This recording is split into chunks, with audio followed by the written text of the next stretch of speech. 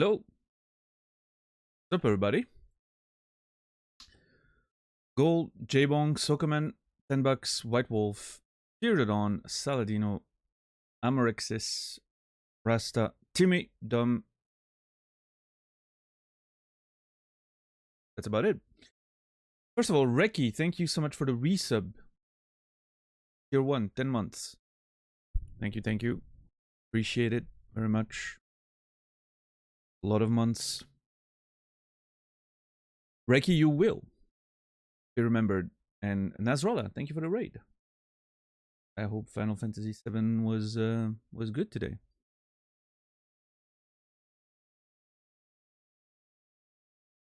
I'm trying to think, but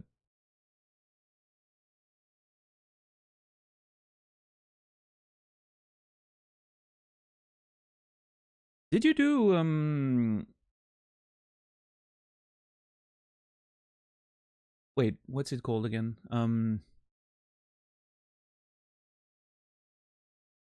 Did you do Wutai today?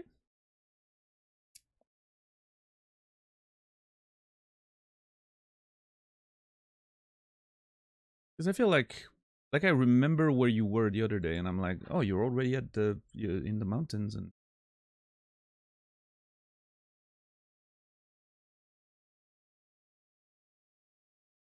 hey, how's everybody doing? I mean, I get that he's doing the glacier, but Wutai is before that. If you're doing it in this one, right?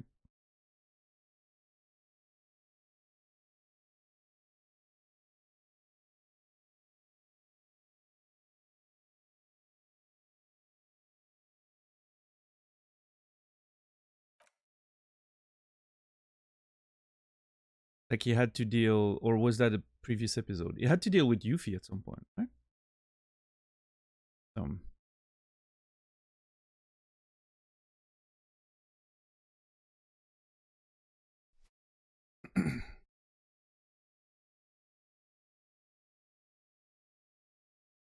Oh, what do you say? The thing in the corner is almost completely gone now. I can almost not see the angle, like some of it anymore.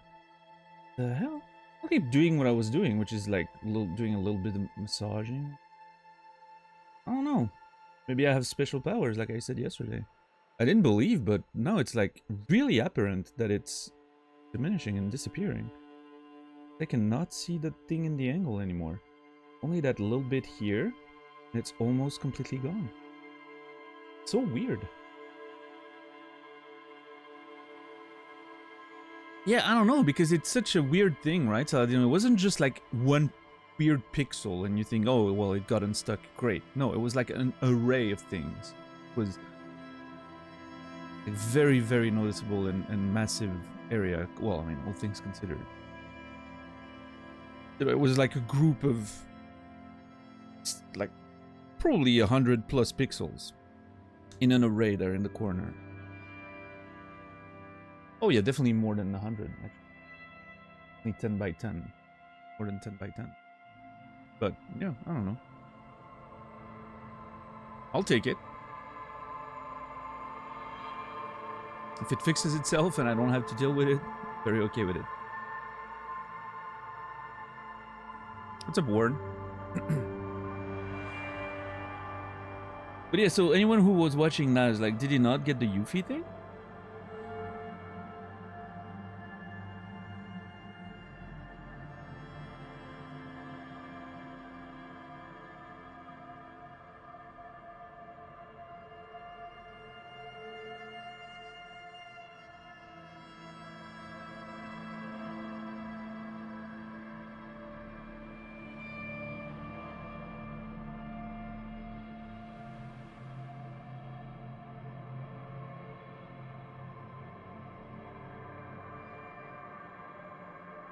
Other than that, I mean, I'm surprised you guys were surprised by the music today.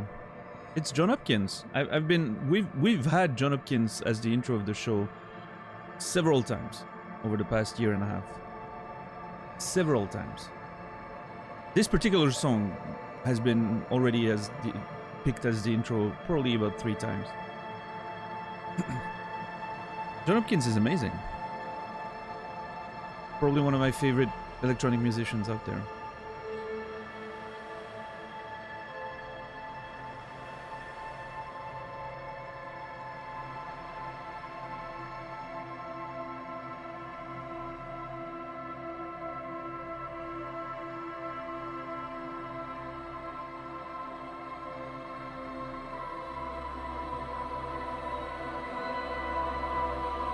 Give me a raid instead of hearing the start of the intro. That's fair.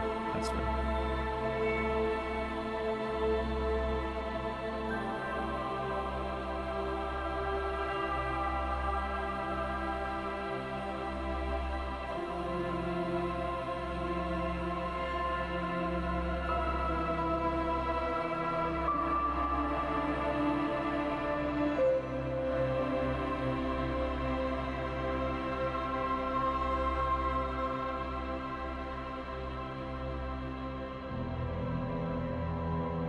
But yeah, how's everyone doing today? I guess nobody was watching that, so I'm not getting answers to my questions, but I'll have to go check that myself.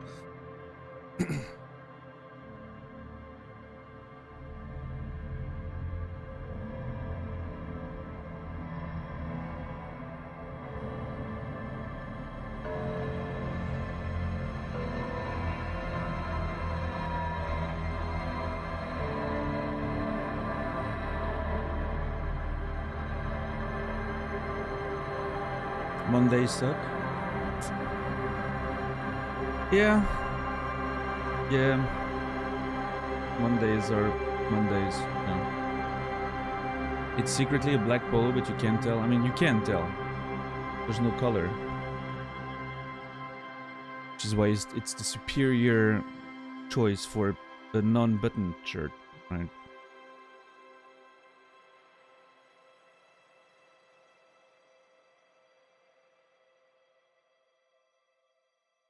No color, not color. Well, none of that neck thing. I mean, it doesn't have any color either, if we're being technical, right? Black isn't a color or something.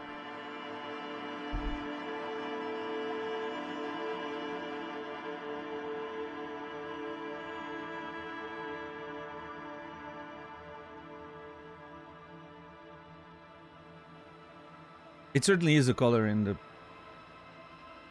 textile industry. Physicists would disagree, apparently, so.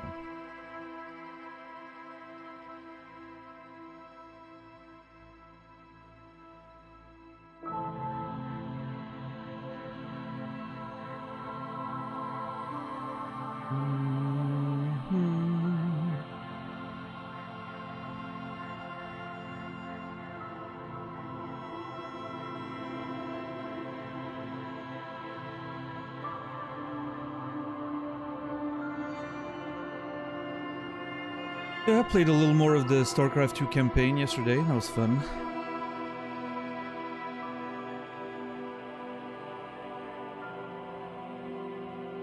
Got myself also in Magic the Gathering. Got myself one game away from promotion again, but I didn't play it yesterday. Felt like, I don't know, I felt like it wasn't time. I'm gonna try that tonight after the stream. Hopefully I get it instantly, I get the win, and I move on. I just want to clinch that higher rank, and then I'll let it ride for the last day and focus on StarCraft 2 for a little bit. StarCraft 2 co-op. I mean, from what I've seen, the co-op stuff is sort of like a heroes mode.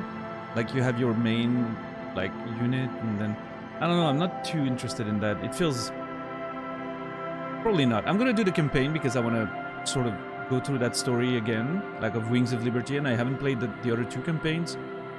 I'm like, why not finally... You know, I quite like Wings of Liberty back in the day, so I want to see the rest of that story, I guess. And then I'm probably gonna focus on like 1v1 ranked, right?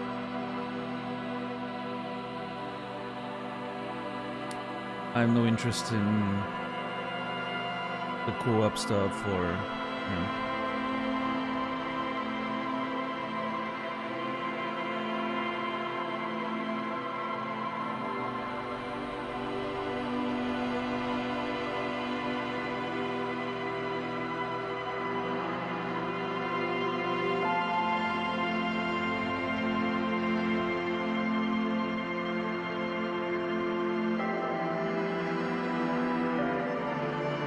But yeah, I'm in this weird spot with the campaign where, obviously, in normal mode, it's way too easy, but when I play it, I just kind of want to chill, so I'm like, I don't want to have to actually try hard, so I don't want to increase the difficulty, but then it's really way too simple, but that's fine. I just want to experience the story and get used to the grid keybinds, I think.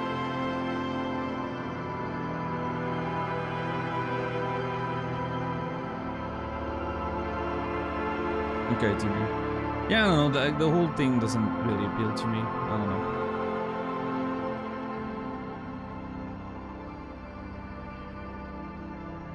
I want to play through the story, and then I want to focus on, like, 1v1 ranked, probably.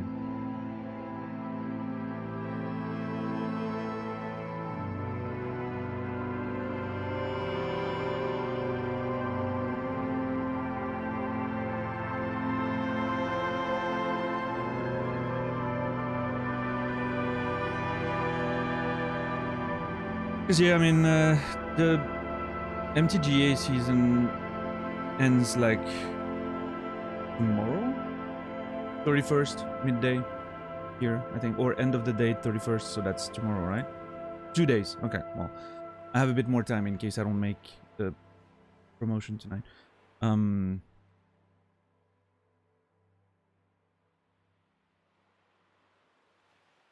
But yeah, I'm probably not gonna play in the first couple weeks of the next season because there's an expansion coming out, like a new set, so I'm gonna wait to see how it goes, take it a little bit easier, and then maybe we'll see. I'm gonna have to, I still want to grind the last couple weeks at least to make sure I keep my rankings up, but yeah, I'll have time to do more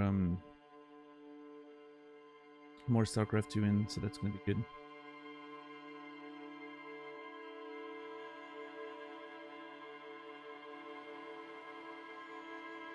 Yeah, so yeah, I don't know how much harder like the brutal difficulty is, but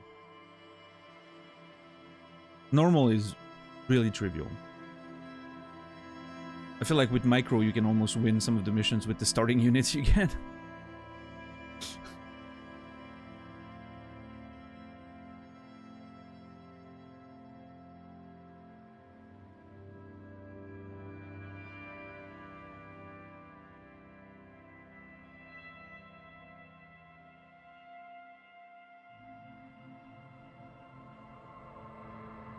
But yeah, I'm sure brutal is a test of your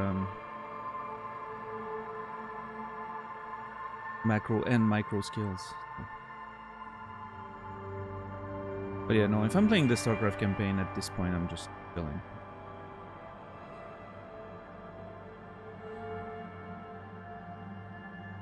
Yeah, I don't know. I'm gonna do. I'm wondering how. Like I had the 3 campaigns, which I'm not sure why I have all 3. I don't think I bought Legacy of the Void when it came out. I definitely bought Heart of the Swarm, that's for sure. But I don't know if maybe I got a deluxe edition at the time and you get all the campaigns for free. I don't remember what I got when the game first came out. But I don't have the Ghost Nova missions or whatever. I wonder if they're worth buying for like $10. I don't know. It seems if I'm if I'm finishing the campaigns and I'm like, oh, I would like to try this and see what it is.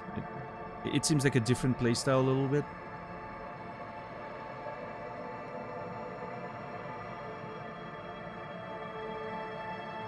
Right, so yeah.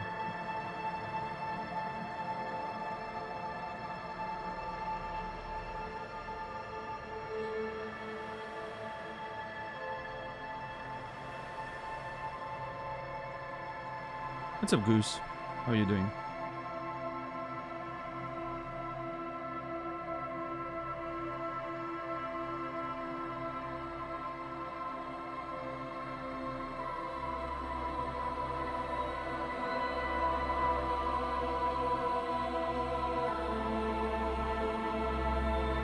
Almost. You got this. There you go.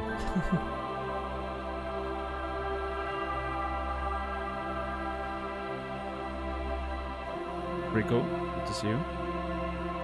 I've also been watching a bunch of Tekken 8 in the past couple days. Watched a lot of Maximilian Dude play it. Man, it's tempting. It's so tempting when I'm seeing that game. I'm like, oh, I want to play Tekken. But there's too many games. I don't have time. I don't think.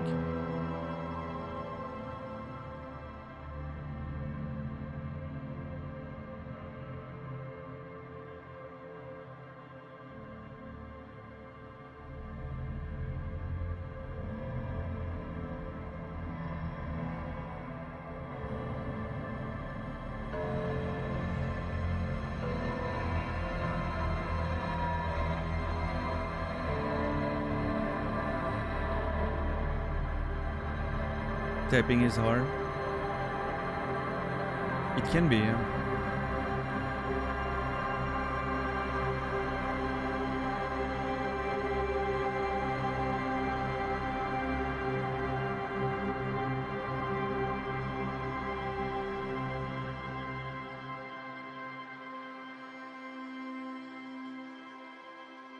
Did I rest?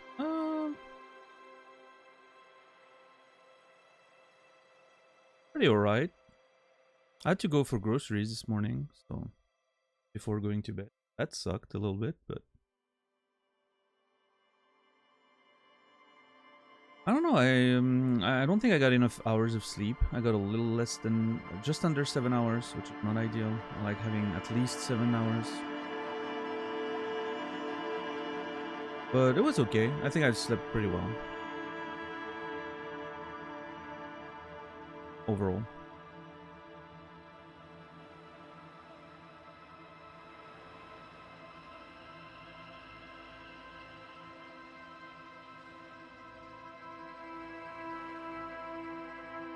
Yeah. I just wish I had more time. Like every fucking day I'm like, ugh, there's so many things that I want to do, and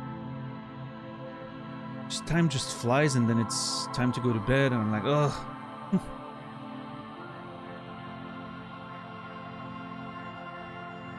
Had a weird day at work. Some guy delivered a new chair, then got tinnitus.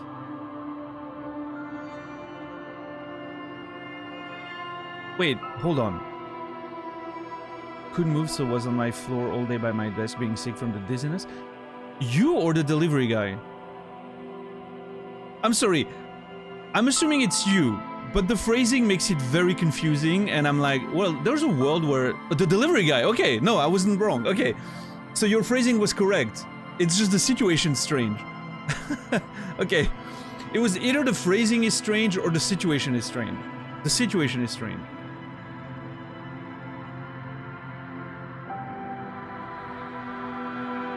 What? Why is the guy spending the whole day...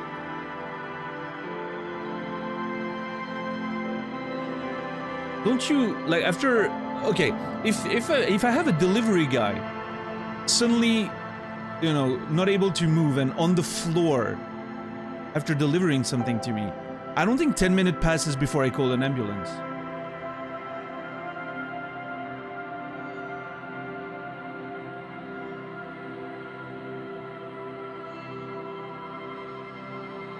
If he moved, he felt really bad and was sick even more?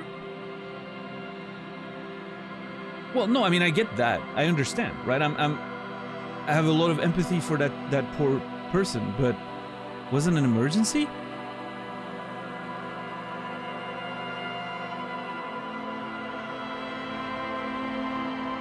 Well, I mean, if he's literally on the floor all day, being sick from the dizziness,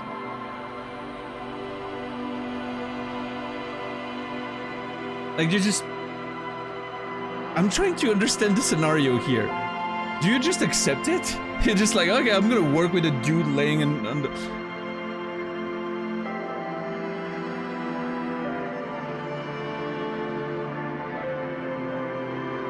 I got told by the NHS on the phone to wait it out?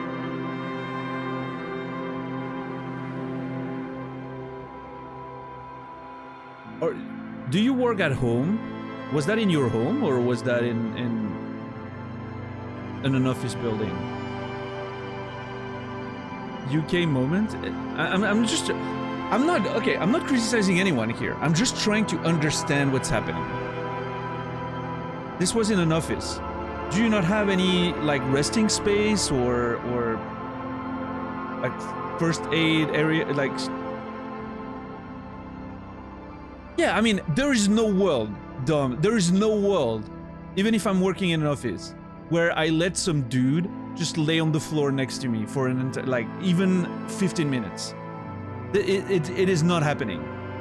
Even if I have to carry the person myself, I am putting them on a sofa or a chair somewhere, or, you know.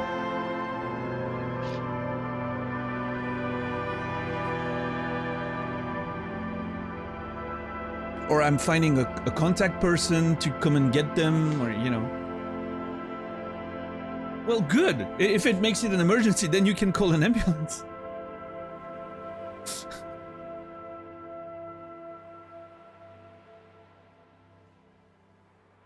No, I mean, there is no way that person's staying there.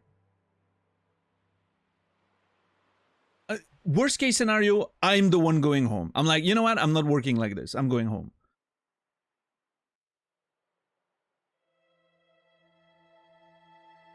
If you want the dude to stay here on the floor next to my desk, I'm working from home today. This is not a proper work environment. I'm sorry.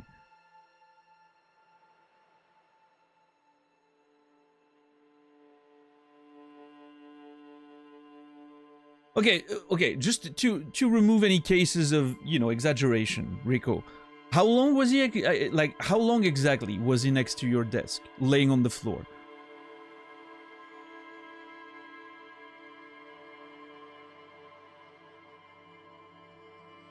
Four hours? Dude, there is no way! What is wrong with people?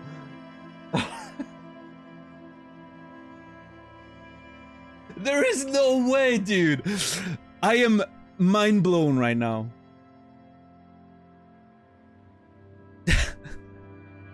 I do not understand that situation.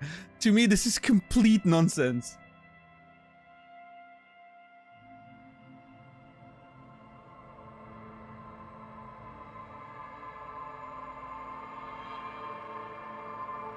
Welcome to Blindly. Was that a place? No, seriously, the plot of Primer makes more sense than this. Yeah, I mean, if some dude has to stay 4 hours on the ground because of severe tinnitus and he wants to vomit if he moves, that is more than an emergency.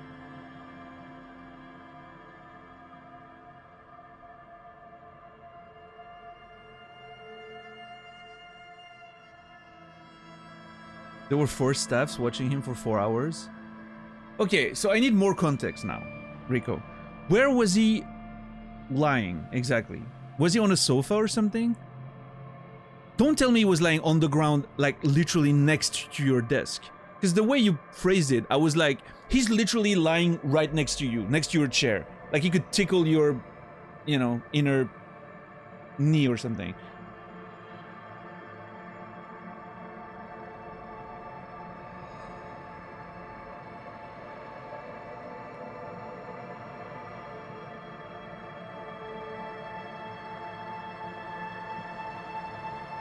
On the ground, leaned up against the wall of the manager's office from the outside.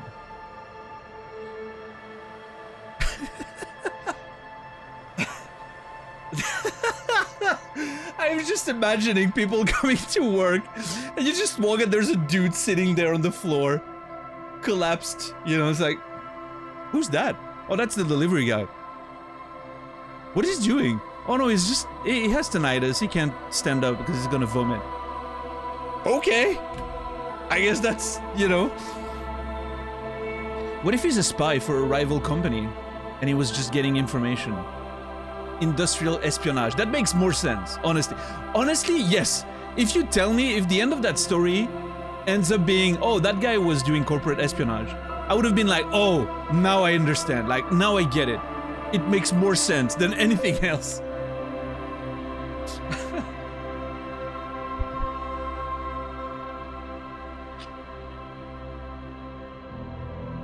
Oh yeah, Saladino. Here in Switzerland, you wouldn't have made You wouldn't have made it 10 minutes on that floor before someone called an ambulance to help you. And you would have spent your day on a beautiful, comfortable hospital bed or something. And you wouldn't have to pay any of it.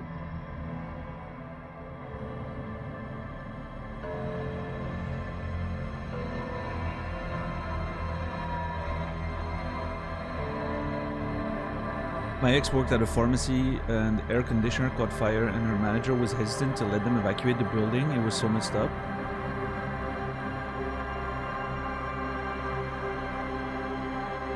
So Rico, do you work for a company where corporate espionage is a potential, actual, you know, revelation? Like, are we getting that twist in that scenario, or is it just impossible? I need to know. Even if it's not the truth, I need to justify what happened in my head, one way or another.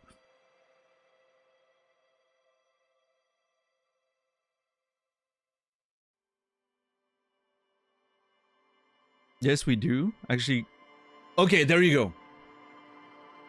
All right. This was totally corporate espionage, Rico. You got played.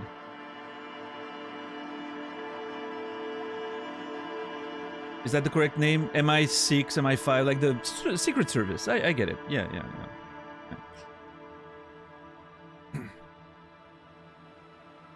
Okay, so no, I mean, okay, thank you, Rico. Now, regardless if it's true or not, in my head, that was a corporate espionage situation, and you got played. And that's how I'm gonna justify it. Because I refuse to understand anything else.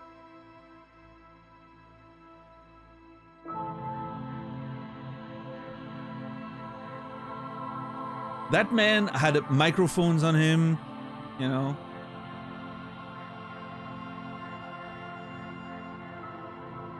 Yeah, exactly, Gold. Yeah. He had like super microphones on him, like cameras in his glasses or anything. It was a whole thing. Next to the manager's office, right? How convenient.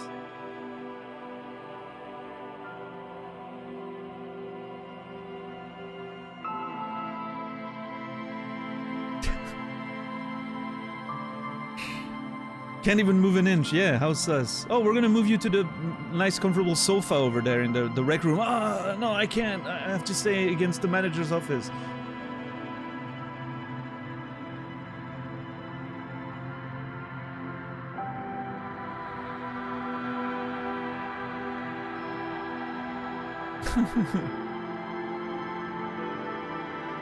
What's up, Redacted? How are you doing today?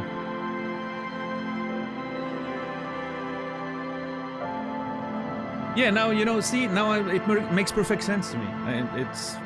It's the situation is coherent, internally coherent. This new chair was a big deal. Talk of the floor. Yeah, I mean, if that rival company is gonna get all your corporate secrets, I mean, the least they can do is come with a nice chair, right? To get their spy in the building.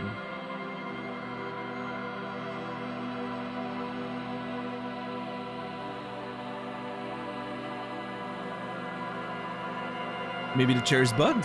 Yeah, maybe it's a big, nice, comfortable chair because there's recording devices in there. And an antenna and all that. A Trojan chair, exactly, yeah.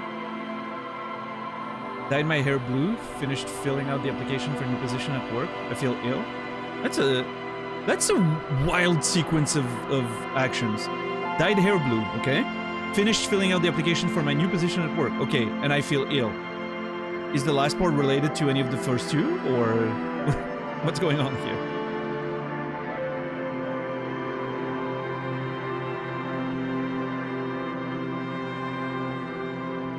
The real delivery guy will be found hanging on a tree wearing a ceramic armor. Yeah, the real delivery guy doesn't have tinnitus. That's for sure. I would call the delivery company or the store where you got the chair or something. Whoever's responsible for the delivery. And I would ask them.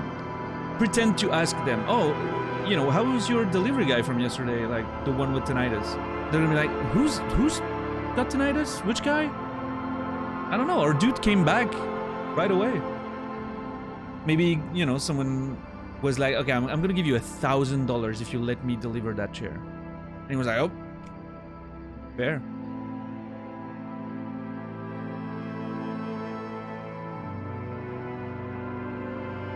What's up, Harmon, Pookie Bear?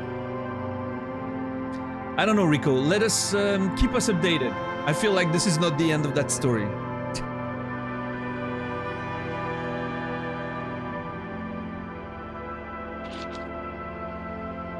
And if nothing happens, please make something up. Like, give us some, you know, excitement. Right, Naz? Especially if you can't see chat, it's like, what the hell are they talking about? It was wild to read, even with chat, Naz. I will say that. So,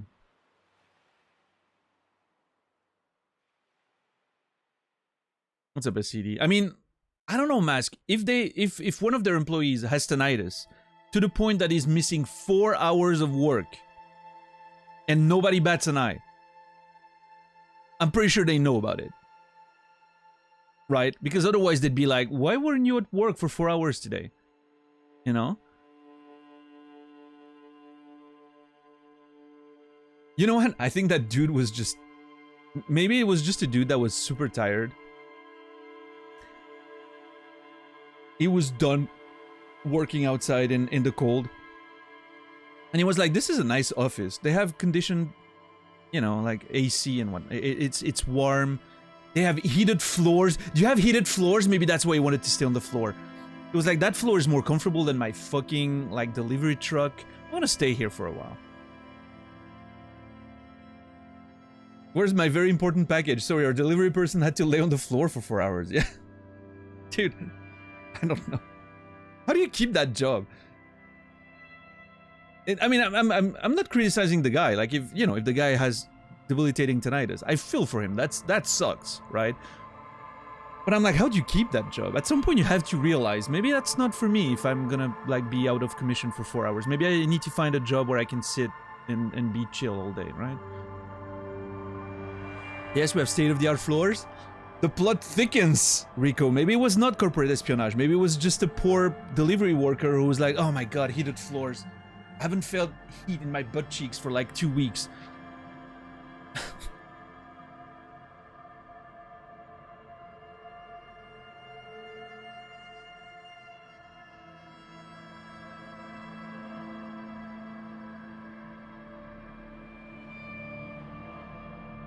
So Naz, I was trying to ask earlier, but apparently I don't know. I guess nobody stuck around or whatever. But did you get the Wutai stuff today?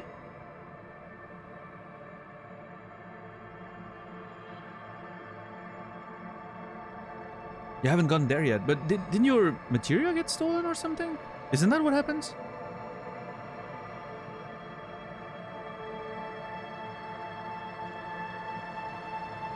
Not yet? Forest of the Ancient and the Mountain. I am so confused. Oh, you need to actually set foot on the continent for the material to get stolen. I remember now. Yeah, never mind. Never mind. Yeah, I thought it happened like if you had Yuffie with you, it happened like in the wild when you leave like the you know, when you first get in the water or something. And then you find land, but no, you can completely ignore the Wutai continent. Yeah. It's just that you would typically go to the Wutai continent because it's right there, right? But yeah.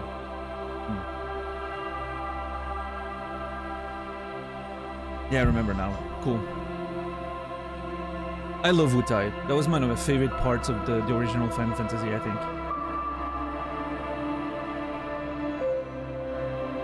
The music there is amazing. I cannot wait to hear the... I mean, isn't there a remix of the Wutai song already in the first one? I don't remember.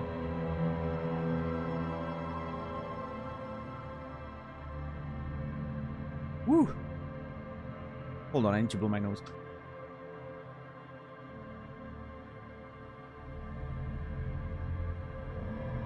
I really need to play the remake again before the next one comes out. So many games to play though. What's up, Brewer? Man, Rico, what an exciting start to my day thanks to your story. I want more stories like that. This was amazing. It had everything. Interesting characters, suspense, drama, a little bit of learning about other cultures and the you know, the travesty that is the national healthcare system in the UK apparently. It's beautiful. I am thrilled right now. Is the word I would choose. Thrilled. Thoroughly entertained.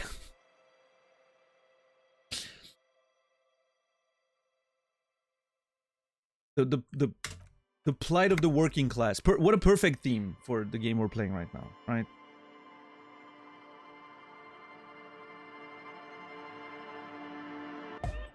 Nope. Well, that was certainly a brutal re-immersion there.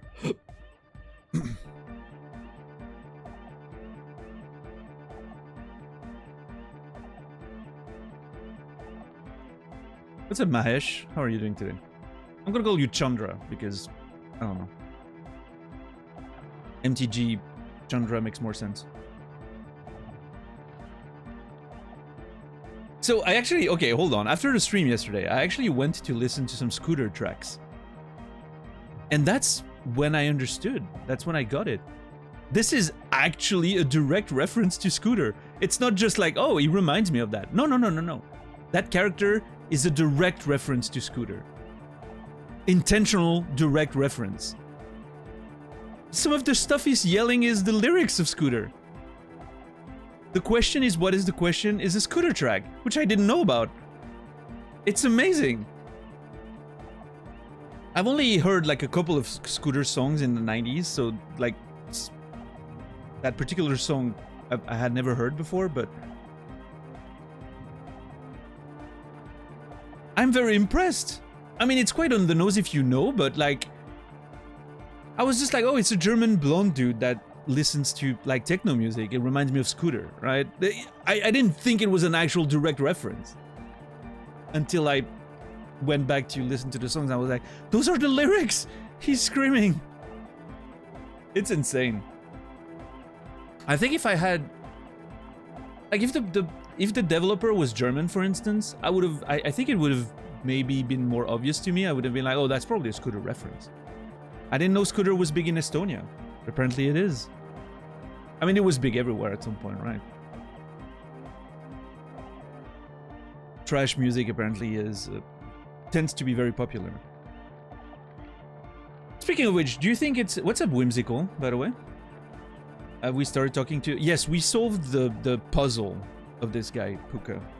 But that's about it. Which, I don't know what it did. What did it do again? Did we get something from it? Hold on.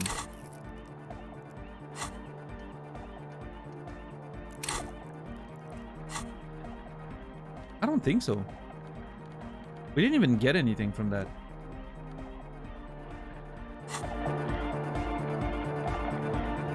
Why is the volume so much louder suddenly?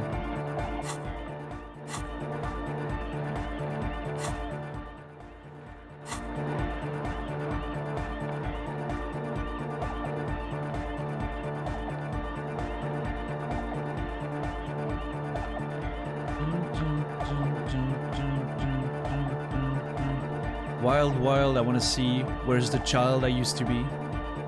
Now it's funny because now every time I read his lines, I'm hearing the Scooter dude's voice. The large-headed youth has closed his eyes, lost in the music. Sensing you, he opens them. I feel like, considering it's supposed to be a direct reference, I think they could have done a better job with the portrait of like making it look like the dude in question. I love the portrait, don't get me wrong, right? But I think it would have been funny if, like, you know, like a front-facing, like very straight to the camera, slightly looking down, like that typical Scooter look, right? That would have been funny. Yeah! Oh, yeah. Pump it up! Pump it up! I have this physical instrument check now that I can try to do. That's what I was opening. I didn't remember.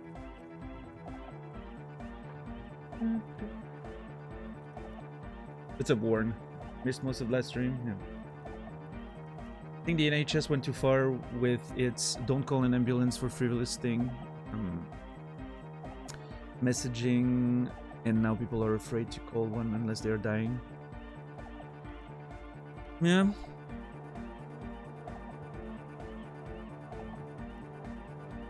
I mean, yeah, I mean, sure. I think people should not be afraid to call an ambulance, right? But yes, at the same time, it needs to. You need to be careful not to over burden the services with like minor situations, because they're, you know, and obviously, I mean, I guess that's one of the things, if you're in a country where the healthcare is covered, right, is that you might tend to call ambulances a bit more frequently, and maybe for things that don't necessarily need them, because you know it's not going to cost you anything. But is it weird that I feel like I have less volition now than I did when I was younger? I think that's the case for most people. I thought we'd build up volition as we age. I don't know. Interesting. I think it really depends how life goes, right? Like, you can grow up and grow older with less care for, you know, inconsequential things, and maybe a bit more peaceful outlook on life, or you have stuff somewhat figured out and like a pretty, you know, a pretty balanced life, and then, you know, your volition probably gets better with age because you're just less faced with things. Or you can, you know, you can have a life that you feel every year, or every few years you have more and more stuff that just takes from you, and you feel your mental health being slowly grinded, you know, getting slowly grinded by stuff that's happening, and you get a bit more fragile, and you feel like you're hanging by a thread. And I don't know, I think it can go both ways. I don't think there's a most people sort of situation there. I think it's just, it really depends. And everything in between, of course, right? But, and I think it comes and goes in phases, right? I feel like most of my mid-30s, I felt like my volition was extremely on point. Early 30s, disastrous. Mid-30s, excellent. Up to the end of the 40s, I felt like my volition was on point. I was good. Early 40s so far, I feel like my volition took a gigantic hit. Yeah. I'm very much not, you know, my volition right now is at the level of, if a delivery guy was suddenly, you know, laying next to my desk because of tinnitus, I'd probably go home and cry, right? Like, I can't work like this.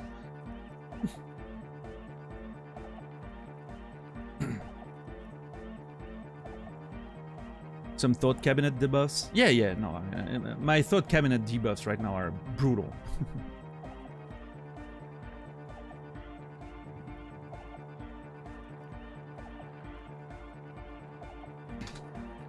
So is my trust in mankind. If trust in mankind was a stat, it would be at -10, right?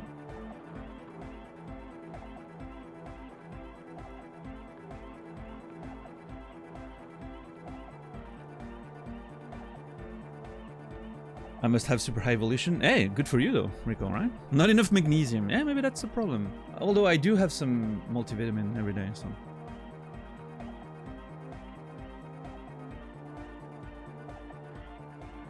Awareness is a curse, ignorance is bliss. Yeah, I guess so. That's really sad to hear from someone who lives in a pretty decent country. Well, yeah, but I mean,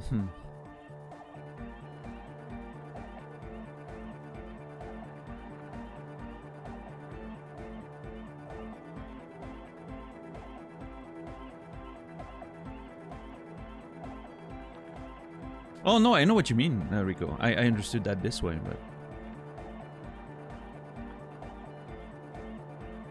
I mean, I think it's a, you know, if you were able to deal with that situation without caring and doing your work, that's pretty impressive.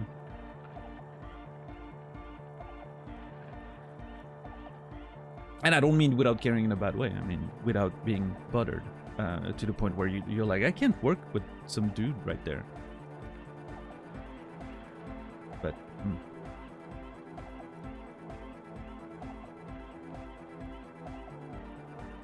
oh yeah, I think the plan yesterday at the end before I stopped the stream was talk to the other guys first and see if we can improve those checks, right?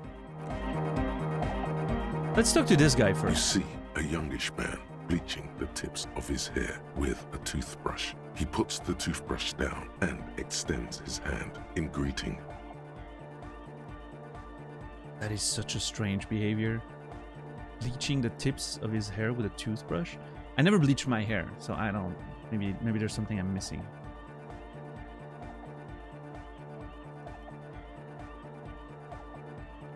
Yeah, redacted. I mean, I guess if you're a doctor, it makes sense that you're working around people laying down, right? But again, we're now pretty sure that the Rico situation is either corporate espionage or some exhausted worker who needed a warm floor to sit on for a while.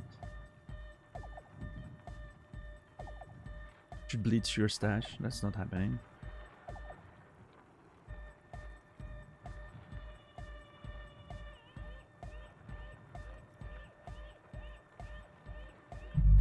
Can you hear that little on the left there? Insane.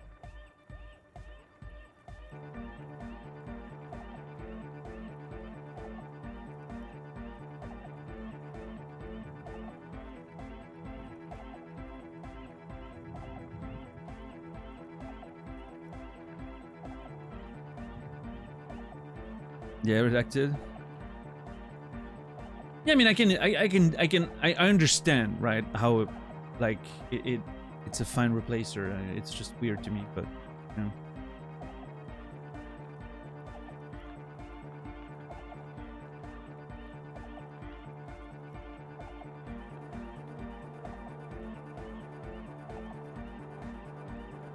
Maybe Rico, yeah.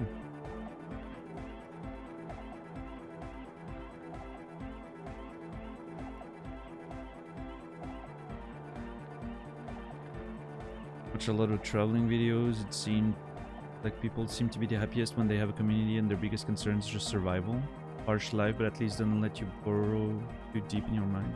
Burrow too deep in your mind, I guess. I don't know.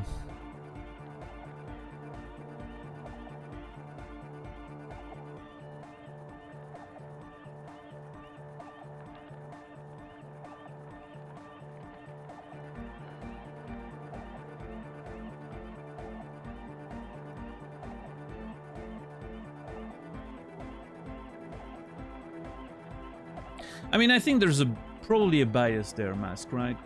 Because the people who seek that kind of life are obviously interested in that kind of life, right? So there's a bias there. They've achieved the life they wanted.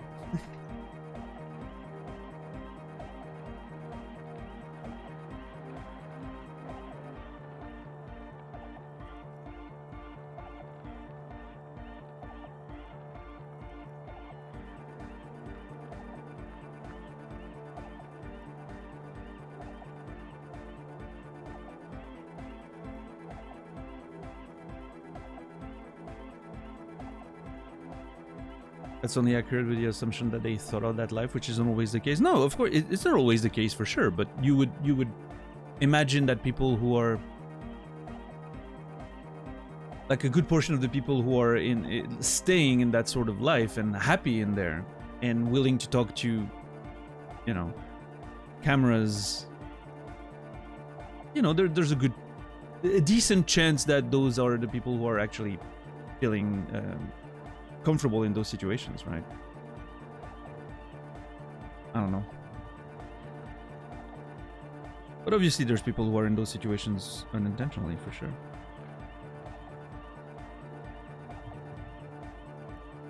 But are those people happiest?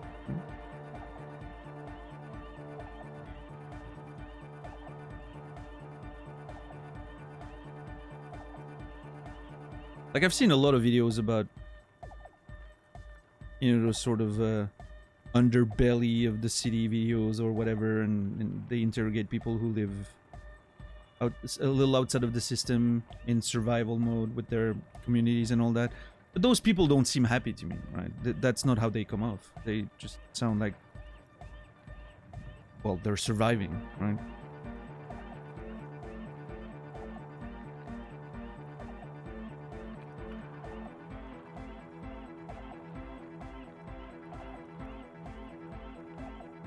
The videos I see of people living in secluded, like, communities outside and, you know, in nature, or self-sufficient communities, and that seem happy, those are usually the people who were like, you know what, we were tired of society and we wanted to get out, and now we found some sort of happiness.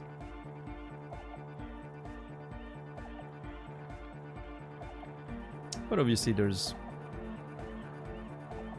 as many experiences as there are people, so everyone's different there.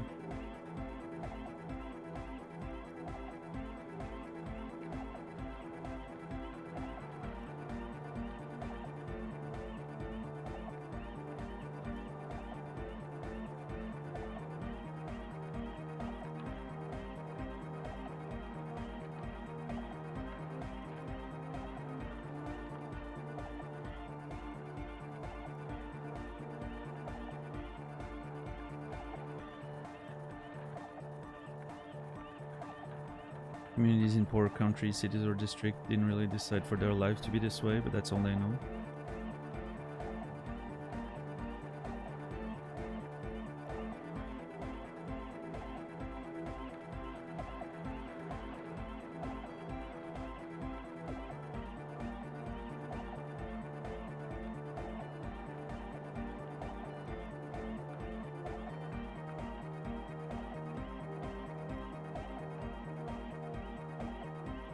No, I get that. It's just in that case, I'm questioning the. It seemed like people seem to be the happiest. That's what I'm questioning. In that case.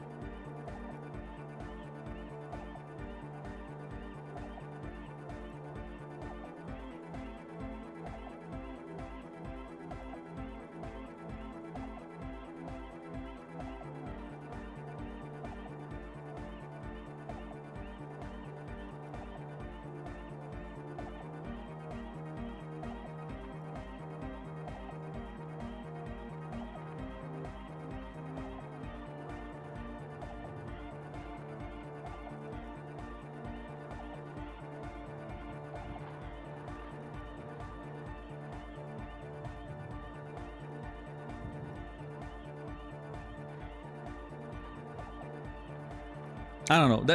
I will say that certainly hasn't been my experience. When faced with those communities and people from those communities and being close to some of these people. My experience hasn't been that, oh yeah, they're just super happy.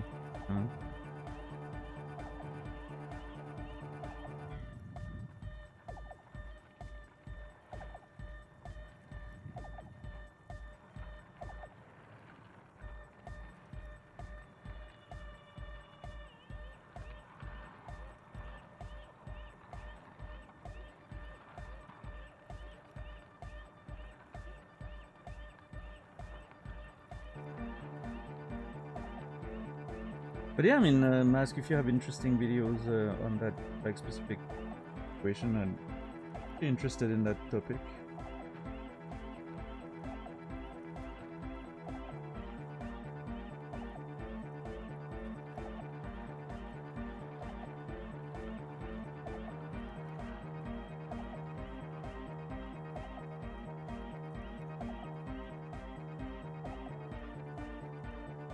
I also, you know, I also feel like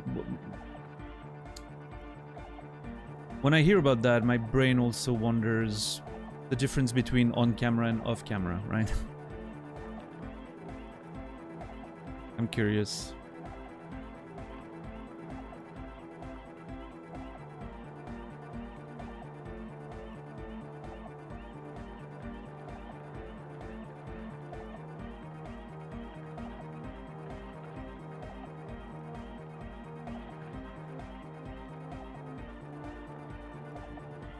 Yeah, I don't know. I mean, I don't think I know what happiness looks like, so I'm poorly positioned to have any opinion on this.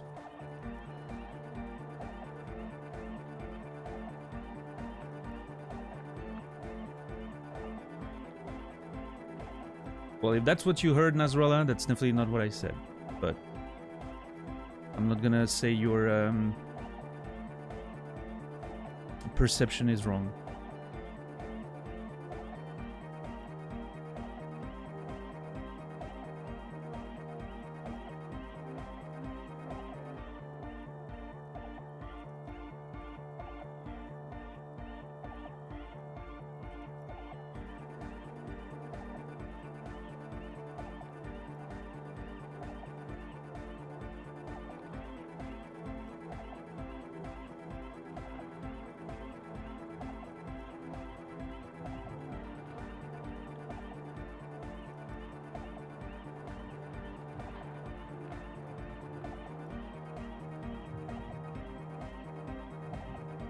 That is true, Rico.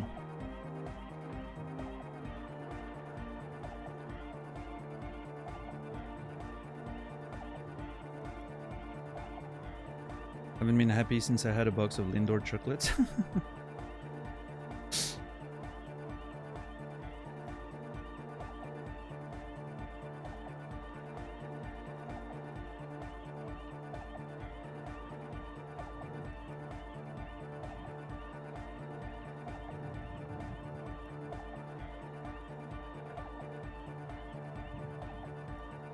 What's up, Garrus?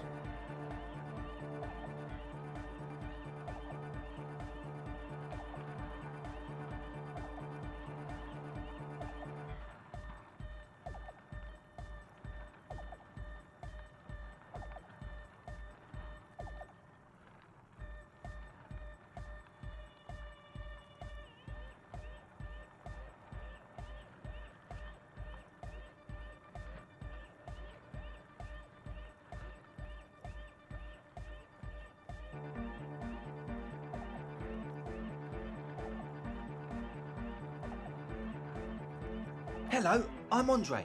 It's a pleasure to meet you. Hello, Andre. There is definitely something futuristic about his hair, aggressively so. You get the sense that this is what the future will look like.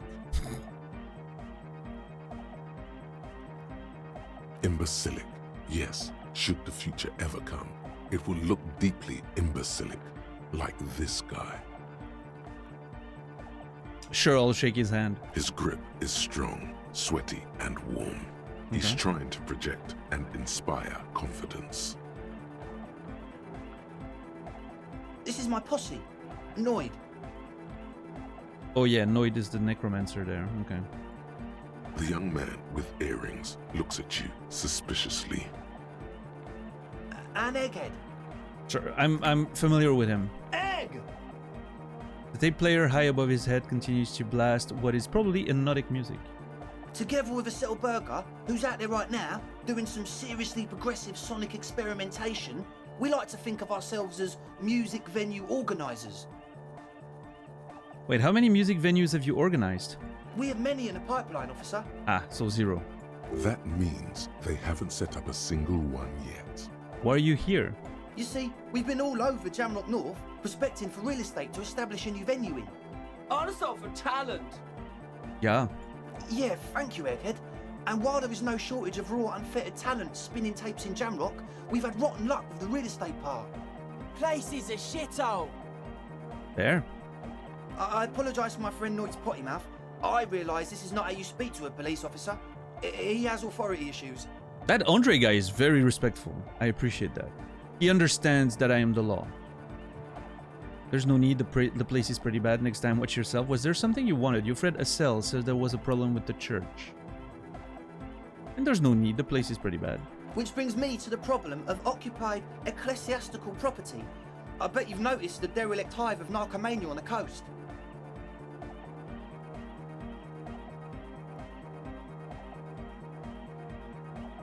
The occupied ecclesiastical property. That's a line and a half. I like that. An attempt to pander to your perceived conservative sensibilities. No person his age would ever use a word like narcomania with a straight face. Don't fall for it. Enough histrionics. What are you talking about? What's up, Gibraltar?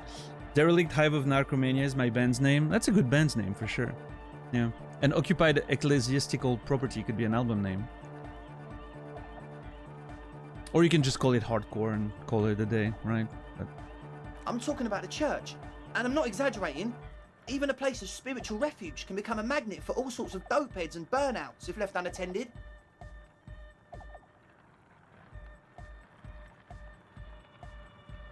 I'm already yawning. That's a bad sign. Holy shit. Am I that tired? Really?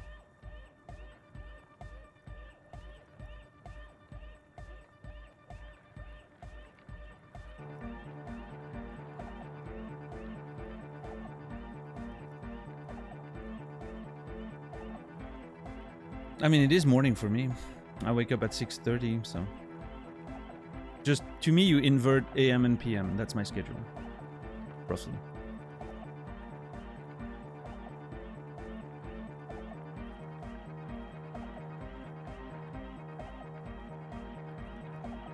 Yeah, I'm not letting the movement of the stars and the planet decide what time of the day it is for me. Come on.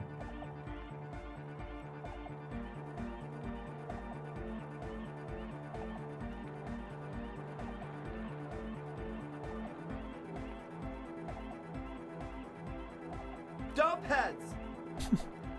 Burnouts! Does it not mess with you at all? In what way?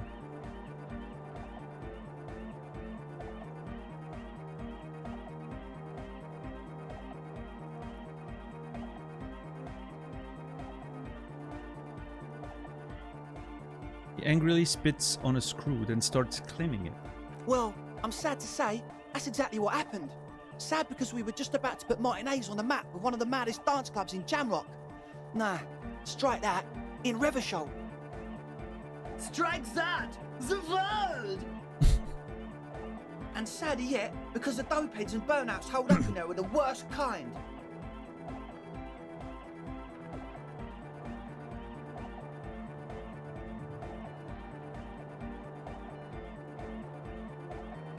Sorry about that.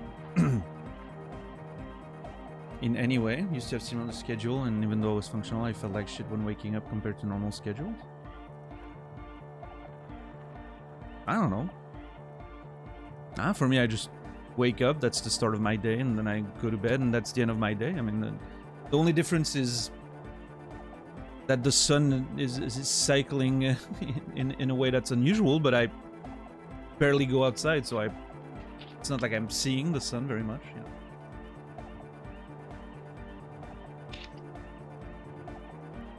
No, I mean, as far as I can tell, vitamin D deficiency.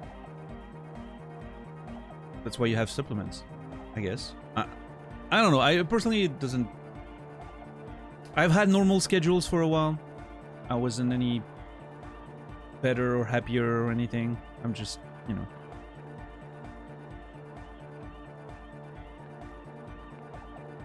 Eye mask, easy clap. I mean, I don't need one. I have a blackout curtain. Like, I literally... My room is always just as dark as you're seeing it now.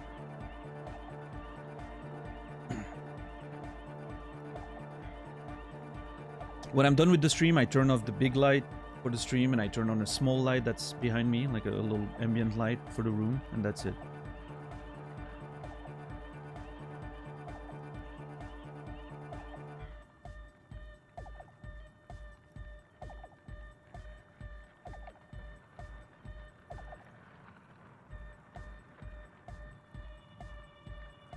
Yeah, when I was young, when I used to work full time, or when I was studying when I was younger, I would switch my schedule instantly in the weekend. Like, I would wake up on Friday, you know, do my work day or whatever, come home after school or work, have a nap for about 3 hours, immediately flip my schedule, stay up all night until Saturday morning, sleep all Saturday during the day, do the night Saturday to Sunday, and then usually I would sleep less on like Sunday. I would like sleep about, you know, I don't know, 2 hours on Sunday, and then try to go to bed on Sunday night a little earlier, a little earlier than I would otherwise, but still very late, like 3-4 a.m. Sleep about 3 hours and then go to work on Monday, and that would flip my schedule around. That wasn't ideal, I will say. That didn't feel great.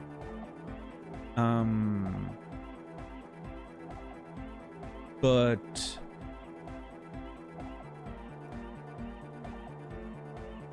yeah, I mean, other than that, now that I have a stable schedule, it's...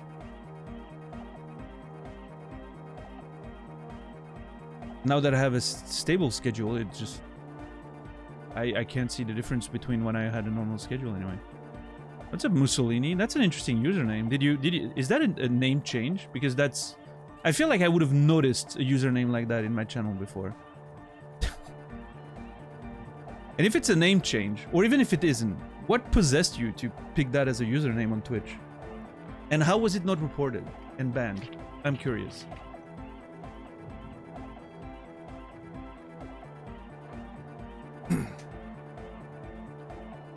Just for fun? Oh yeah, let's just make fun of, dictatures and genocide. That's a good idea.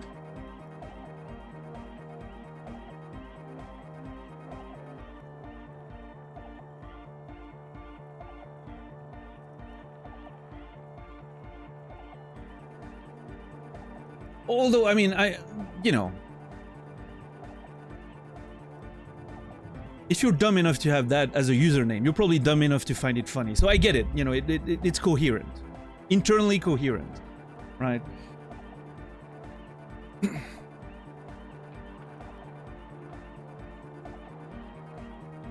What's up, MK? How are you doing? Facehugger, good to see you.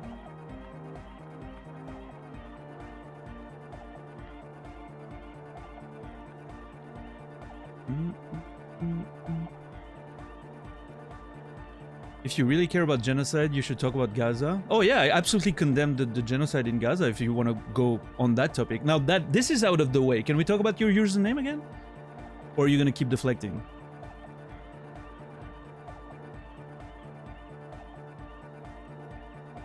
It's fine. We one thing at a time. I'm okay with that.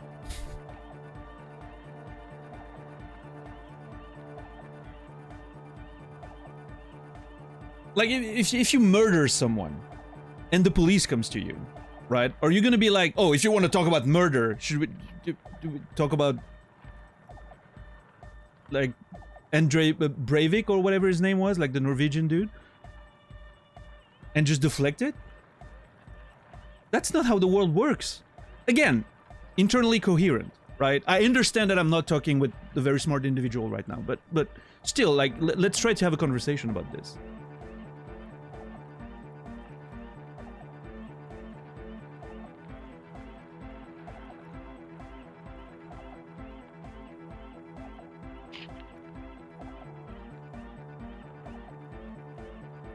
I'm just trying to understand. I'm like curious. I'm very curious. That had to be a name change though. Because I would have noticed. According to your stats, you came in during Lies of P. I would have noticed it. I think it would have... we would have had that conversation before. Or maybe it completely escaped me at the time, but...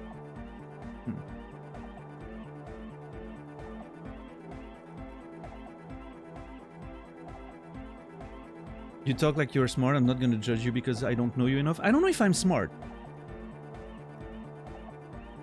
I don't know. But again, the conversation's not about me.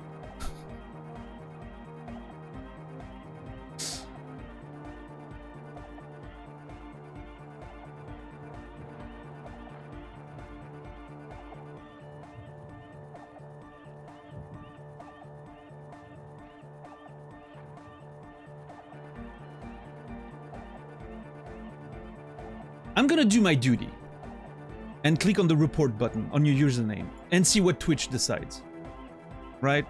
Because after all, that's not my job, right? I'm just gonna do my part.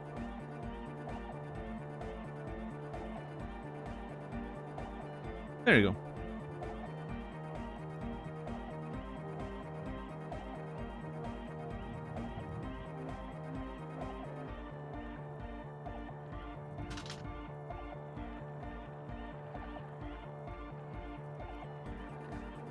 My explanation in the box was should be obvious.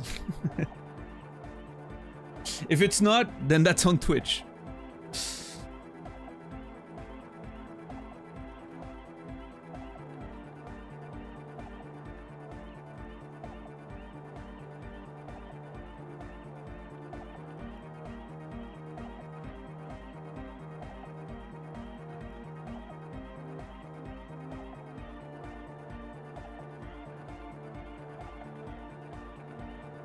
You should talk about every bad thing at once or your messaging is compromised. Yeah, that's some very nice whataboutism there. Love it. No, that's the weird part, Reki, right? That person was here before. Having apparently pretty normal conversations about Lies of P. So, you know. That's why I'm surprised. You never expect it, you know? It's the person that appears the most normal that turns out to be a degen. Oh yeah, Warren, you're in. That's the thing, though. I'm like, I'm sort of interested to see if, you know.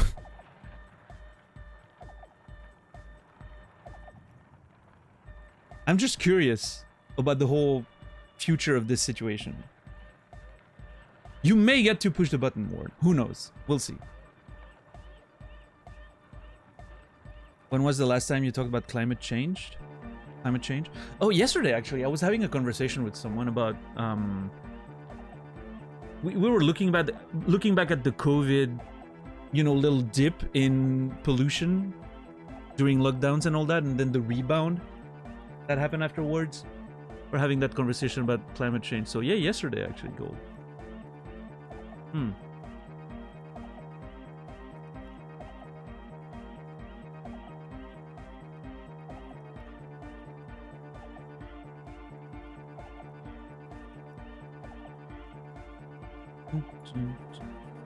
Oh, I think the account got banned, by the way. I'm not sure yet, but I think it may have happened. Because it's not loading the messages anymore.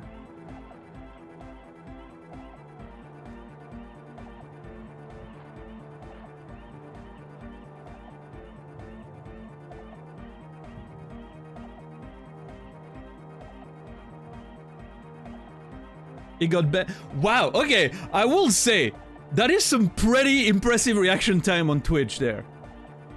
It has to be automated, right?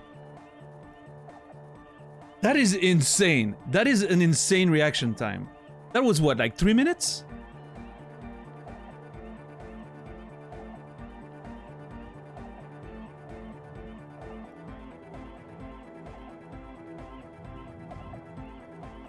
See, that's why, Warren, that's why I didn't want you to ban the person, because I wanted to see if it was gonna work, right? If it's automated, wasn't it cat? Well, I mean, maybe it waits for reports, or maybe if there's enough reports, it just like suspends it for a minute and then, I don't know. I mean, yeah, there's a chance, Dom, that multiple people did it, right? As soon as I said I was gonna report it, but...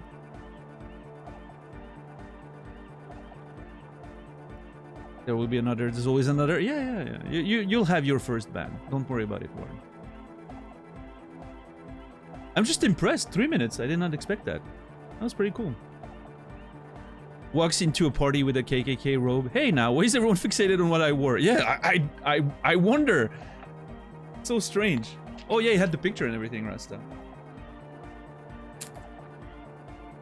That was like some proper, you know, degen behavior.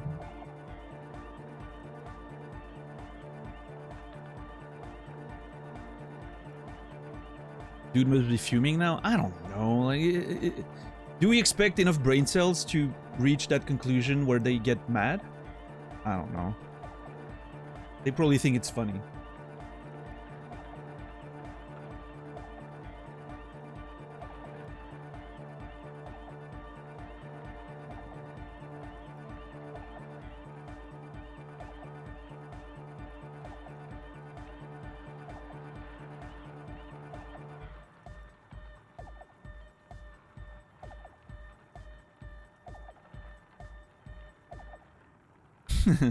I think MK is being sarcastic.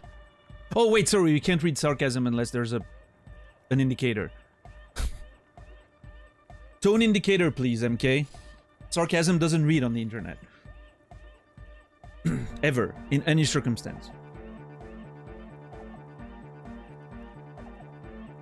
Based on the earlier message, you don't think it's sarcasm. Oh, I missed something maybe.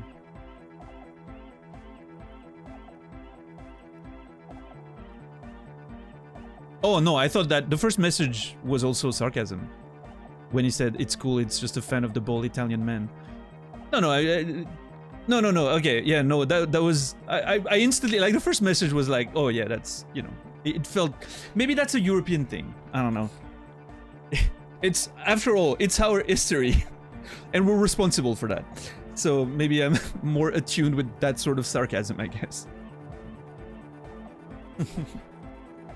See, tone indicators are important. True.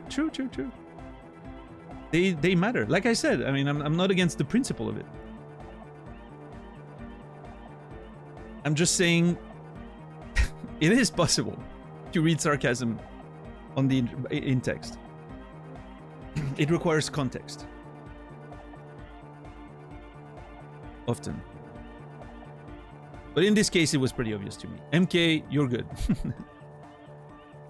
I totally got the comedy of the situation. I'm too stupid to get it. That's what I was trying to avoid saying, Naz. Yes. Thank you.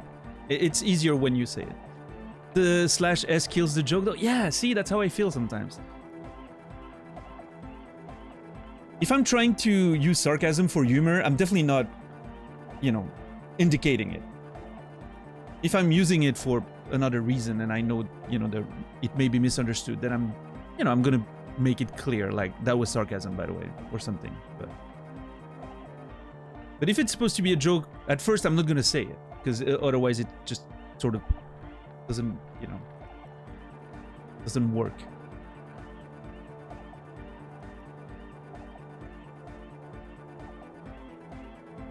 Well, to be fair, Mask, books have a lot more context and you know, a whole frame that helps understanding the subtext of and meaning of various sentences, right? It's a bit different than very fast interactive conversations. Especially, you know, you can easily miss other messages and that add to the context or understanding of the person, so. Also, characters in books are defined. Characters in the Twitch, well, individuals in the Twitch chat aren't necessarily for everyone. Like, for instance, there's a lot of people who don't know who you are, Mask, right? They don't know you're a pretentious contrarian. So they probably will be shocked if you start behaving like you always do, right? But me, I know you, right? So you're gonna do your whole Mask thing, and I'm gonna be, it's just Mask, right? And now if people are just coming in now, they will think, wow, this guy is a bit of an asshole, and they wouldn't be wrong. But that being said, if you know me, you know I'm just giving some shit to Mask because we've been hanging out in the same communities for 10 years at this point, so.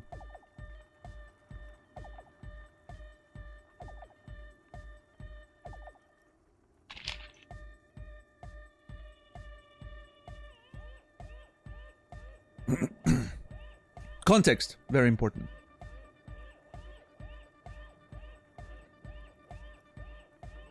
What are my thoughts on the Oxford comma, necessary or not?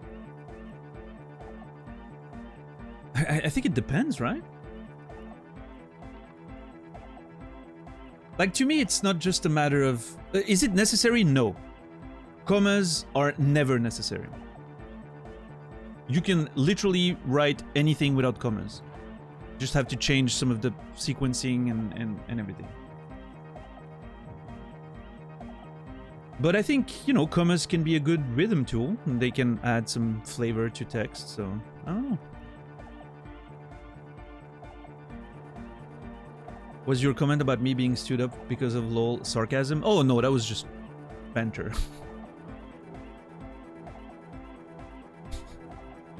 I don't think it qualifies as sarcasm. Obviously, yes, I didn't mean that, you know, oh, you know,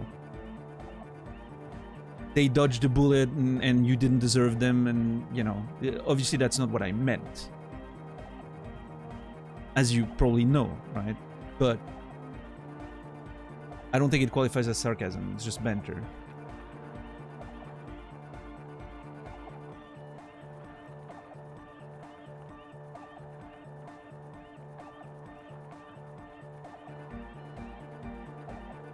If you're using sarcasm for humor, you have to be confident enough to commit to the bit. Yeah.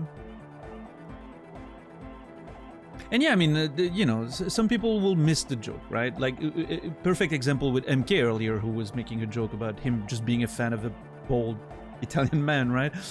And that sort of like escaped, like it sort of flew under the. It wasn't obvious that it was sarcasm to everyone. I personally immediately thought it was sarcasm, maybe because I don't know, maybe I'm a trusting person, so I'm always assuming when someone says something outlandish, they probably are being sarcastic, but also it felt based on the tone of the conversation that we were just making fun of that that idiot, but yeah. But obviously not everyone's gonna get it. That's fine. Not everyone gets normal jokes, right? Most of the jokes that I make in Naz's chat apparently get, like, Naz doesn't understand them because of streamer brain, right? But still.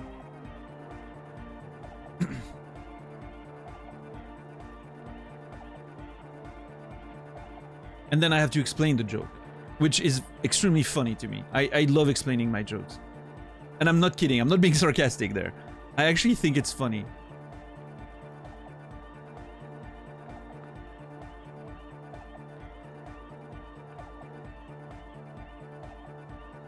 I actually had this whole thing with one of my exes back in the day. That was the whole thing. That was like a whole inside joke or humor thing that we had, is whenever we would make a joke, we would like painfully explain the joke, even after we laughed about it, right? We would painfully explain, like, you get it? Because it, you know, and we would explain and like find like ways to over explain the joke, and it would just, oh man, we laughed like, we wouldn't stop laughing. It was so funny to us to just over-explain, like find the worst ways to over-explain a joke to death. That was so fucking funny. I don't know.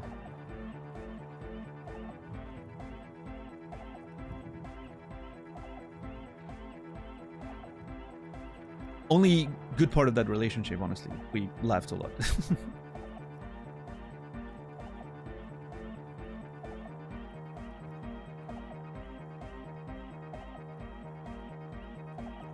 The rest of it was 6 years of psychological abuse and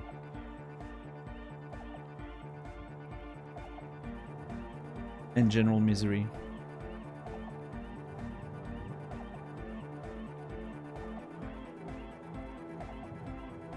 Unintentional psychological abuse for the most part, right? But still.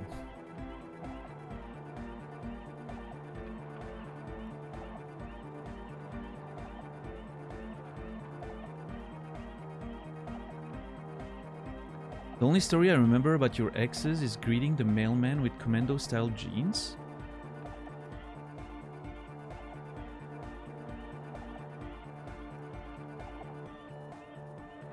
I have no idea what you're talking about.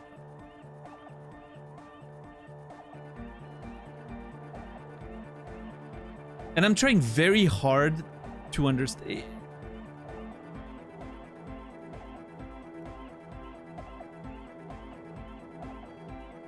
When you had to put on jeans without underwear?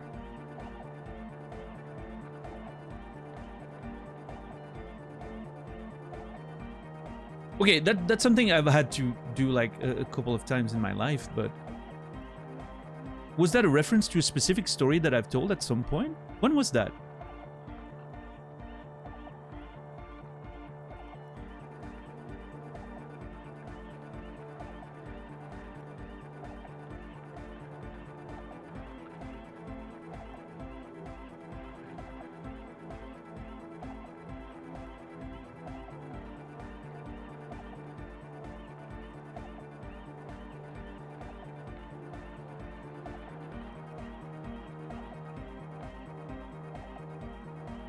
Telling this one time, well, okay, Garrus, but I mean,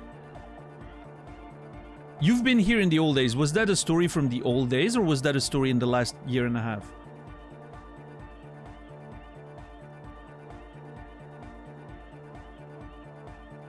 Wasn't it putting girlfriend's pants in haste? I mean, I've had to wear one of my ex's sweatpants once. Last year and a half, I think. Well, I don't remember specifically what story I was referring to, but told it during Hollow Knight. Well, is that... Should I be concerned? Are those like first signs of dementia? Early onset dementia or something? I don't know. I mean, it certainly happened more than once. It certainly happened more than once. Me having like a laundry day and not having sweatpants or anything anymore. And I'm just having to put on jeans, which is very uncomfortable when rushing to the door, but...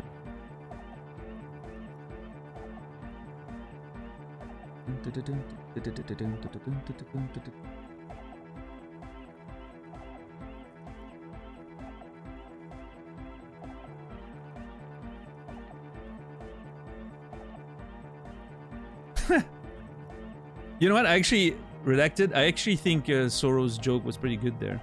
Adding the comma in that particular sentence. I think the grammar correction is not the point here. It's the joke of adding the comma in there. Remember you promised chat you'd hold a barbecue party at your place next summer? I remember. Well, that wouldn't happen. That's for sure.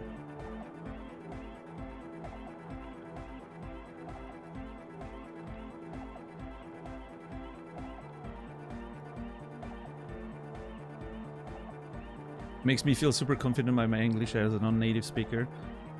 See, Soro, you tried to make a joke and it was misunderstood. See, it's not a problem with sarcasm. It's just like communication in general.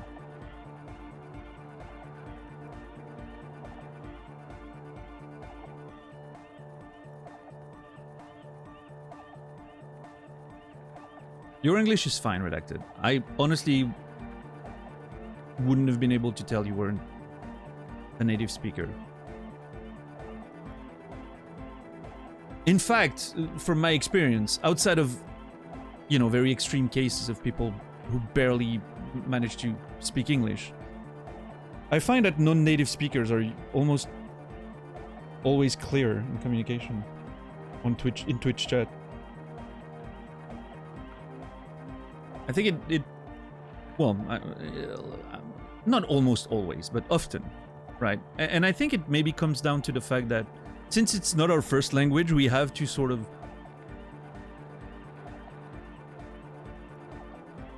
we have less of those like shortcuts and stuff that maybe doesn't translate well in quick chats, right?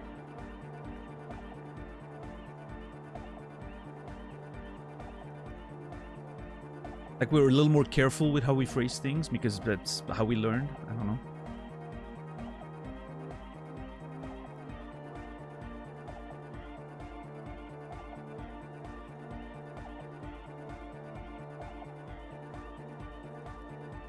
But yeah, now Garrus, I'm very weirded out by that pants story because, like, I mean, it, you know, I've had a few events of situations like that, and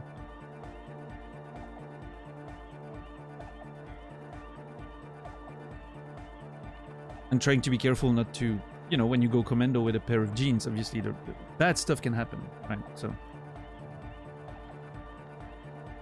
vaguely remember that pants story? Jesus, what? How are you guys remembering my stories better than I do?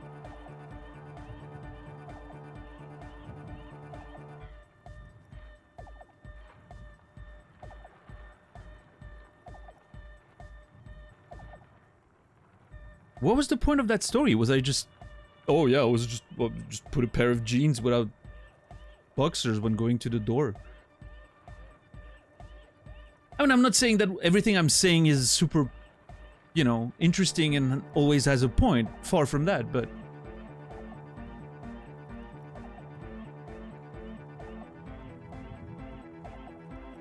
Dan has amnesia. It's very weird. That sensation... Yeah, I mean, that's the thing, right? Garrus, you tell so many things when you're streaming because you're trying to always sort of be communicating and all that, and your brain goes from stuff to stuff. It's very easy to forget stuff you mentioned. Like if you stream, you know. Like if you've ever streamed or done anything like similar. You know how it is. Like you say something, and then someone in chat, literally 30 seconds later, reacts to what you said, and you're like, "Hold on, what did I just say?"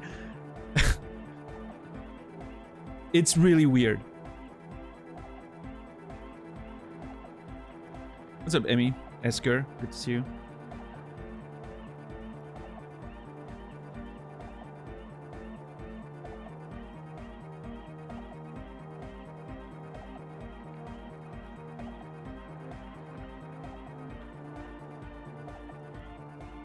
Learn to speak before we learn to write. Mistakes are common in casual communication. Yeah.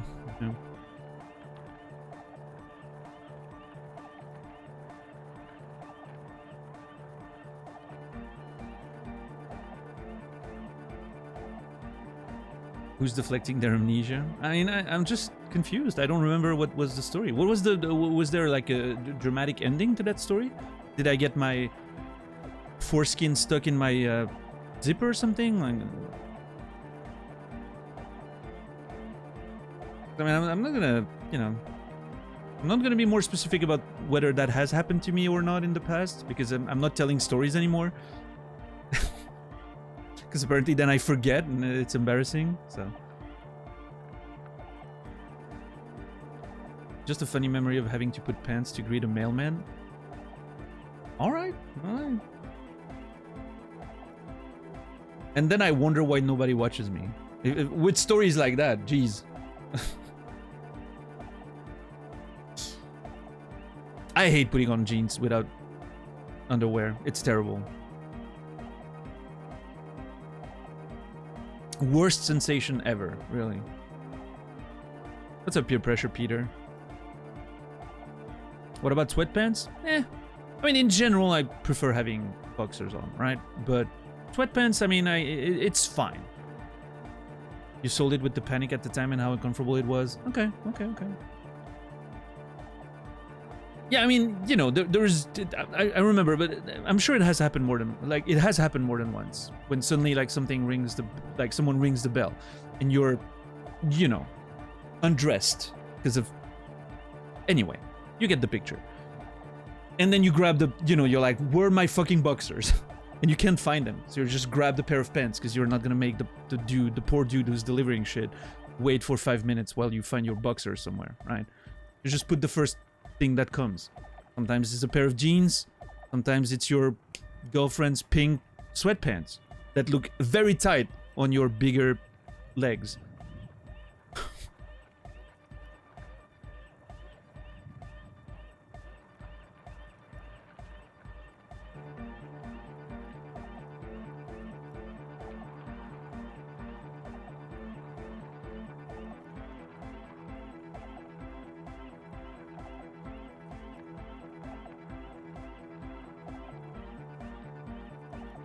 I just remembered the story when I had to rush to find a top. Never mind. No, please, Kimmy, go on. Make me feel better about my own stories. And then get tinnitus and lay next to you for hours. Yeah, that one was not in a hurry.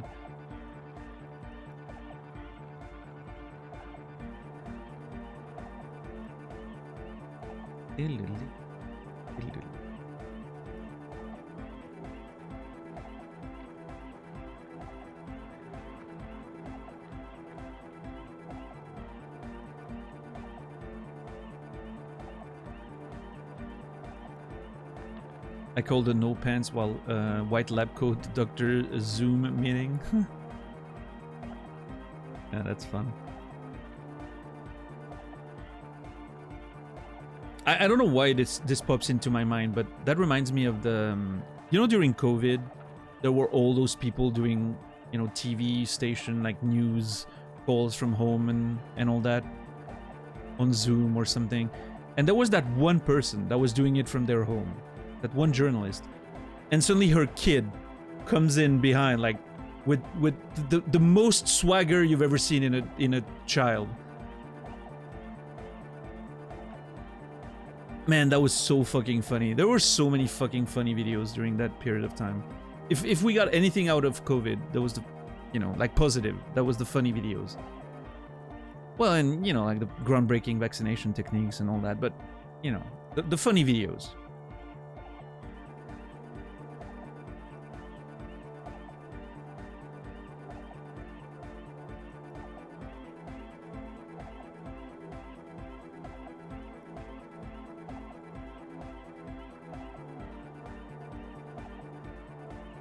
Yeah, redacted. That's funny.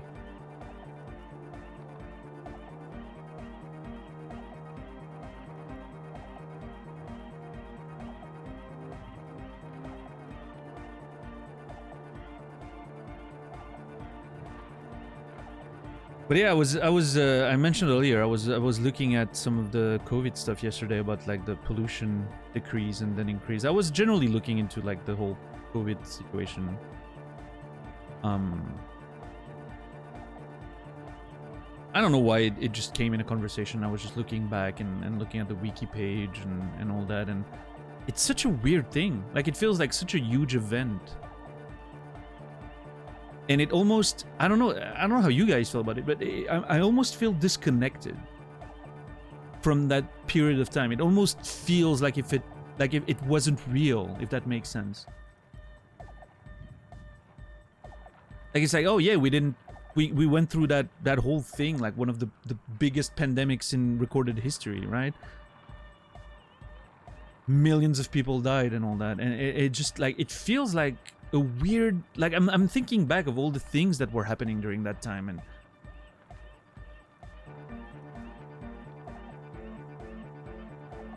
yeah, it just feels like something that sort of didn't really happen. It's very, very strange.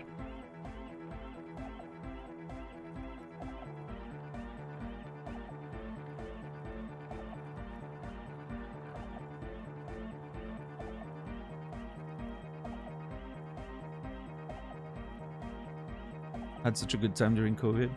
Yeah, I mean, you know, outside of the obvious empathy and struggle for like the people who were lost and who lost people close to them.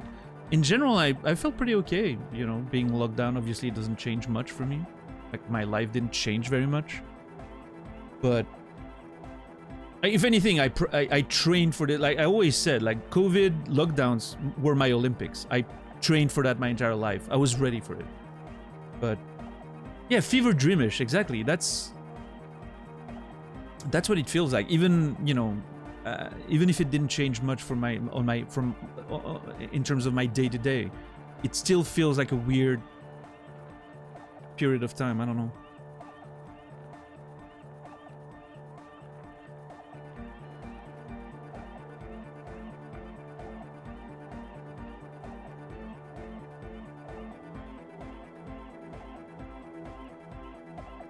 That's insane, peer pressure, yeah.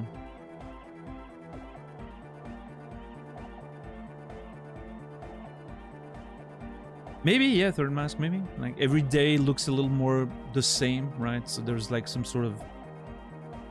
it all sort of blends together more than usual. Spent the first 6 months of COVID recovering from a stroke, only to realize I never fully recovered 3.5 years later. Oh, that sucks, Facehugger. I'm sorry to hear.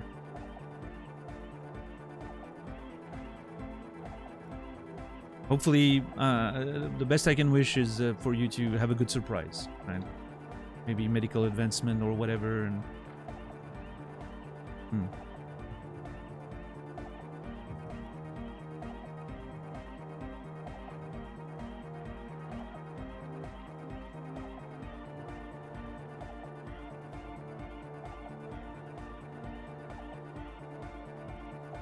Yeah, I don't know, it was such a weird thing to have like everyone sort of... It's one of those times in history where you feel like everyone is thinking about the same things as you are, right? Everyone has the same sort of main concern or the main thing on their mind, or the you know, it's a strange thing. I think the last time I felt something like that was probably, you know, around 9/11. But that was for a much shorter period of time, right? But that also felt like suddenly everyone was talking and thinking about the same thing, right? It was that one big thing that everyone was talking about. Maybe the financial crisis in 2008, but that hit us a bit less here in Switzerland. I feel like we got away with, like, at least for the common people, right? So it wasn't that much of a conversation, I feel. But yeah, no, COVID had that I don't know. it has a bit of that collective trauma sort of vibe to it, which I'm sure sociologists and psychologists will study it for decades, the long-lasting psychological and sociological impacts of the pandemic, and it's probably going to be fascinating for them. Like, you know, probably going to be very interesting studies and stuff about collective trauma and yeah, I don't know. Hey, until the next big one, who knows?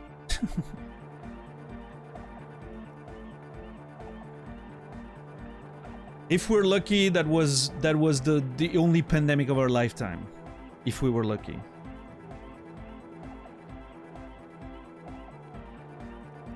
But I'm sure even if, you know, even if there's not another pandemic, I'm sure we'll have plenty of worldwide, you know, I mean, just look at the state of the world right now, right?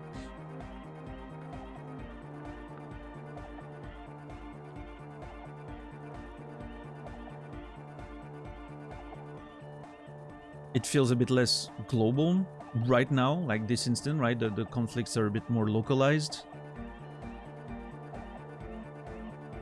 But I feel like it could very easily snowball into, you know, something a little less easily dismissed for a lot of us, but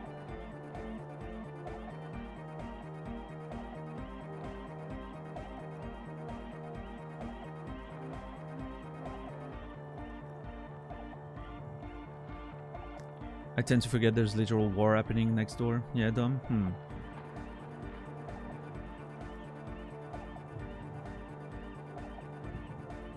Grey goo pandemic next?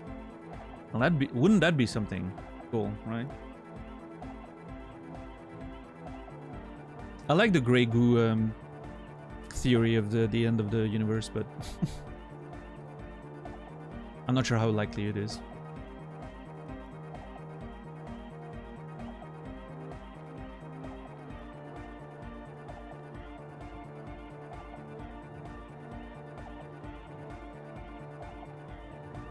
Researchers estimate we currently face a 2% chance of a COVID-like pandemic in any given year. That's wild. So we may have one in the next 50 years, is what I'm hearing.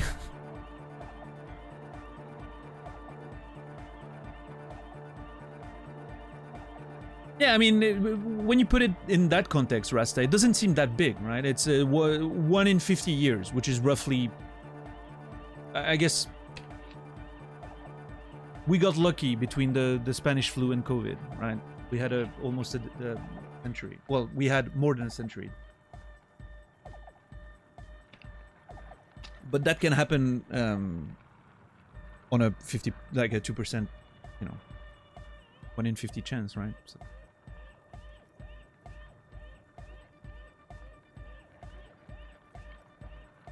Right, $10, yeah. That does make sense. I think that's sort of the point, right?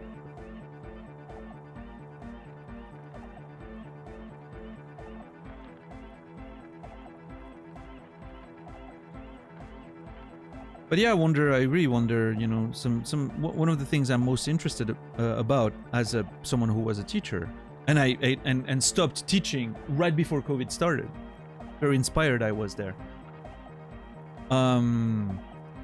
Is I wonder, you know, how that affected a lot of the kids who were in the middle of their school years, right? People that like kids that were, I don't know, like between ages of 6 and 12, I would say. Those are very important years, especially like from 6 to 8 when you learn to write and everything. Like, I really wonder how much of an impact that had. Obviously, I haven't been to school very much after that. I went to sub like a couple times, but not enough to really be able to see the impact. But there has to be an impact on how well those kids learned writing and like their general like fundamental skills that they're supposed to develop in school, right? There has to be an impact. And I would assume from my experience in the field that that impact is not that easily corrected, right?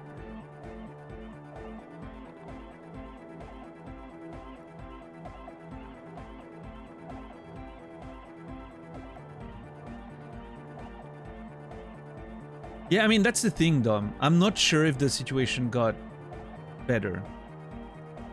I mean, I'm thinking it's not as if we're talking about like the violence of the conflict itself, I'm assuming it's not as all out as it was in the first few months, right? When there were like the proper invasion and all that.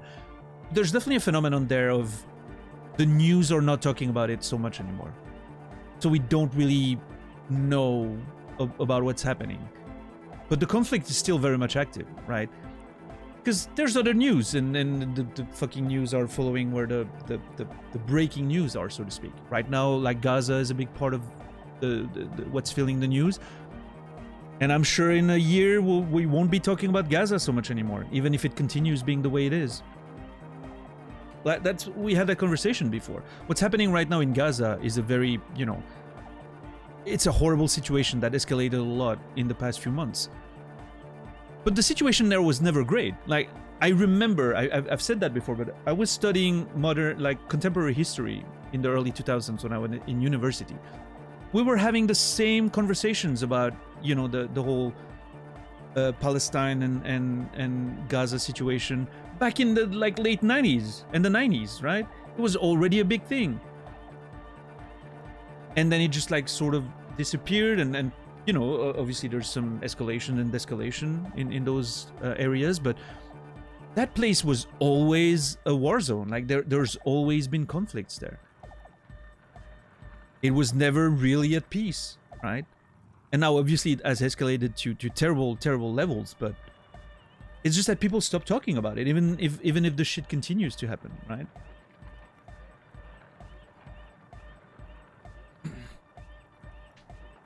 It's just how it is,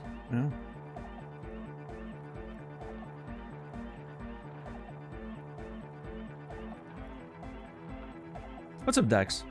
I've heard some real bummer stuff about the lasting impact of Rona. Go-To Politics Pod is run by a former educator. Claims there's chronic absenteeism now. Interesting. Yeah, because kids were kind of they didn't really get I'm assuming, right? They didn't get used to, oh yeah, school is a thing where we go daily, all year, outside of holidays, right? They didn't get that sort of consistency in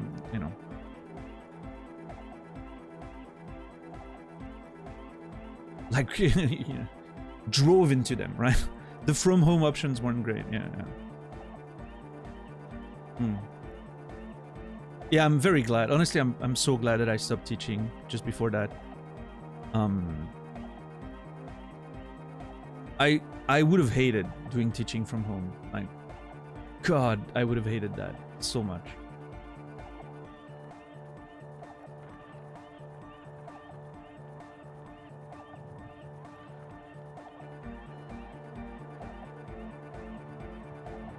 Yeah, face sucker.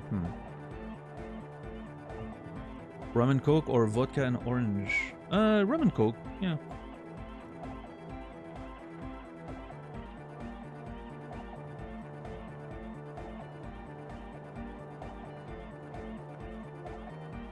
Yeah, absolutely, SCD. It is, and that's, what I always try to remind myself is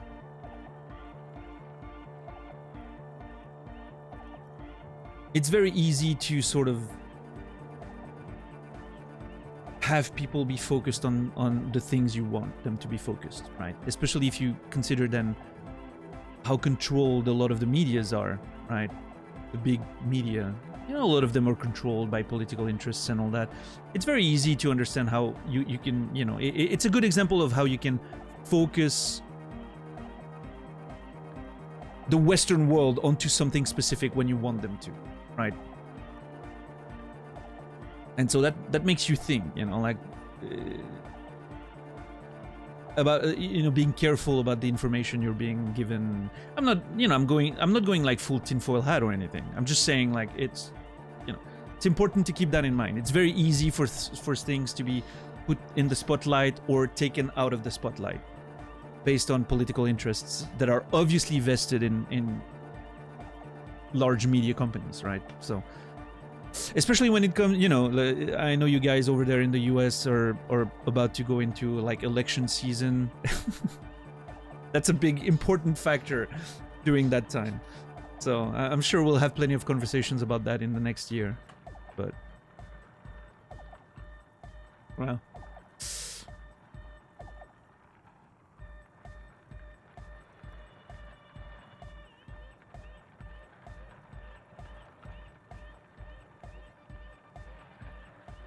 yeah, I mean, there's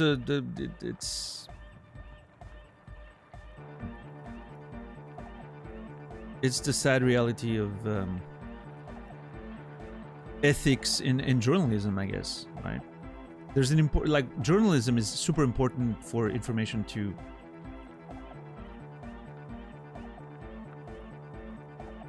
be given to people, but it's also so very easily manipulable. Manipulable? I don't know. Manipulated, I guess, is the word I'm looking for.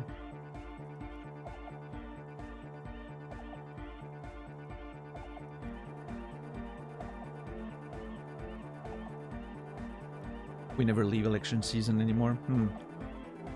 Yeah, I mean, I guess there's some truth in that, right? SCD. It does, however, I feel get worse obviously around this proper season, right? Yeah. We'll see. It's going to be an interesting year. Let's put it this way.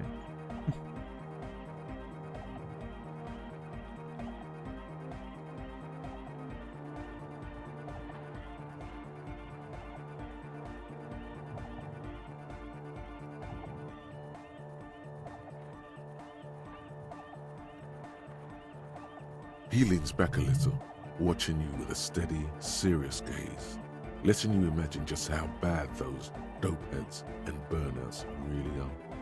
How did we get to that whole conversation? I don't understand how the whole conversation derailed. Was that all stemming from that that dude from earlier? Is that what triggered the whole tangent? I can't even remember.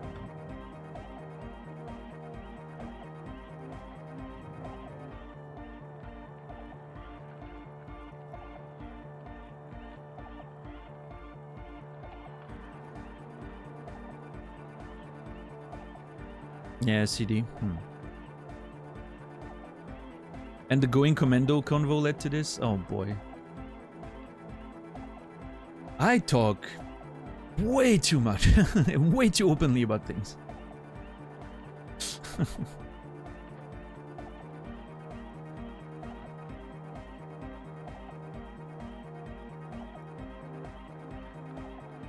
Going commando means no underwear, yes. Why? I'm not sure, but that's what it means. Well, I appreciate that, Facehugger. It's great to have you. How are the turntables, by the way? Have you been getting some new gear recently, or? Good. This calls for an opinion. You're an excellent journalist. Okay, Rhetoric, you don't have to call me out like that.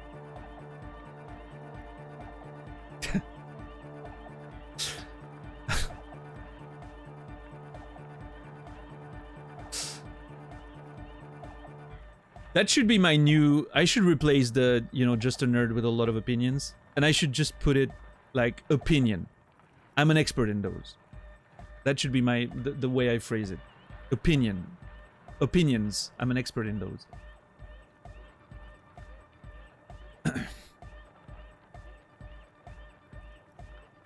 I like to think in the afterlife we will find out what is right and wrong, like a cheat sheet. So I don't believe that will be the case, and even if it was, I don't know if I would like to look. I've seen The Good Place. I know nothing good can come from knowing those things.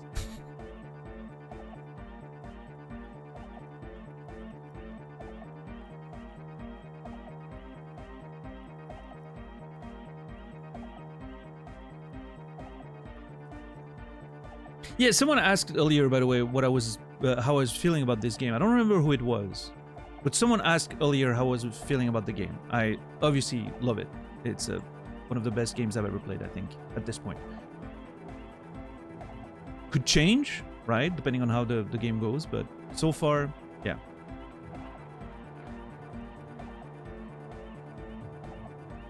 No video games are bad moment yet. A few issues.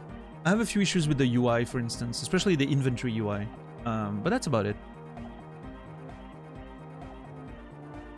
I have a 16-track digital recorder coming this week, hopefully. Turntables are busy as ever. That sounds awesome.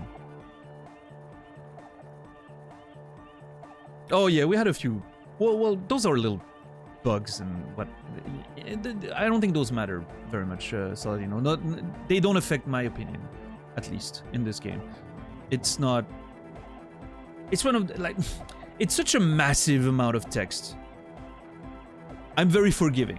That the maybe sometimes there are a few misattributions of voiceovers and all that, right? Very forgiving.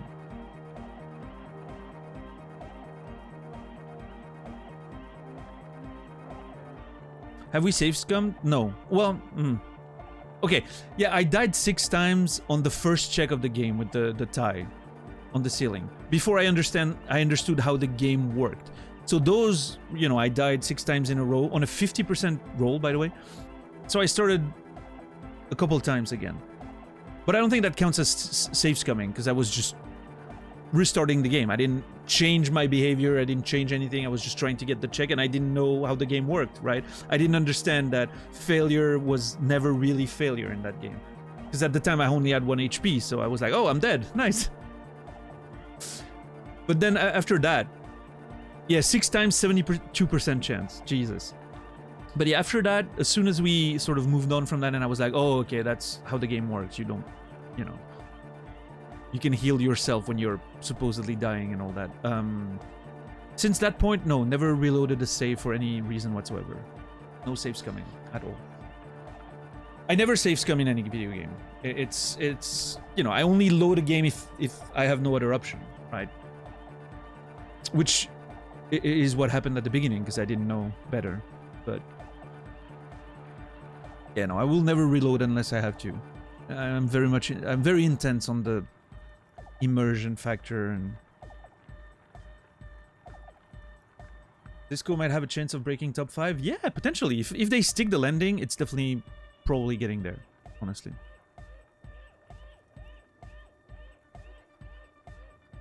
But how things are today, would you choose to be where you are now or the Matrix?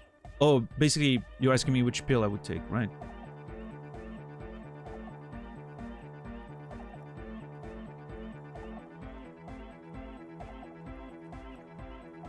I think I'm taking the blue pill. Right.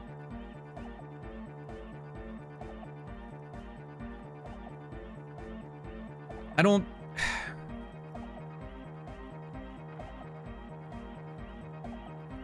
I lean towards determinism, anyway, in my understanding of how life works. So I don't really believe in, like, true freedom and free will and freedom of actions. I tend to be slightly deterministic. I'm not completely 100% on one side or the other. I just lean towards, pretty strongly towards determinism. So to me, taking the red pill doesn't mean shit. I don't think I'm more free by taking the red pill or not.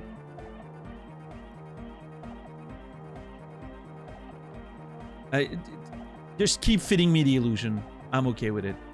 I'm Cypher, I guess, with less murder. With less, I'm Cypher with less murder and betrayal. Let me have my steak.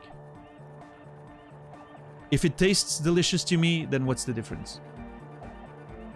I guess.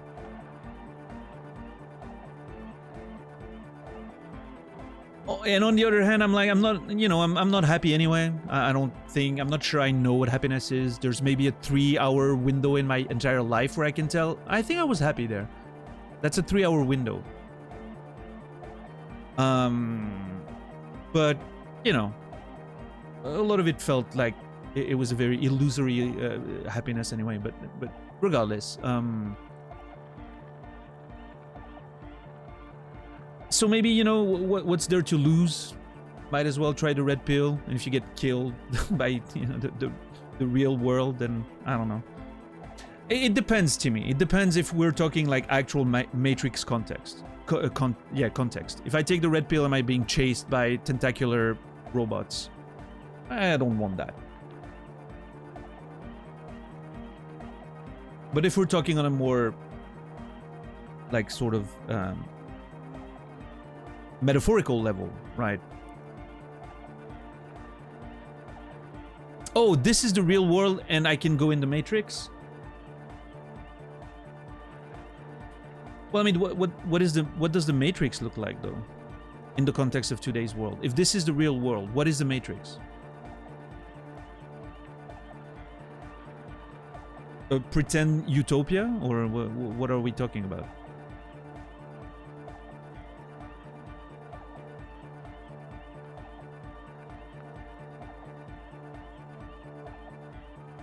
Same thing, but with tentacle monsters.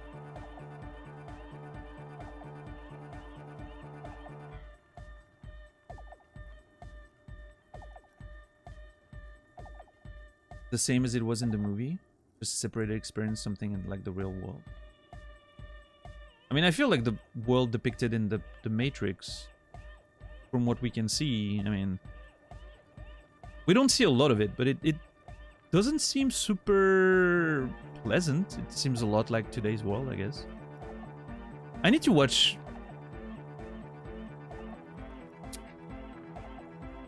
I would need to... I'm gonna watch those movies again at some point.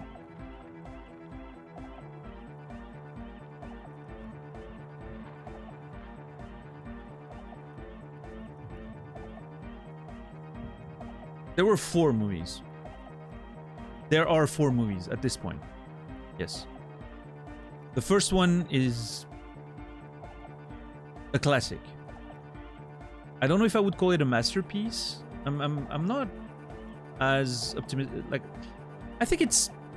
Yeah, it's probably a masterpiece. Yes. Sorry. It's probably a masterpiece. Putting my own personal feelings aside. It's definitely a classic. 2 and 3, not that great. Not that great. 4, I'm very split on 4.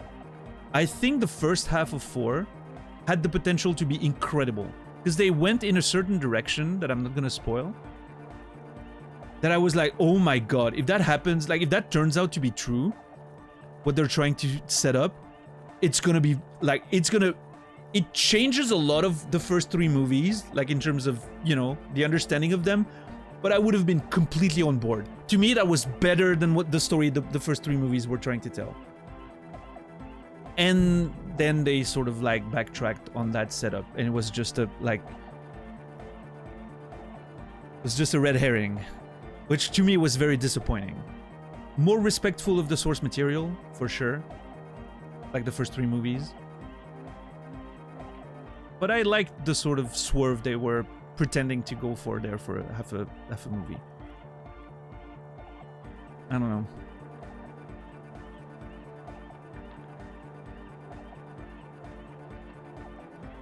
I liked the sort of meta approach of the beginning of the 4th movie. I thought there was potential there for a more interesting psychological movie, but oh well.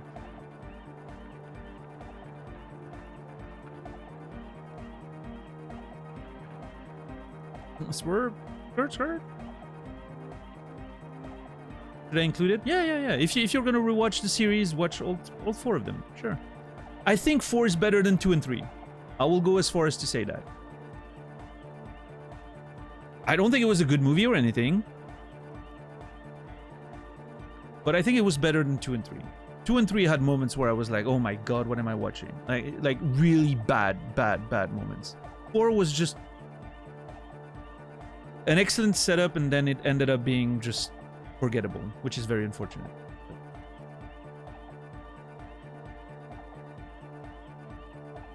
And there's a few, you know, there's a few interesting scenes in 2 and 3. I'm not saying they're completely devoid of anything interesting.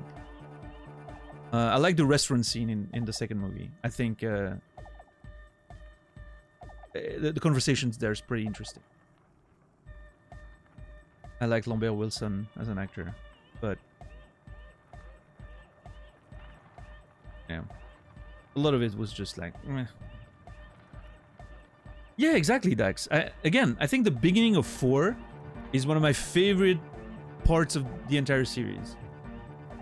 There's really something interesting with the meta approach that they did. You know, like they're trying to have us believe something. Again, I'm trying to avoid spoiling, right? But they're trying to have us believe something.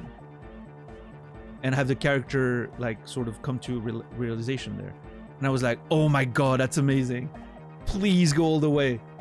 And then they didn't, but...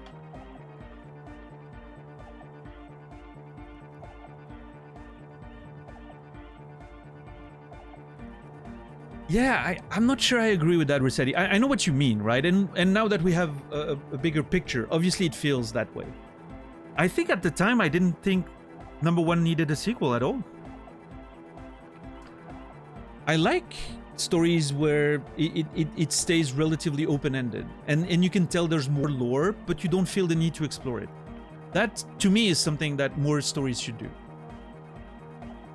Just leave some things open. There's lore, you know about it. There's mention of places and stuff that you will never see, and that's fine.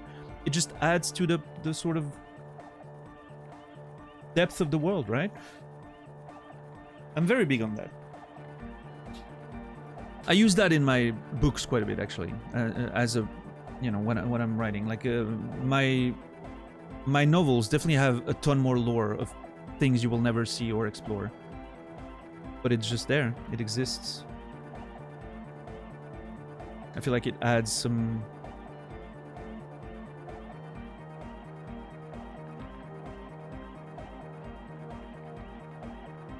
Yeah, I mean, to me, if they had stopped at the end of one, I would have been perfectly satisfied. In fact, I will go as far as to say that the sequels actually affect the first movie negatively. By removing some of the mystery, it makes the first movie less interesting.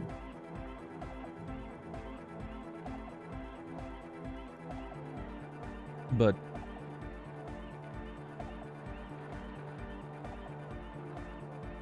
it depends, Goal. As a standalone philosophy, the first one fails. I completely disagree with that. I think the first movie perfectly stands on its own. Again, like I said, I even think it stands better without the next two movies. I feel like the second movie instantly takes away from the first. And never provides anything that was worth that loss, if that makes sense.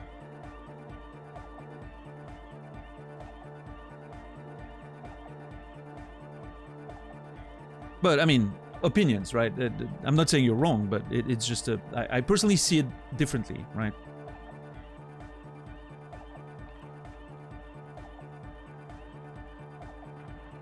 But yeah, Goalie, it depends. I was interviewed once. When there was an interview once that an interviewer that asked me. Oh, actually, it wasn't it was during an interview, but it was an audience question. Someone asked me if I knew what happened to a character after the end of one of my books. There's a character in one of my books that just sort of gets out of the picture, let's put it this way. And someone asked me if I knew what happened. And I'm like, I don't know. I haven't decided. I didn't need to know. So if one day it comes up again in one of my stories in the future in the same universe, I'll have to make a decision. But right now I don't know. I legitimately don't know. And so it's interesting because, like, even my editor at some point, you know, she was asking me, like, what happens to that character? She was really interested. She wanted to know. And I'm like, I have no idea. She was like, come on, give me an answer. Give me something. Make it up. And I was like, no, I can't. I have to keep it open. It's because I don't know where the potentially overarching stuff is going to go, so...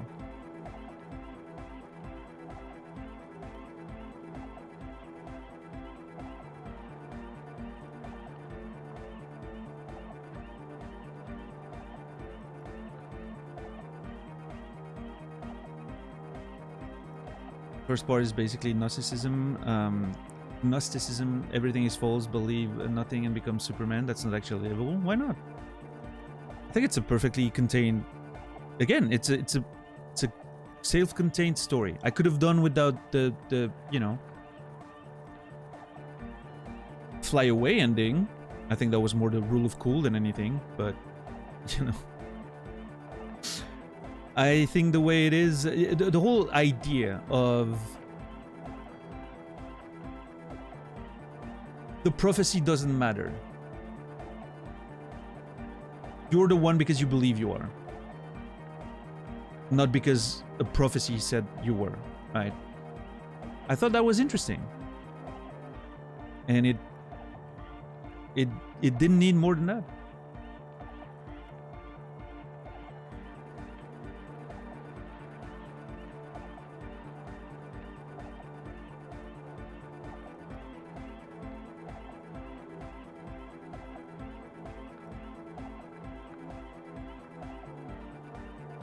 Because then you bring the whole fucking like architect conversation and the whole cyclical aspect of the Matrix, and it raises so many questions that never get a satisfying answer.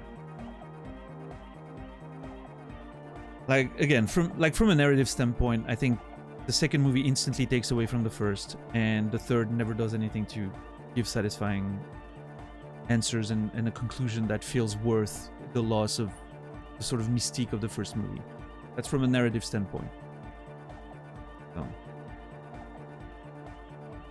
Now, if you want to go into like the more political aspects of it and apply that to the real world, we're not having the same conversation. I'm talking about stories there. I'm not talking about their sort of political value in like when superimposed with the current world, right? That's not what I'm trying to do.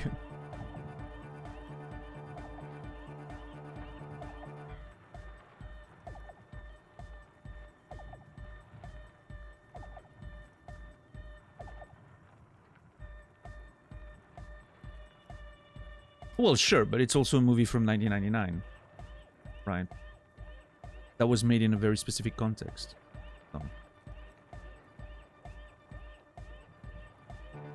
And again, I don't even that point. I'm not sure what it. I'm not sure in what way the second and third movie do anything to add to that whole theme in a meaningful and positive way. But.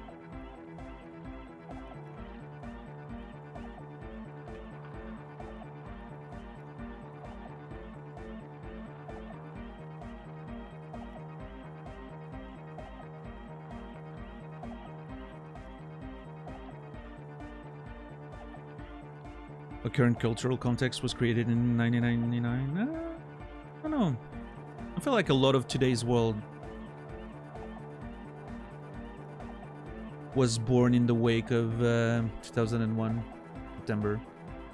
I think a lot of, you know, there's a very consequential effect from that point on. But I mean, that's a very deep and complex conversation. Obviously, it's not that linear and that simple, right? But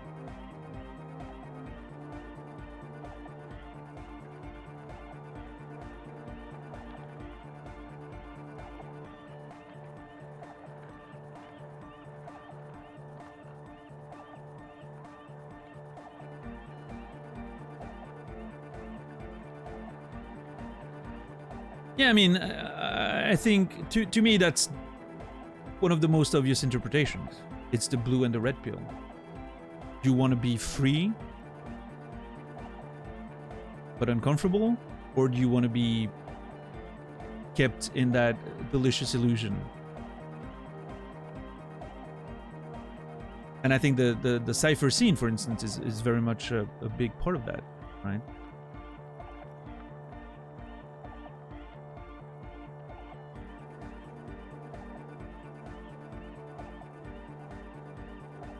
But again, that theme gets completely lost in the sequels, because suddenly it's not about that anymore.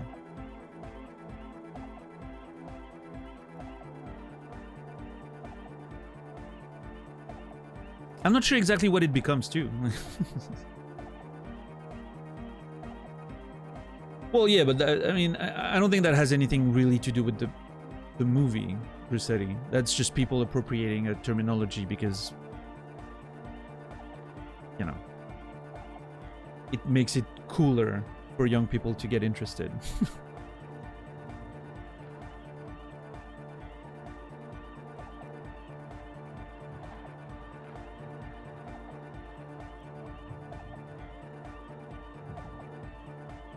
In fact, if anything, people bring up like, you know, red pilling and the red pill in modern times, modern internet times, to be more specific, because I don't think that's a terminology you hear very often outside of the internet sphere. But anyway, most of these people, you know, are very much misunderstanding what those themes meant in the movie in the first place. I disagree. I think it has nothing to do with the movie. I legitimately think it has nothing to do with the movie. It is just appropriation of an interesting catchphrase that they... It's the same thing with American Psycho or Fight Club, right? It's people misunderstanding the meaning of those movies and those characters and just appropriating it in a weird way. It has absolutely nothing to do with the movie itself.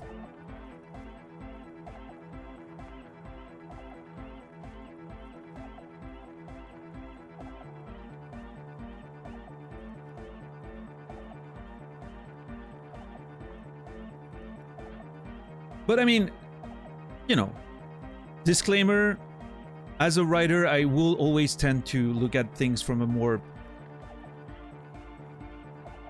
like, from the perspective of of the narrative first, right?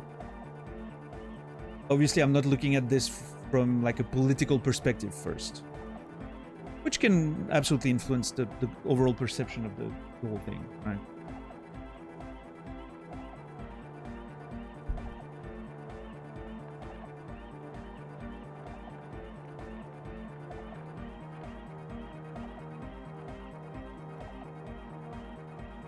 But I very much doubt that there's any way to interpret the first Matrix movie, even as incomplete as you think it may be, right? Even if that's your opinion.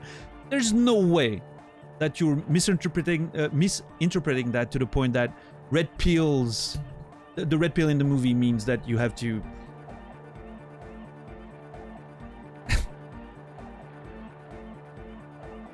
hate women and all that.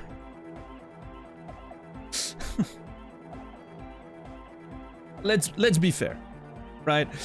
I think the red pill crowd in the modern days have, you know, they've definitely made their own ideology and you know.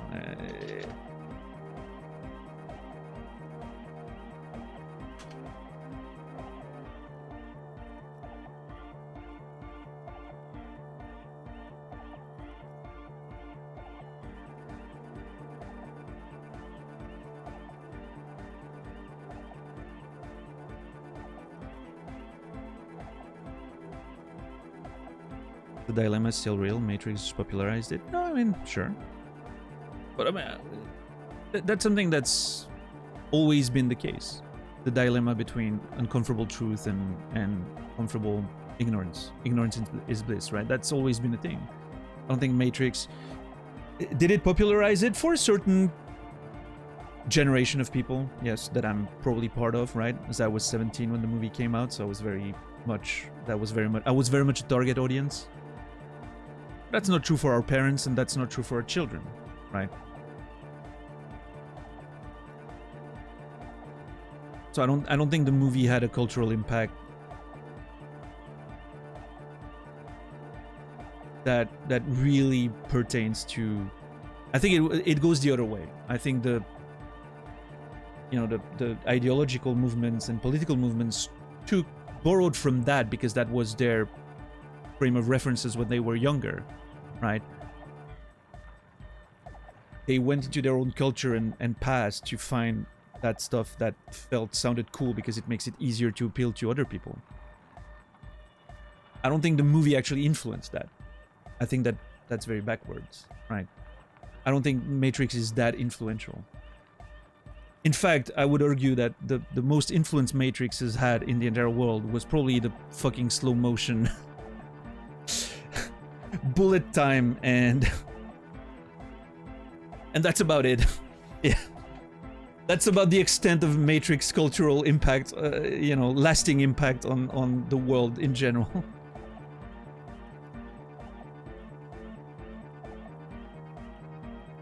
Well, yeah, but that has nothing to do with The Matrix, Rossetti. The Matrix was tangentially linked to that topic, right? The Matrix did not actually lead to that as, it's not a movie that influenced that sort of thoughts in the collective zeitgeist, right?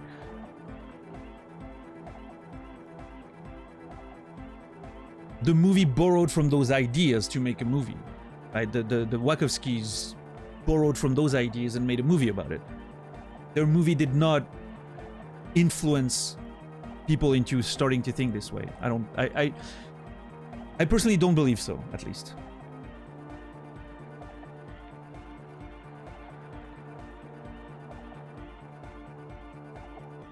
Nobody watched the sequel? Well, that's just not true. Like, the sequels were widely popular.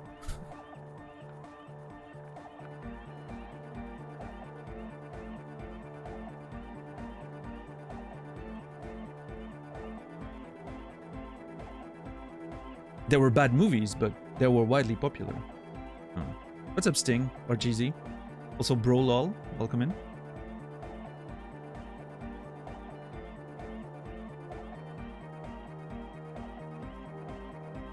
Is Andrew Tate like citing The Matrix as an influence on his personal philosophy?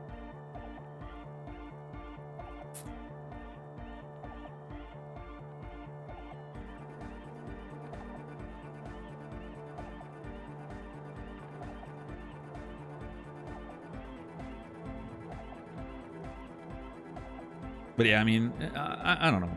Personally, I haven't seen the movies in a while, but what I remember of number 3, I don't think there's any real, you know, there's not a lot of interesting thematic stuff in there. It's mostly reduced to a gigantic action movie at this point.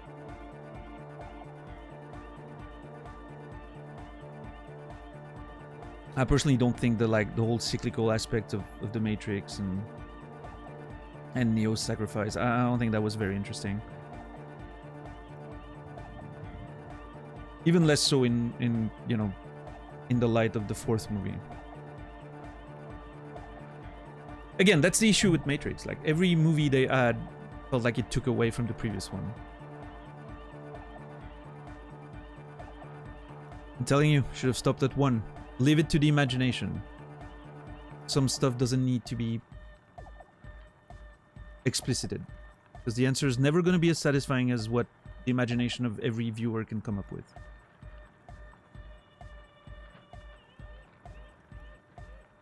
No, I mean, I'm not sure I agree with that statement. At least not put this way. I think the 3rd Matrix movie was mostly just an action movie. I think action movies can be great vessels for any sort of themes, actually, but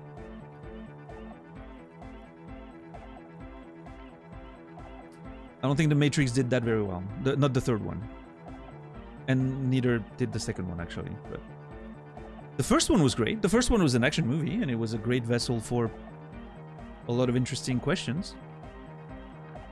But ultimately, it is an action movie, right?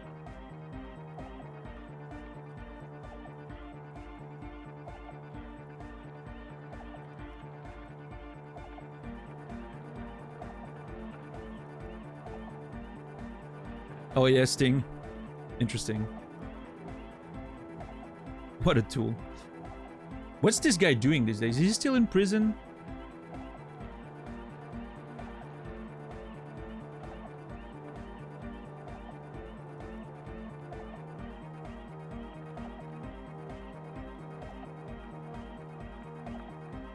He's a Muslim now. Is that a play for him to get out of prison? On religious grounds or something?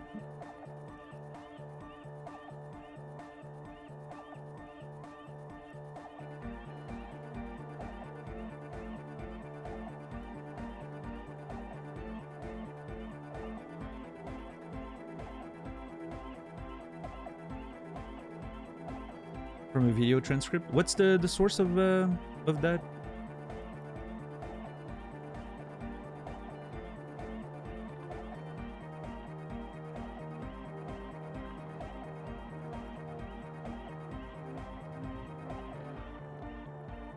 I'm just glad his 15 minutes were up months ago. I'm sure we'll have a... I'm sure it will have a return at some point. Cockroaches tend to be hard to completely get rid of.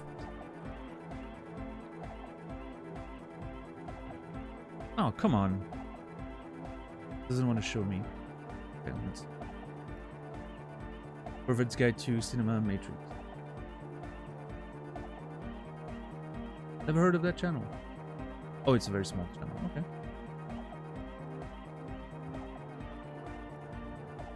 Probably never gonna look at that.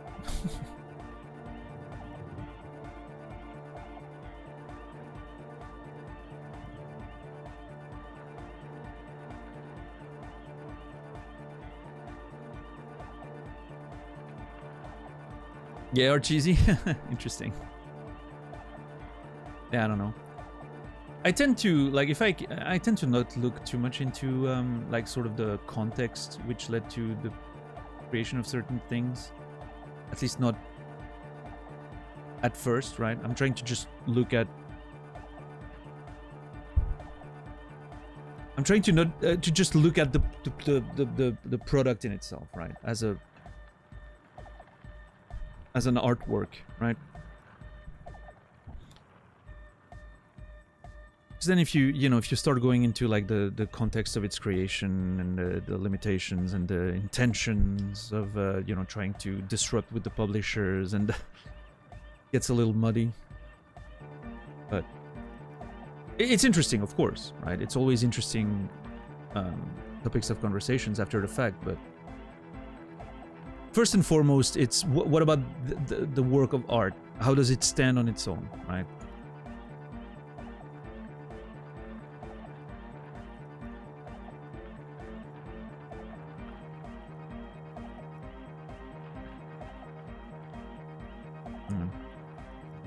Oh well.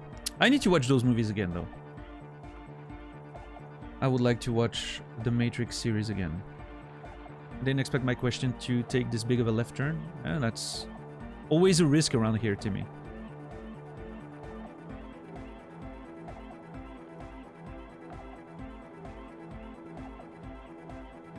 But yeah, I'm very much a proponent of open-ended stuff. I don't like when there's too many answers. I do like questions more than answers.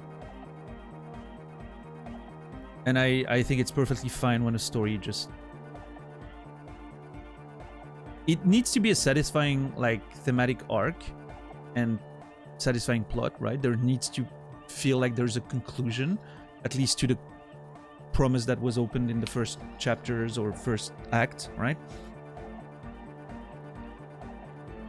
But I don't feel like I need everything to be sort of like completely figured out, right? I like a little good open-ended story. It makes sense to me.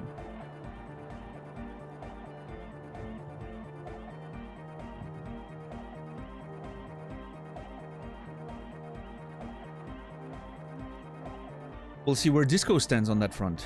I'm curious to know.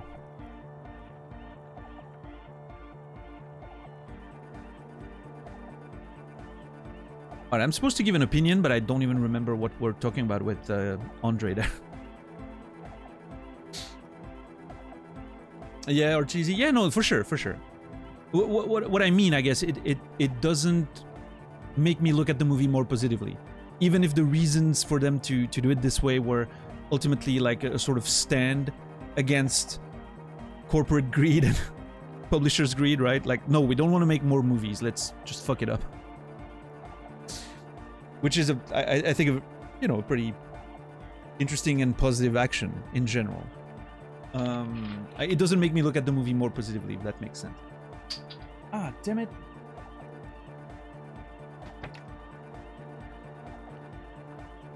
I dropped the cap of my bottle. I need to sort that out. I'm sorry. I'll be right back. And then we'll play the game.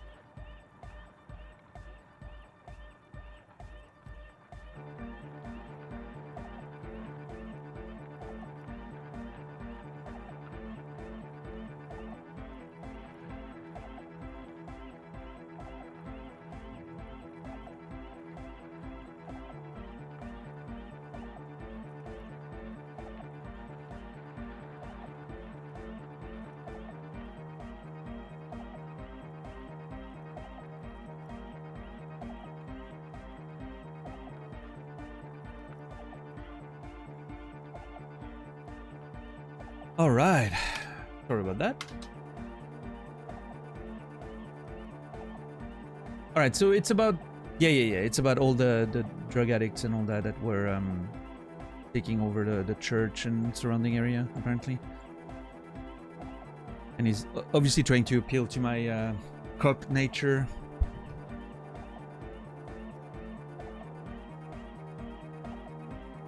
I won't stand for narcomaniacs of any kind. No narcomaniacs on my watch. Shake your head gravely. I feel like you may be laying this on a bit thick. What's really so bad about those dope heads and burnouts? Yeah, let's go with number 2. They're spooky. What exactly do you mean by spooky? Spookiness is not a matter for police investigation. What exactly do you mean by spooky? I was hoping you would be the judge of that, officer. All I can say is, their spookiness is the kind that keeps us from restoring this church into a community centre and a place of spiritual refuge. Okay. Also, they don't eat or clean the building. Shit's gonna collapse. Okay, they're very concerned about that church's well-being. People just want to spin tapes without them spooking it up. Place has bad signs. No one can dance like that. What does that person remind me of? The way he speaks. Oh shit, I think it... Okay, that's a very bad reference. It reminds me of Sven in How I Met Your Mother. You remember Sven, the Swedish architect? Sounds like that.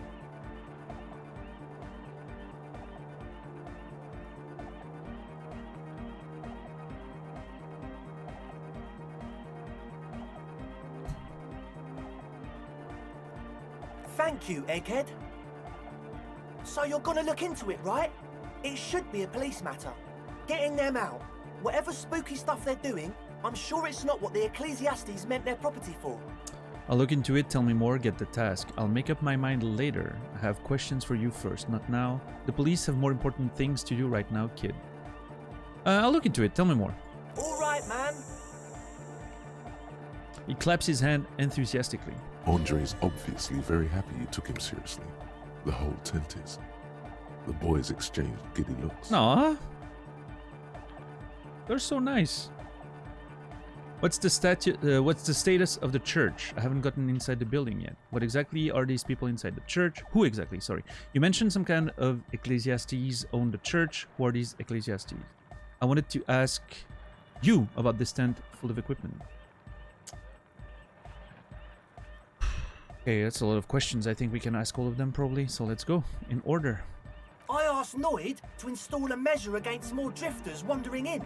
A padlock. It's a temporary fix. Just something to contain the situation.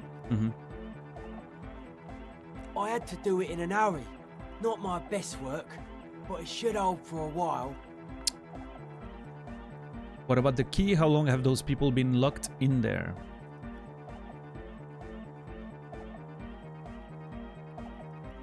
How long have these people been locked in there? Not long. Like a week, maybe?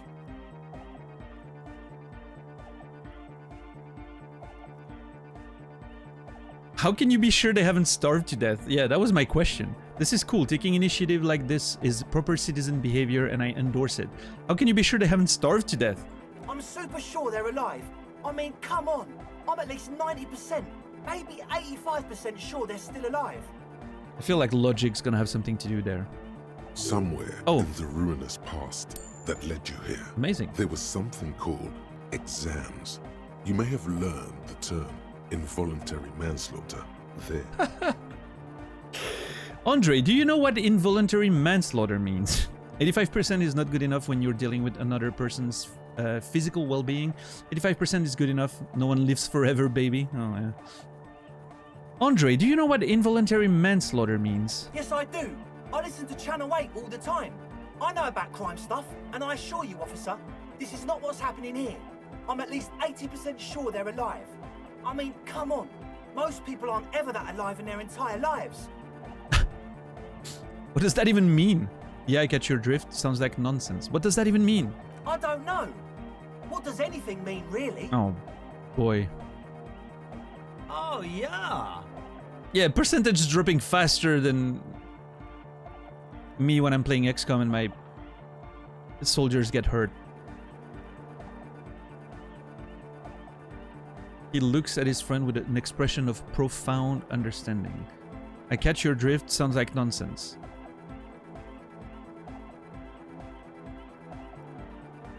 Sounds like nonsense. You're right. It is nonsense. Total garbage. I knew you'd see through it. You're one smart cop. Okay. It feels good to be the smart cop, doesn't it? That's a good cop to be. Has a nice ring to it. Smart cop. You wouldn't want to be stupid cop, now would you? No. What's up, But Risa? still, maybe he's just sucking up to you. You can stop buttering me up now, thank you. I get by now. Where was I with that padlock? You can stop buttering me up now, thank you. Oh, okay. He, I won't do that anymore. he nods his bleached spike head. What about the key then? Of course. Noid, give the officer the key. All right. The speed freak deeps into his belt pack and produces a yellow key. He then makes a sudden cool infused move, tossing it in your general direction. Why is everyone tossing shit at me all the time in this game? I swear to God. Do people not know about handing stuff carefully? Everyone's just always throwing shit my way. And I have literally no reaction speed whatsoever. Look at this!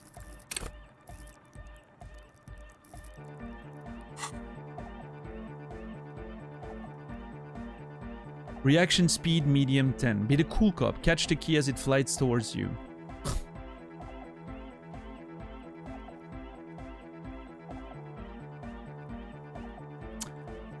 I find people throwing stuff instead of handing it to you to be rather realistic. How bad do you people smell? I'm joking.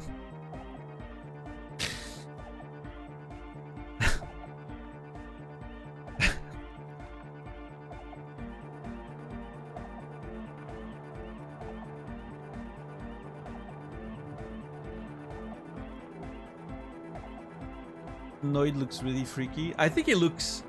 Okay, we mentioned that, but his portrait looks like Aladdin Sane. Like the David Bowie persona. And his model looks like a Diablo 2 Necromancer.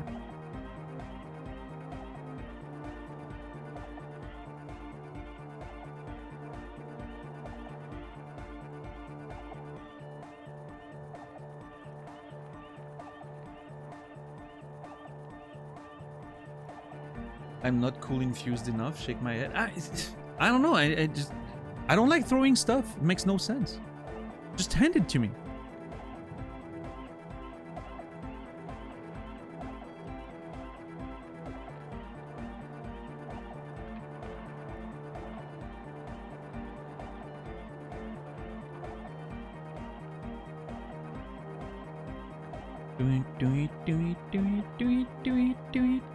We're gonna spend, oh my god, how much?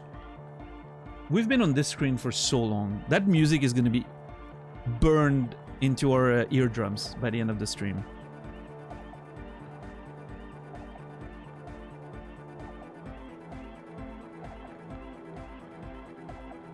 I read somewhere that David Bowie meant Aladdin Sane to be more like Aladdin Sane. It will never be this. Wasn't that obvious? I'm sorry. I'm not trying to make you feel bad, Chrisling, but I thought that was very obvious even when I was younger. Isn't that, like, aren't the lyrics even addressing that specifically?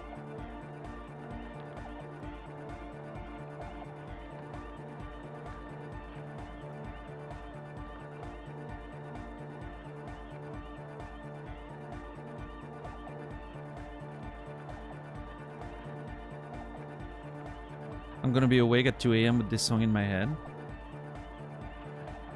Yeah, it's gonna feel weird when it stops.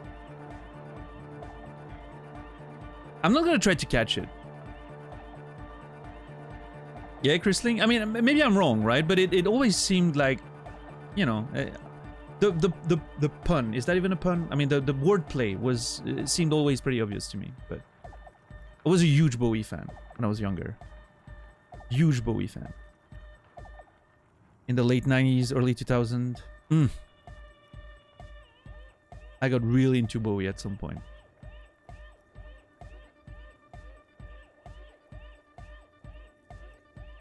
I saw him in Montreux. I think it was 2001? No, it can be. Must have been 2002. Let's see.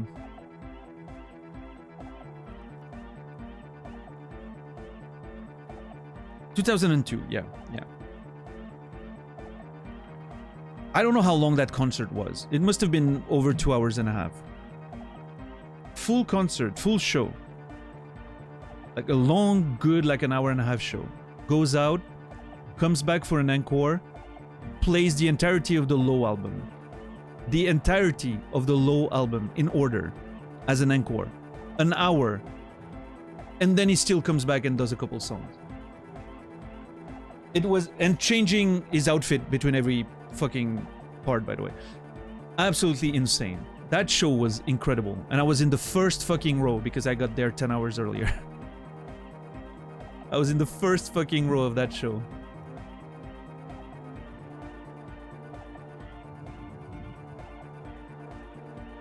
Yeah, it was in the Stravinsky Auditorium in Montreux. It was beautiful.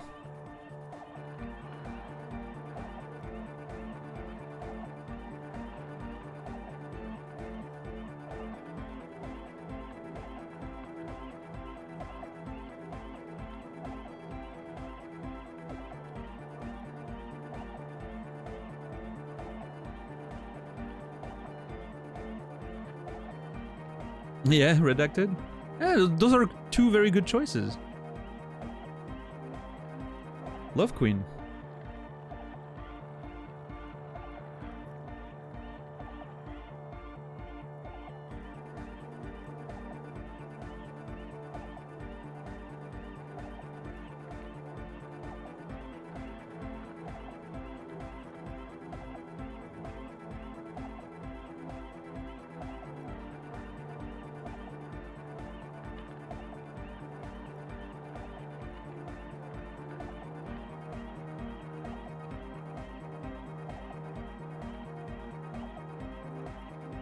Yeah, Chris Link. Nice. Nice. I love Tom York too. Great artists. Now it makes me... Talking about that makes me want to listen to the entire Bowie discography again. I think my favorite album for a long time was Outside. That album was insane.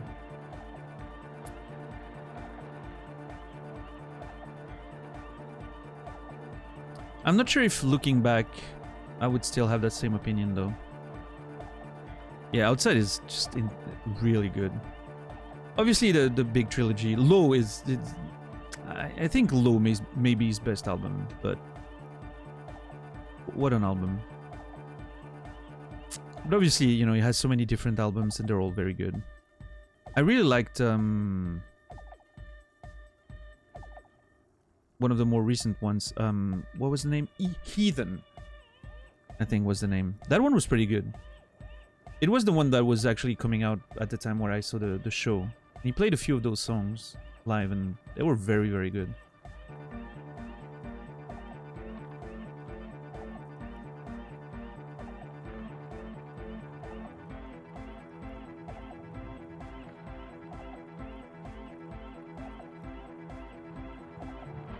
Yeah.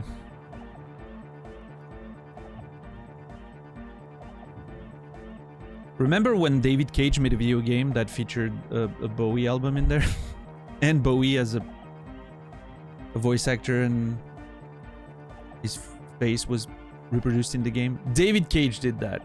We should have known from the start that David Cage was going to be a problem in the gaming industry. Omicron, yeah. Well, the Nomad Soul is actually the official name, I think. But yeah, it was initially supposed to come out as Omicron. Maybe it was different depending on the region it came out. I don't know. Omicron, the Nomad Soul. Okay. Yeah, I think the name was different depending on the region it released. But, yeah. Just like Fahrenheit was the Indigo Prophecy in some spaces.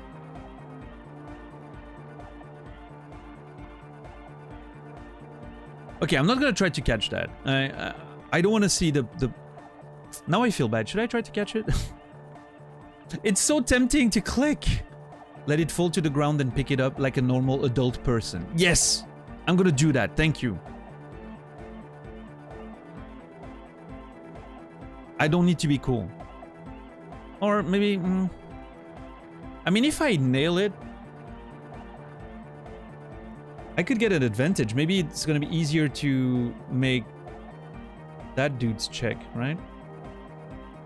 Take me to the edge of time. Yeah. That album was actually pretty good. I didn't like the video game, but the album was actually great.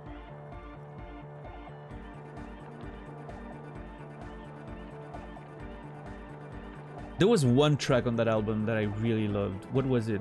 Something in the Air, I think. Yeah.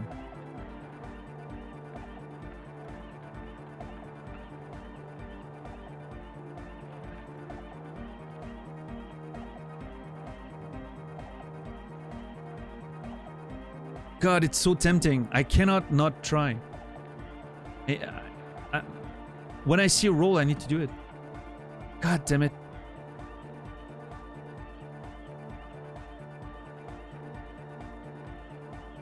Alright, I'm gonna be the cool cop.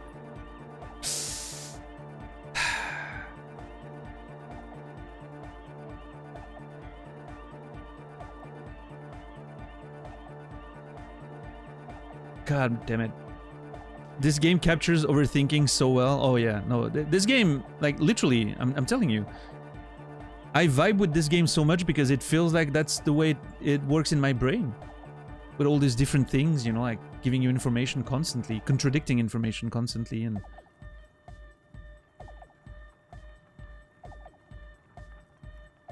The key's still in the air. Yeah, the key's floating right now, in slow motion.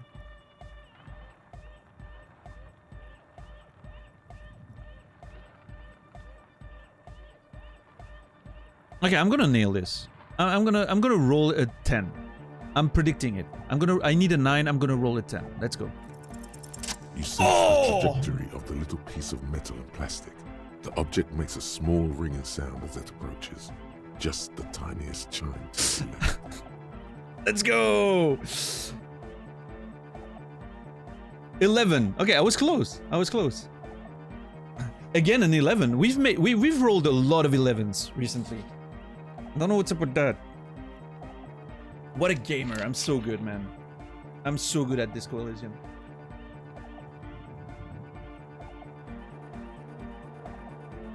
$11 again, yeah. I don't know. What's up with 11? Is that a sign? Should I be looking into this? Any numerology experts? Am I gonna die in November this year or something? Like, what's going on?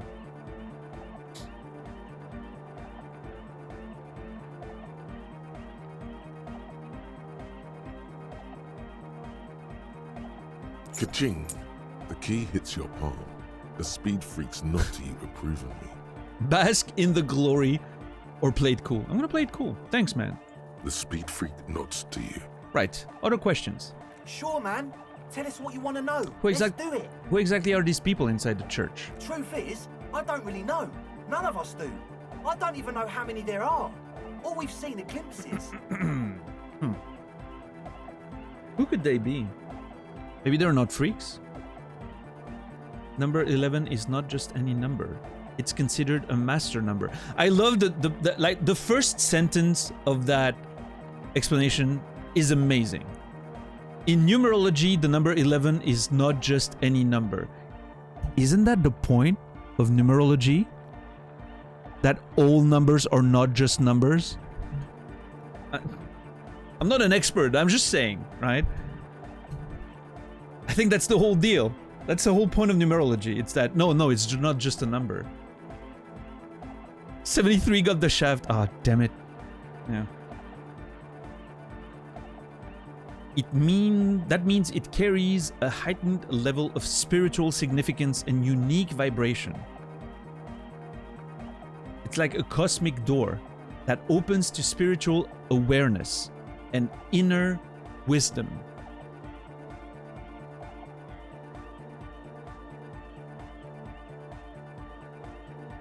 All right. What color is 11 if you think about it? Black. You could have asked any number, I would probably have said black. If you ask me to think very quickly about a color, it's almost always going to be black.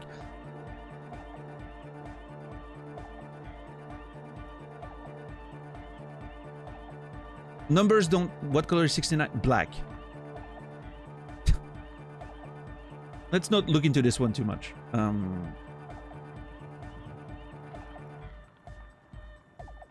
Clearly purple. I don't have a... What's it called? Synesthesia or something? No, what's the thing? I don't have that. I have an extremely vivid imagination. I have a very visual, extremely vivid imagination. Hyperphantasia, for sure. I do not have that thing where you see numbers or colors and as colors and all that. That's synesthesia, right? That's the name?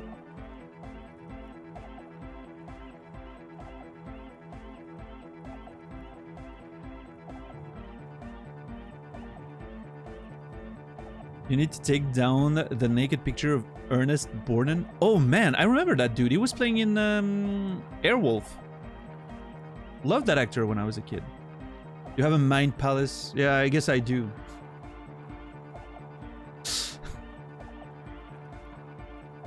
I wouldn't never phrase it this way. I think someone phrasing it this way is a huge red flag. That's because the only person I knew who was phrasing it this way was an absolute disaster of a person. But yeah, I guess I do technically. I mean, it's definitely very like, you know, visual and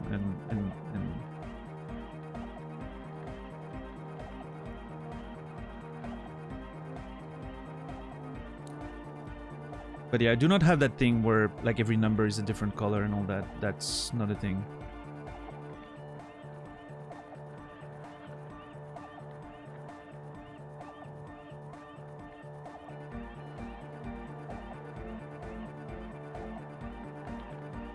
But am I correct? Is it synesthesia or am I just wrong? Nobody answered that.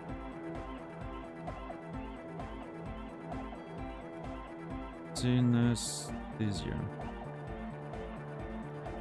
Yes, that's it. Okay.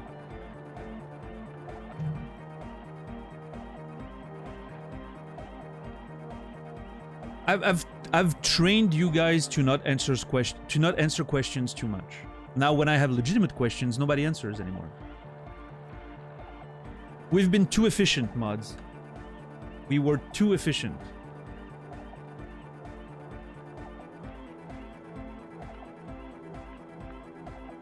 It also said to avoid all Virgos and Leos with Ebola virus. I will avoid all people with the Ebola virus if I can. Not just Virgos and Leos, but I'm a Leo myself. Maybe I'm the Leo with the Ebola virus before the end of the year. I don't know. Oh, I had the answer from Naz himself, $10. Yeah, Airwolf was very weird as a show, but I loved it when I was a kid. I was fascinated with Airwolf. Airwolf and the Knight Rider, favorite shows when I was a young kid. Loved those shows so much.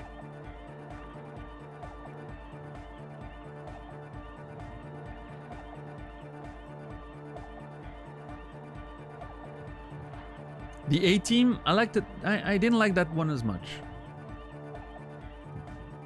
I was a big fan of the weird sci-fi vehicles, I think, more than anything.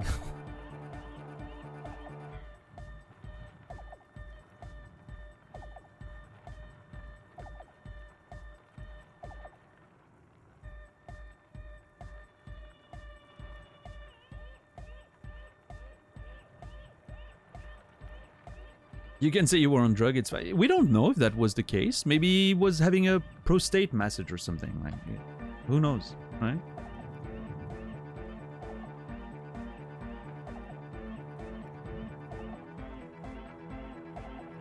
Mach 1 helicopters with rocket boosters, yeah. Those helmets look sick. That was exactly what was going on, yeah, there you go. You haven't seen them and you want the police involved. Better safe than sorry. Anything more you can tell me? You haven't seen them and you want the police involved? Well, there's also the machinery. The machinery? This machinery is of the deeply mystical variety. Oh, really, Inland Empire? When I first scouted the place, back in February, it was abandoned, empty. Took some time getting the crew together.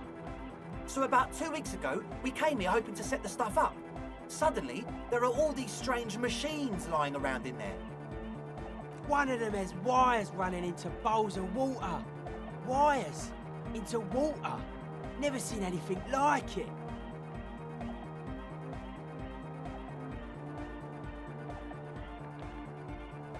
Wires or tubes? If we're talking tubes, they're making moonshine in there. If it's wires, I'm confused. Andre, tell him about the feeling. Which means they probably didn't starve, because if they're making moonshine or something, there's probably potatoes.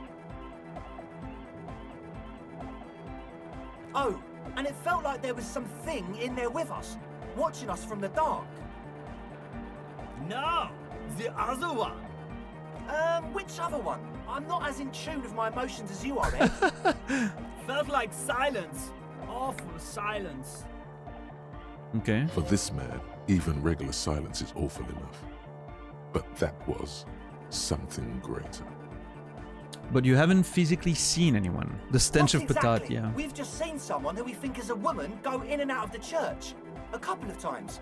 And we felt someone or something eyeing us inside. But that's kinda it. The woman, red hair maybe? A lorry woman? What was that about something watching you? Can you tell me more about this machinery? So how can you be sure they're burnouts and dope heads if you haven't seen them? Okay, a woman, red hair maybe? A lorry woman? Sure, why not? Yeah. Oh yeah, that's what you want to hear when you're trying to identify something. Yeah, sure, why not? Precision, Andre. But not really. Brown hair. Old. Heavy, dark sides. Okay, so which one is it? What Noid said. Okay. So brown and older, Ruby might have dyed her hair, though it seems like a stretch at this point. Mm-hmm. You have to see for yourself. These people are not reliable. Yep, frankly, that's pretty obvious to me. Sure, why not, but not really is a great response. I agree. What's up, Quasi? How are you doing today? What was that about something watching you? Like, you aren't alone, you know? No, I don't know. What does that feel like? It wasn't quite human, if you know what I mean. Okay. Not human, as in a ghost. Do you know what he means? It was this dark shape climbing upside down along the ceiling, like some kind of crabman. Crabman? Hey, Earl. Hey, Crabman. Now, that's a deep reference that some of you will get. Hopefully.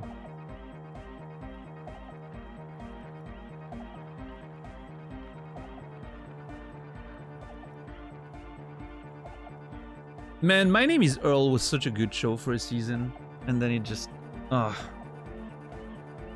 what a shame.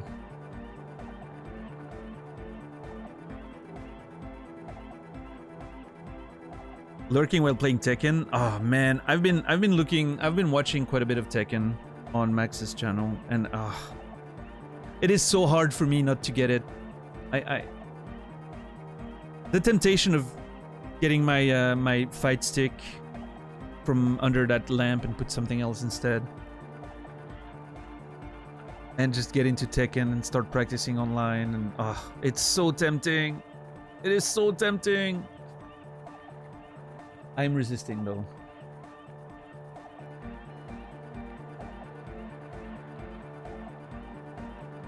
I feel like it's one of those things where I'm gonna resist, and then at some point I will crack and get into it, and then I'll regret not getting into it earlier. But I mean, it's Tekken. You're not really starting from scratch anyway, right? So. Thank you, Facehugger, for gifting a sub to the community. That's 36 total gifted subs. That means a lot. Thank you so much, Facehugger. I truly appreciate it. Thank you. And Darkly Kawaii. Well, that's a hit right there. Darkly Kawaii, you will be remembered. And nothing wrong's gonna happen with you, to you, if you, just in case she's listening. Probably not, right? She was very concerned when Naz said that it was not gonna be forgotten.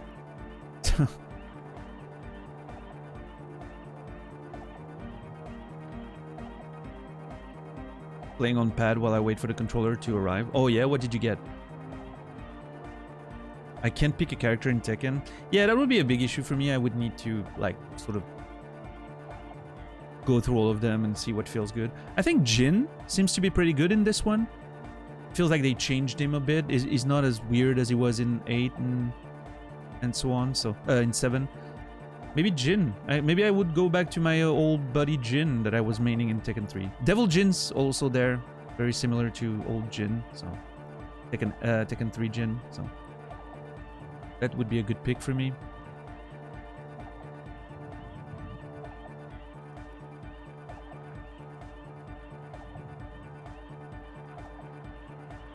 I think that the French dude, Victor, looks pretty cool. Reina looks pretty cool. What's the name of the coffee girl? Azucena? I don't know. That girl seems to have a nice fighting style. Yeah, I don't know. It's so, like, just talking about it now, like imagining just going through the characters, learning the moves, and just that decision of picking a character and then training, practicing the combos. It so makes me want to play. It's so insane. The pool is very strong right now. But I don't know if I need one more competitive game right now to start working on.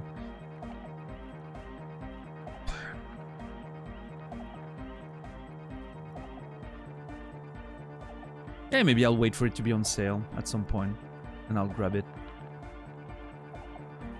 Yeah. Maybe I'll do that. When I'm bored of StarCraft 2, right?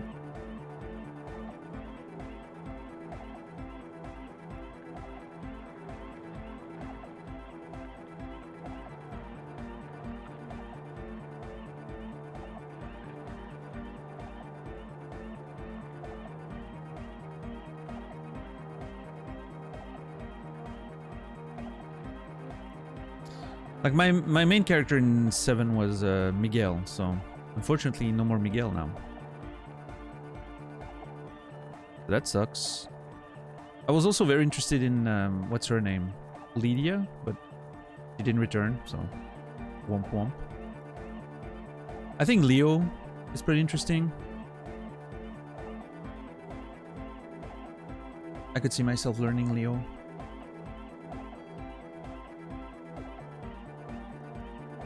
Yeah, Jesus, for sure.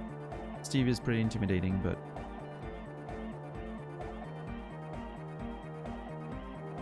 I mean, after a few weeks, you'll be fine. It is gonna feel like second nature. So if you're interested... What I've learned from playing Tekken so much in the past and when I was younger is being intimidated by a character is, you know, it's something that goes away. But if you're interested, just play the damn character, because then you're gonna regret not starting with him at some point. Oh.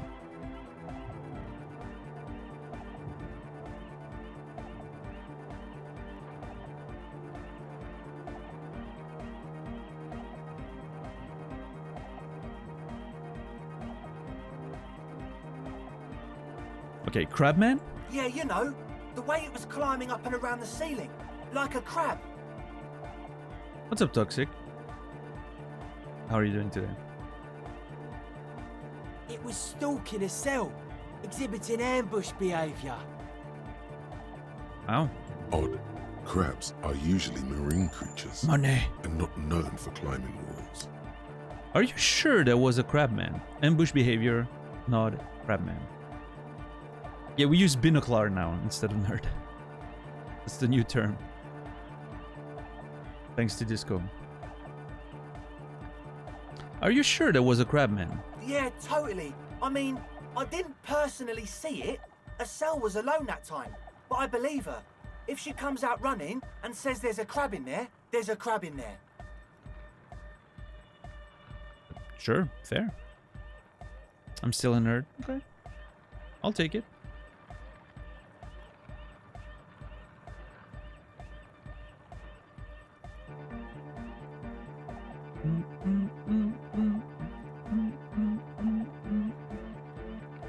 You should ask her about it, but be nice. Don't tell her you don't believe in the crab. Okay. The implications of this are too numerous to consider. Proceed with caution. Learn all you can before entering. Now I'm very curious to find out what people thought was a crab. I think there's going to be a little bit of a twist there. We'll see. There probably is no crab man. Don't let them draw you in with this nonsense. Sure. Can you tell me more about this machinery? You should talk to Noid about that. I just got a distinct burnout and dopehead sign from them. Probably jacked up to some snuff station too. Probably, very likely. So how can you be sure they're burnouts and dope heads if you haven't seen them? Well, honestly, I can't. But I am. This is a below-feeble attempt at avoidance. Basically, he is attempting to weaponize idiocy. We saw a great example of that earlier today on in the chat, right? At the beginning of the stream today. Weaponizing idiocy worked out well for them.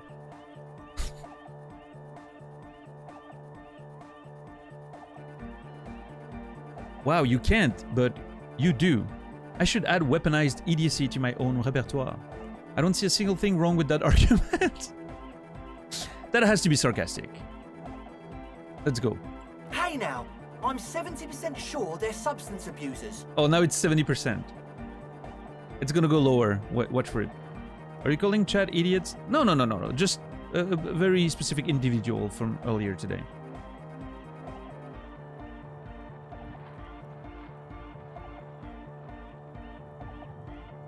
It was a whole thing. Don't let all that technology fool you.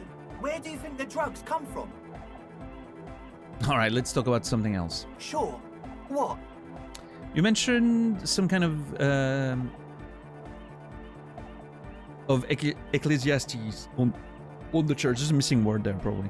Who are these ecclesiastes? Oh yeah, that's a meteor and name for the founding party. Thought it'd be cool to use it.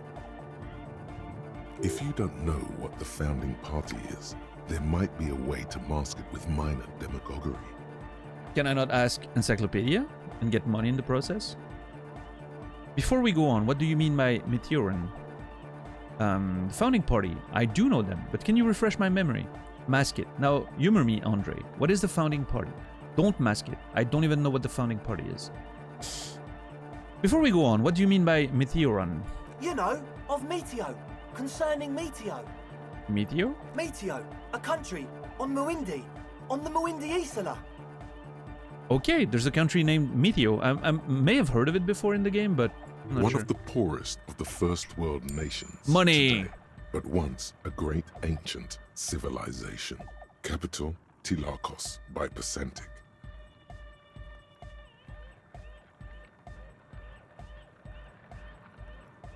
Tilakos by Percentic. That sounds very Greek. Now, humor me, Andre. What is the founding party? Come to think of it, I've never really looked them up, you know. I can't give you a precise definition, but they're a very powerful religious organization.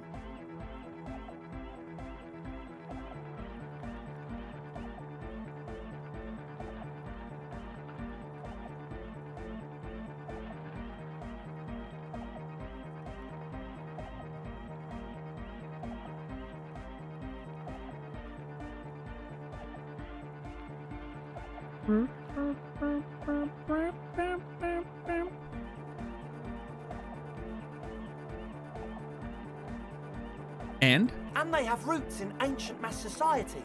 And they're the custodians of the Pericanassian church. Plus, they anoint the innocents. They, like, made the innocentic system, no? Now, Andre, in your opinion, would this ancient religious organization who anoints the innocents want a club for anotic music in one of their churches? They sound exactly like the kind of people, people who would want loud anodic music in their church.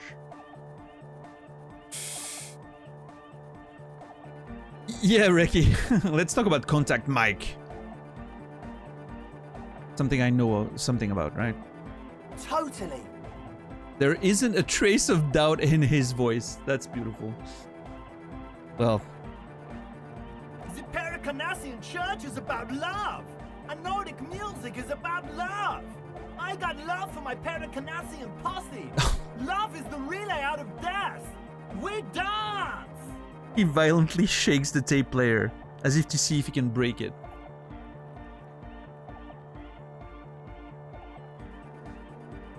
Pericarnassian posse is not a word combination I was expecting to see in this video game, I will admit. Love is hardcore. Love is hardcore. True. Unity. Uh-huh. Unity. Uh-huh. Make some noise for my Insulindian posse. He turns the volume up, then looks at you with a knowing nod, as if it's obvious you will now break into dance. Oh god, electrochemistry is gonna make me want to dance. That's what's gonna happen now. You feel it. The anodes. Oh, and no, the it's physical cathodes instrument. coursing through you. Your big toe starts tapping along to the base, as if testing the waters. Okay, this should be electrochemistry, by the way. Based on the descriptions, it should absolutely be electrochemistry.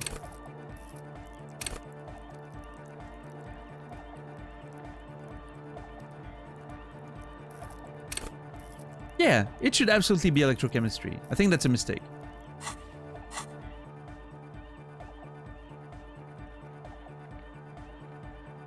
No words, enjoy the beat, nod your head. We've been doing that for I don't know how many hours now in the video game, so I don't quite understand what you're talking about. What's a pussy? I guess love can be pretty hardcore. I understand it was lame of me to suggest otherwise. Anodic music is about love, and so is the Pericarnassian Church. No, this is too much. No sane organization would want this level of absurdity in their church.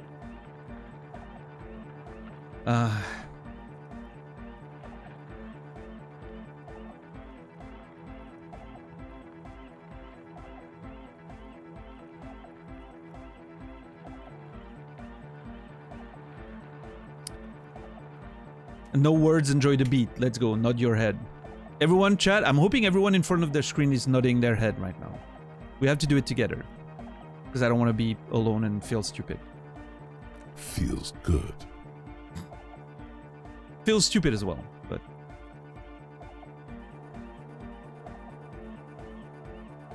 What's up, Gecko? What do you mean, nah? Toxic is a hater today. What's up? Why is Toxic so actually, you know, it makes sense. It's in the name. I'm sorry.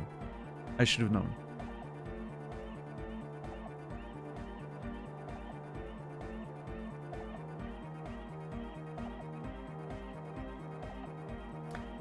I guess love can be pretty hardcore. Oh yeah, it can. It can. He's coming around. You're getting it. I'm getting it. I don't quite understand what you're talking about. What is a pussy? Your pussy's like your people, man. Like you got your cup pussy, you look out for each other and you party together. That's a pussy. Yeah. And where is your posse, detective?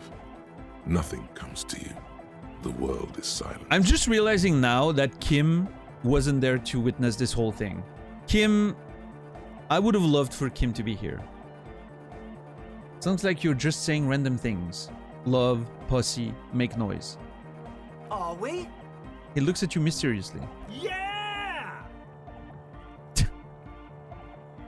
The one with the large head really enjoys it when his friend gets mysterious. All right.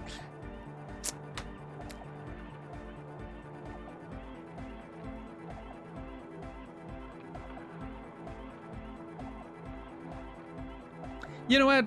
Sure. Anodic music is about love, and so is the Pericarnassian Church. Proceed. I'm on board. Yeah! Yakokata! The place to be! He seems ecstatic that you share his vision of Pericarnassianism. Yeah, no, ecstatic is the right word here. I feel that. Do it for the masses. Do it for the crew. His friend forms a fist with a screwdriver in his hand, approvingly so. I didn't want to say it, but it was pretty lame of you to imply otherwise. Anyway, you got more questions? The one with the large head is still looking at you, nodding his head, waiting for your body to start moving. Oh boy, are we about to dance? Yeah! Let it out! Let the disco happen! Bring the disco into this world! Get this church shit on, and then dance there, motherfucker! Every time Necktie comes in, I jump. Because it's so louder than anyone else. Like, Necktie is so much louder than anyone else. What's up, Confi Marius? How are you doing today? I wanted to ask about this tent full of equipment. Yes. What? I see you brought your own water. Hate to tell you, but it reeks of sweat in here. What's with all the Nosafed? What's that engine starting fluid for? Point to the bottle of Coupri Lange. I see you brought your own water. Yeah. Good to have, bitch to carry. When I first scouted the place, I did some reconnaissance. I'm not sure the church even has running water. And it's distilled too. Oh. He doesn't know what to say. Found you through the Jamrock Hobo compilation? Oh yeah, nice. Yeah, quite a few people actually came in mentioning that. I haven't watched the compilation myself because, you know, avoiding spoilers, but very grateful that I was featured. That's awesome.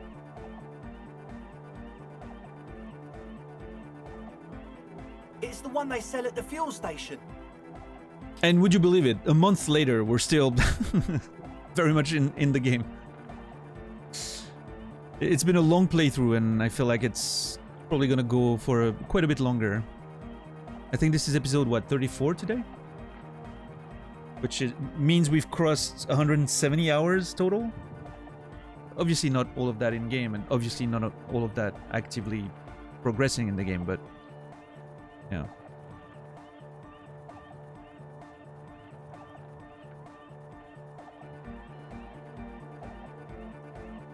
I'll never play it for the first time again. Yeah, that's the issue with some video games, right? But yeah, that's sort of what I'm trying to do with the channel, and in many ways is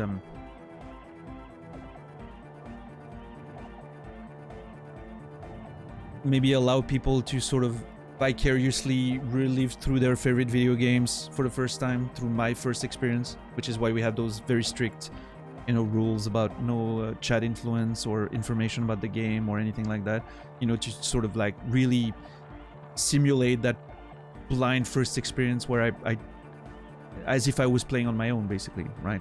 And yeah, it's been pretty good. I really enjoyed this game so far, for sure. What's up, Anxious? Yeah, we'll see, Marius. I've heard some... I'm not too informed about the whole thing, because I'm waiting to finish the game before looking into it. But I've heard, yeah, that there were... I remember hearing back in the day even that there were some issues with the publisher and the creators, and...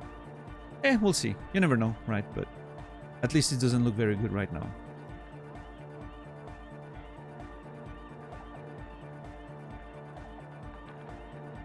Yeah, Gibraltar. I'm light speed in comparison. Well, that's surprising. That was never a way that I was described before on Twitch, that's for sure. I mean, it depends on the game, I guess, right? The next game I'm gonna play is probably gonna be Baldur's Gate 3. But that should take a while. At my pace. That should be the rest of 2024 if I take to it. But... So all the VODs are preserved on Twitch right now, Comfy. You can find them on the video tab under the video. Like there's a neat collection tab where everything is really nicely organized and numbered. I plan in the future to transfer everything to YouTube, but as of now, I haven't done so, yeah. I need to take the time to do that at some point.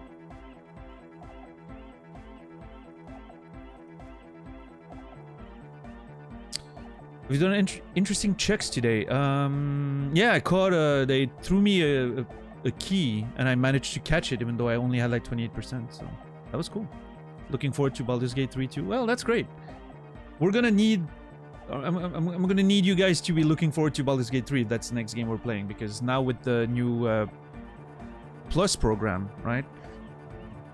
I have a chance at actually getting the Plus program numbers for 60% on tier 1s, right? Subs.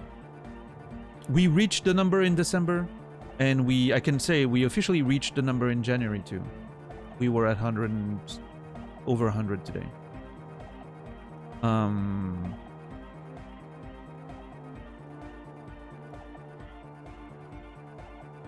So yeah, hopefully Baldur's Gate 3 works well for the channel, and we can get those numbers on the months that count, which is February to April, right?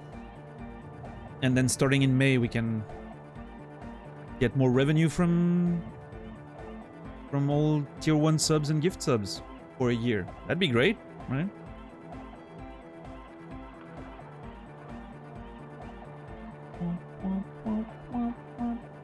Are you as blind about Baldur's Gate 3 as you were about Disco Elysium? I played about an hour of the demo.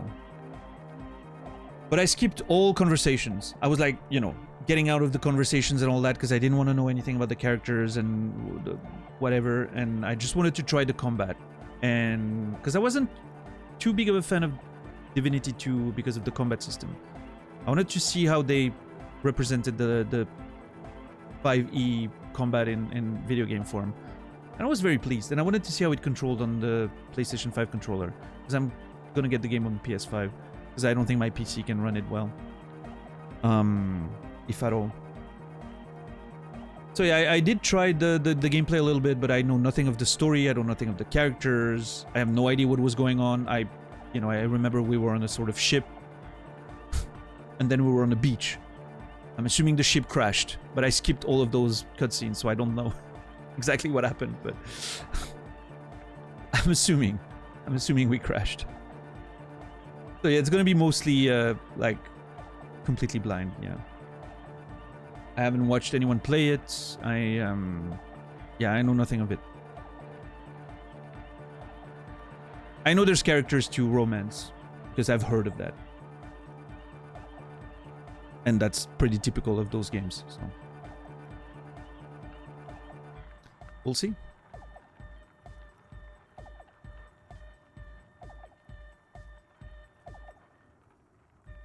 It's like he's lying to you, my liege. But he's slippery enough that there's nothing for you to grab hold of. Hate to tell you, but it reeks of sweat in here. It does, doesn't it? Yes, Andre. Told you we have a smell problem.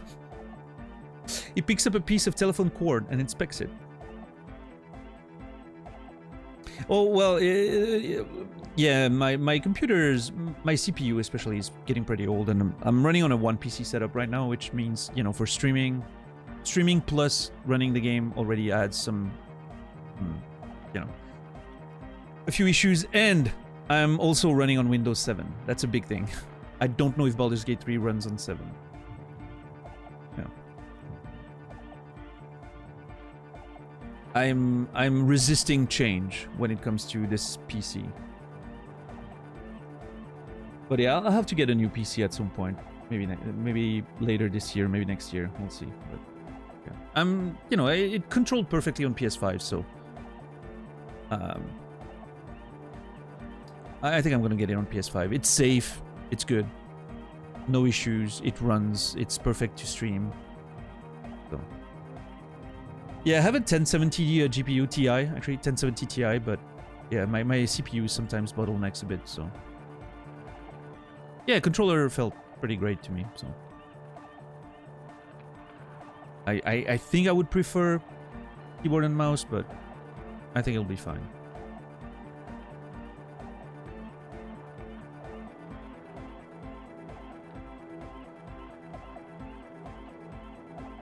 In fact, isn't there a way to play with a mouse on PlayStation, or is that not a thing?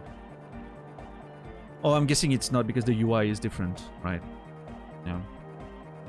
It's weird though that they don't give the option to play with a mouse on PlayStation 5. There's USB ports. It would be so easy to just connect a fucking mouse, right? It's possible on Xbox, but not on PlayStation. Yeah, I mean, I guess Sony does like their controller a lot, and you can, but it's not legal. Okay. Well, no, I mean, I'm assuming you can connect shit, right? But is the game built for it, right? The new firmware blocked all mouses again? This is so weird. That's a very weird position for Sony to take, I think. But oh well. I mean, I guess thinking about it a bit more, I can understand for some games like competitive shooters and so on, you wouldn't want people that are exclusively on PlayStation for like non-cross-play games. Yeah, I was gonna say, yeah. Use like mouse and whatnot, but...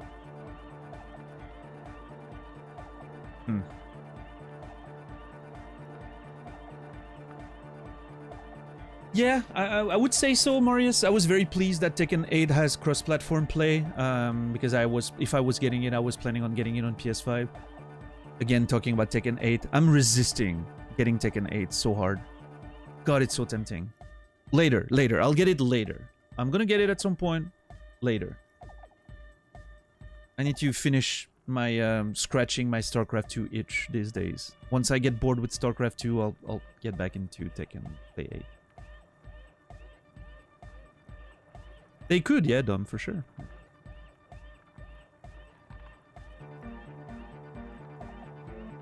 Yeah, Bloodborne. I'm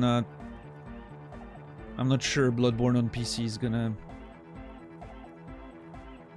At least not a port. I'm assuming when they inevitably do a remake or something of Bloodborne, because, you know, considering how the industry is going, inevitably at some point there will be a remake of Bloodborne. Because eventually, at some point in time, they're gonna remake everything, right?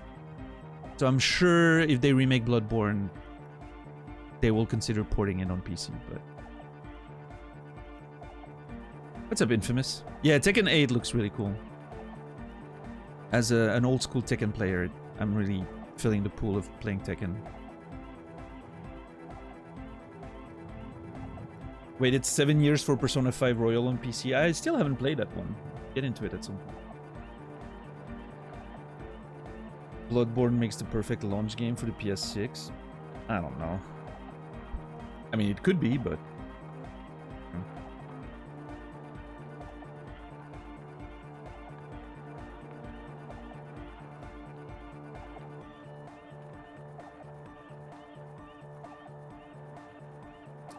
I mean, they did that for Demon's Souls on PlayStation 5, and I don't think it was that great of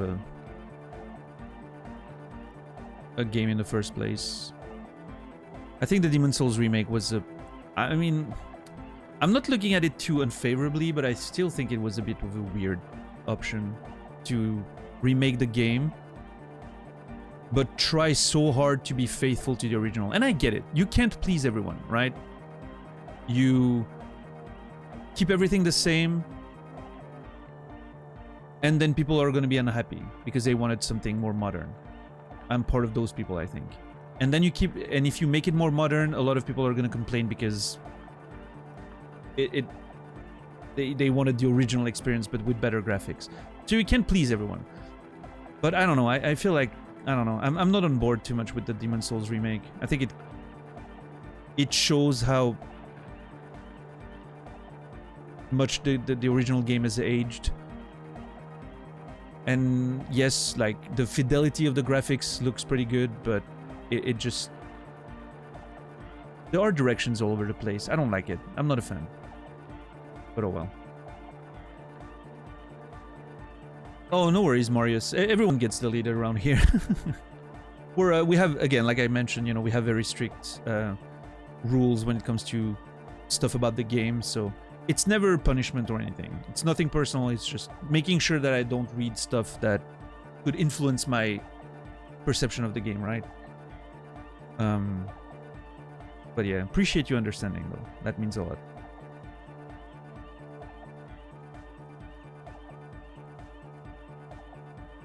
We tend to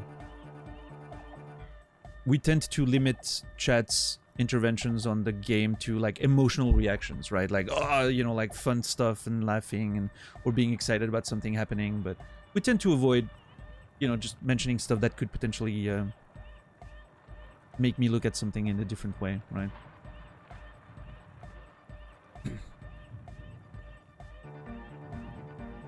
Or foreshadow something, or, you know, yeah. And we go with a very hardline philosophy because then it's easier for everyone. It's easier for chatters to not cross the line, and it's easier for mods to know when to delete, right?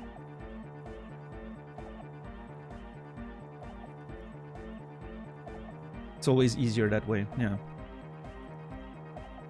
Because if there's a line and people start, you know how Twitch is like, right? People, if there's a line that can be skirted with, or skirted around, I guess, people will do that to backseat you. So they will try, right? So there's no line. We'll remove the line to fix that problem.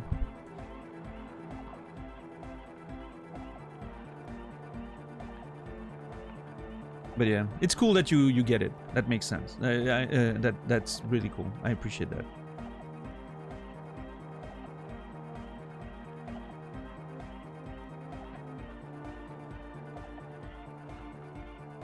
They don't want player to use a mouse with or without aim assist on FPS game. Sony is going to sell a mouse for their console when they have a major game on their consoles that could make use of it. Yeah.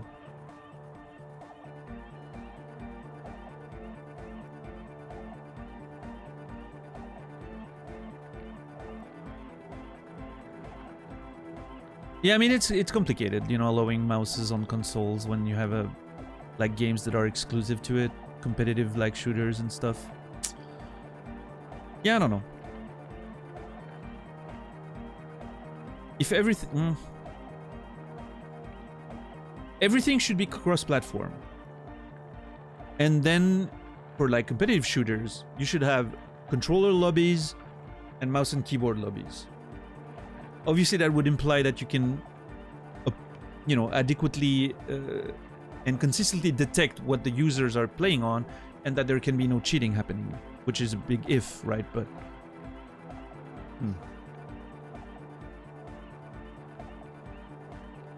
or rather, it should be locked one way only, right? Like you can't play on controller lobbies with mouse and keyboard, but if you want to play on mouse and keyboard lobbies with controller, feel free, right?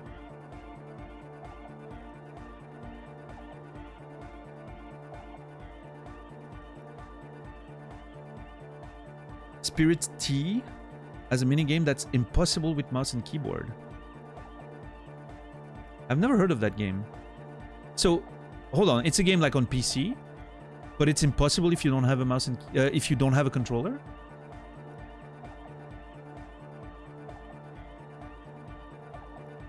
That seems like a pretty severe oversight there. I understand that some games are, you know, play better on controller, and that you know, a lot of those games are like, hey, you make sure you, like, this game's better on the controller. Makes sense. But like if it's on PC, you gotta make sure your game works on keyboard and mouse, man. I mean, it seems, I mean, I know there's probably some games out there that put the controller in the requirements, like minimum requirements, you need a controller, and that's it. But I think that's sort of short-sighted if you're gonna make your game on PC, like available on PC. I don't know.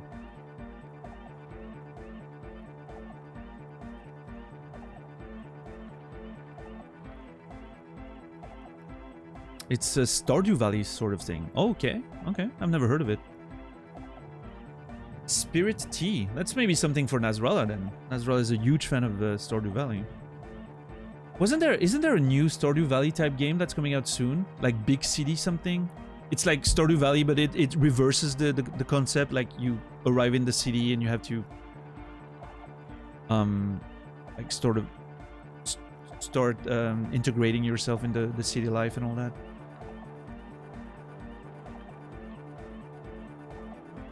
Starlit City. No, Star something City. Sunlit City.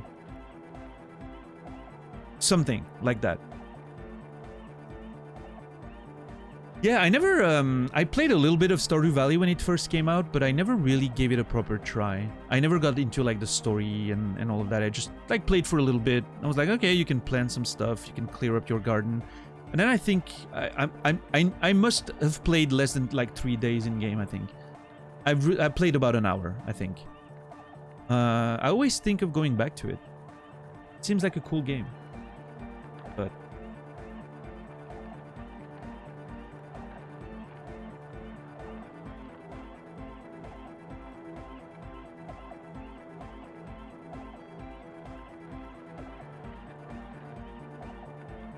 yeah, I mean, I think it is, Marius. I think I'm very much into those kinds of games usually. I think it should work on me, but I think at the time I wanted something more than just a farm simulator, and I didn't really play it enough to see all the other aspects of it. But yeah, I had that, Marius. I had that with I mentioned that in the past. I had that with Factorio. I started playing Factorio, and I played for, I don't know, over 24 hours straight without stopping. I don't think I ate during that time, or maybe I snacked on something at some point. I don't fully remember. It's kind of vague at this point. That was like 10 years ago. Well, 2016 it was. I must have gone up and went to the toilet a few times, but I don't think I even remember it because I was probably thinking about all the things I needed to do as soon as I got back to my chair. And so I played Factorio for that amount of time. And then at some point I was like, oh my god, I'm literally like passing out on my chair. I need to go to sleep. And then I turned off the game and I was thinking about the past however many hours. And I decided at that moment that I was going to uninstall the game and never play it again. I think Factorio hit my brain in a very weird way that I couldn't get away from it, and it was constantly like making my gears turn, right? Almost hypnotic in a way. I had to uninstall this game. I would have probably starved to death at some point playing it. I kept playing it. It was not a healthy game for me. I never played it again. But what a game.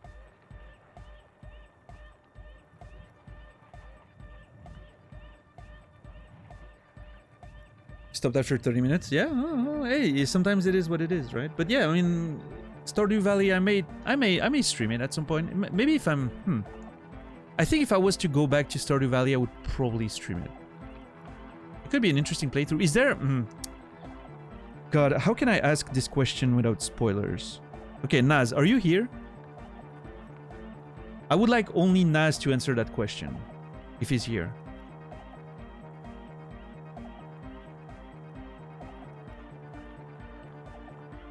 You are. If I was to play Stardew Valley on stream, is there... Can it be done as a first playthrough, start to finish? Is there an ending, like a credit roll or something with the story or whatever? I'm trying to be, you know, careful about how I'm asking this, but...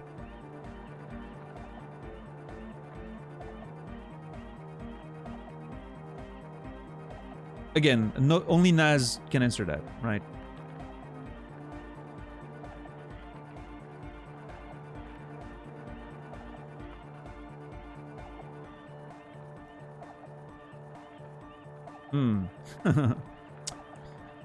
Feel free to go with the traditional answer of, you know, there's no answer, right? There is an ending. I don't know if you would stream it to that conclusion. Okay.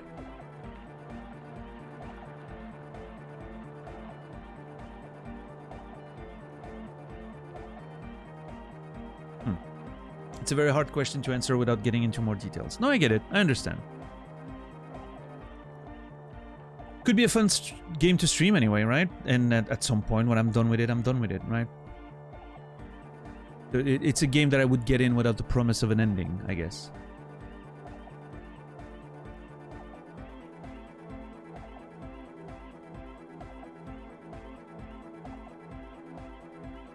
Yeah. Yeah, we'll see. Maybe one day. I mean, honestly, again, like if I get into Baldur's Gate 3 after this, I think we're pretty set for 2024. Again, if assuming I take to Baldur's Gate 3 and I keep playing it, right? But if we're doing a full playthrough of Baldur's Gate 3, I mean, we're not gonna have to find another game for at least a year. Probably. Unless I do like a seasonal approach, right? I know Baldur's Gate 3 has like acts. I've heard like people mention that Act 3 wasn't very polished at this point when it released, at least. So maybe, you know, doing Act 1, doing a little something in between, then Act 2, doing a little something in between, just to sort of pace myself and play some other games in between. Maybe there's a point, a plan there. We'll see. We'll figure that out when we get there. For now, Disco.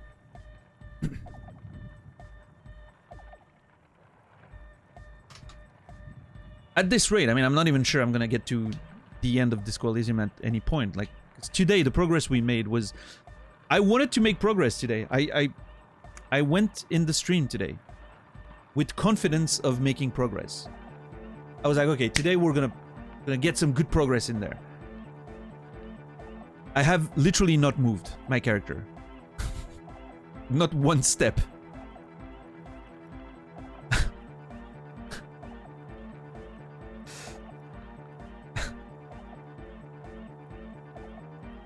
It's one of those things, Marius. You if you go back to the VODs, you will... If you go back to the VODs and you skip those sort of conversations, you'll be caught up on the playthrough in, I don't know, 5 hours. I'm exaggerating, but... It's the way the stream goes. It is, we always like to say that I'm doing just chatting with extra steps, right? But good conversations with the game as a sort of, yeah. The game's uniting us, but at the end of it all, it's about the conversations more than anything. And also a game like this, there's so much conversation triggered by the game, right? All the themes and the philosophical and political and psychological and emotional themes and all that. It's just crazy. Way too much.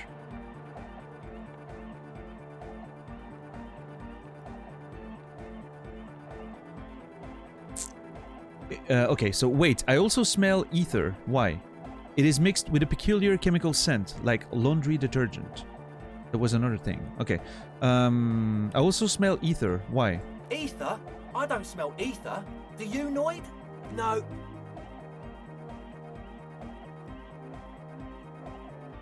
Okay. Are they not smelling it because they're living in it? Is something like getting hidden from me there? Or am I just hallucinating the smells? Do I have a brain tumor? Isn't like smell hallucinations like a brain tumor thing, potentially? Yo, Emmy, thank you for the raid. Appreciate it. Thank you so much. What were you, wait, what are you playing these days?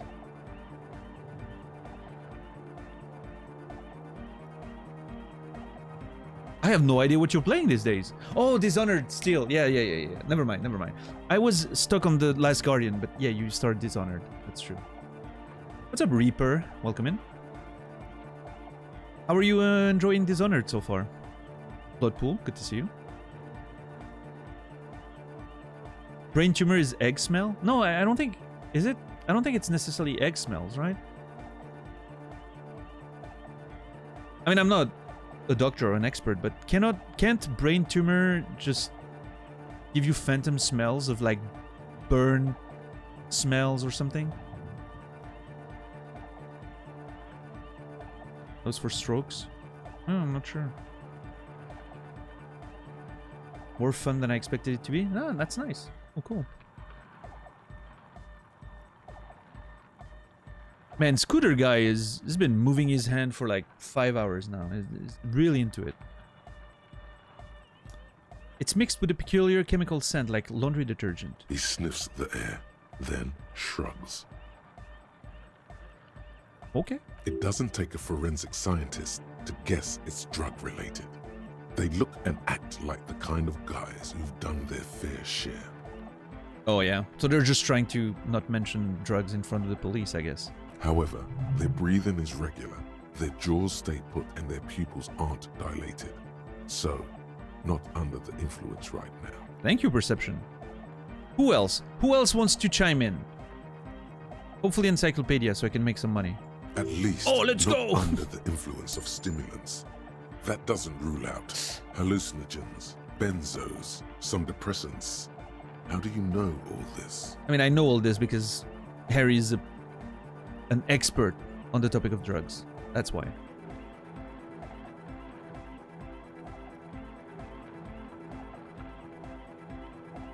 Smell of smoke and taste of metal is mostly a sign of overstimulation. I've had that in the past, actually. Like smelling like having a smell of smoke.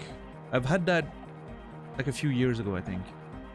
I was almost worried about, you know, I was like, oh, that's why I remember hearing that it was maybe about brain tumors, because obviously I Googled it. And Google was like, oh yeah, you have a brain tumor. And I was like, oh. But yeah, I don't have a brain tumor, so we're good.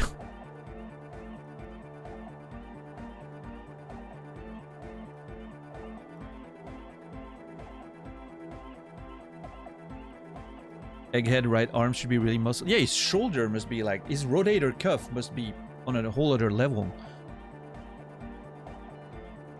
What's with all the nosefed? The what now? He leans in to hear you better. Point at the bottles of nasal spray in the corner. The Nosefed Ultra. You have a lot of it lying around. The whatever, I wanted to know about another thing. No. Nosefed. Oh, the old Ultra.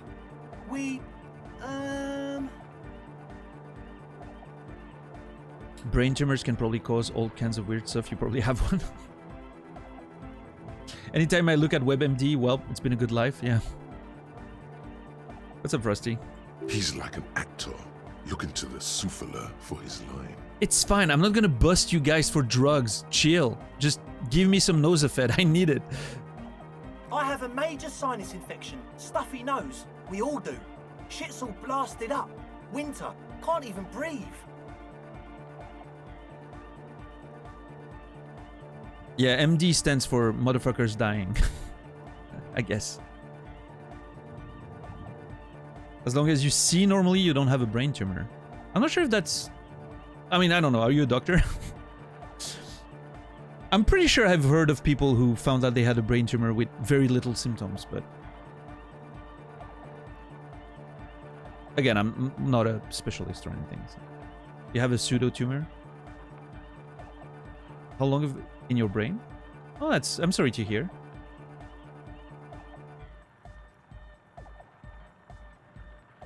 Same symptoms?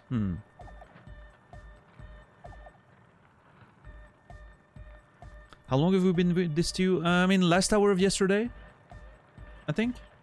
And all of today, yeah. I haven't moved a single step today.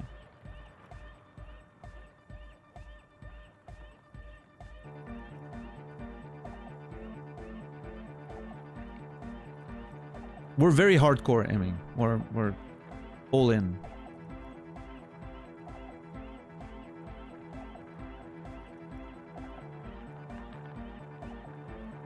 Can't even breathe. You sound fine to me. Okay, I guess that makes sense. Tell me about another thing, yo. You sound fine to me. You sound fine to me. Yes, that's all Nosefed's doing. Without the Noser, I'd be drowning in shit right now. That makes sense, Andre. It actually makes sense.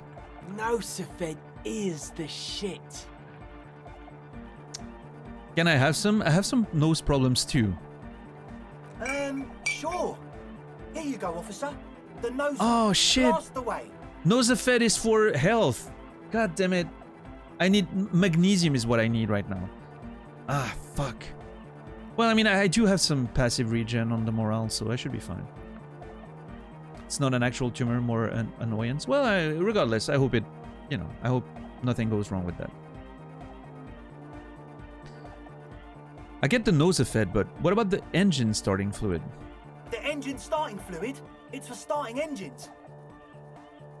Thanks. Andre has a very strong logic stat, I can tell. What engines do you start with it? How's that extra high ether content working out for you? Does it do the trick? What engines do you start with it? What's with the goddamn Romangarod earrings? It's cold. The fluids for the generator. Points towards the machine. Keep on it, sire. Yeah, I mean, the fact that he's being defensive about my questioning makes me think that there's something amiss in this situation. How's that extra high ether content working out for you? Does it do the trick? I guess it does. You're not completely satisfied yet. You know, maybe that slight scent of ether I felt before is somehow connected to ethyl ether. No idea, man. Sure. Did you know ethyl ether is used as a light anesthetic? I do. And a solvent. Actually. And an explosive. And for manufacturing amphetamine. I knew about that too, believe it or not. Before I watched Breaking Bad, if you would believe that. Everyone knows about that now because we've all seen Breaking Bad, right? But I remember learning about that when I was working with when I was working as a social worker with drug addicts in the mid 2000s.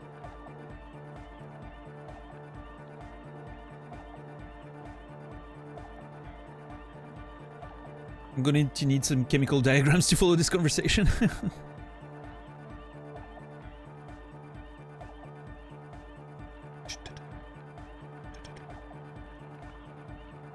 Getting nose surgery next month. Oh yeah, Reki? Are you deviated septum? Yeah, I was gonna ask. That's usually what people do, right? Turbinate hypertrophy. What is a turbinate hypertrophy? Hypertrophy. So hypertrophy, I know what it means. It's enlarged, right? But turbinate?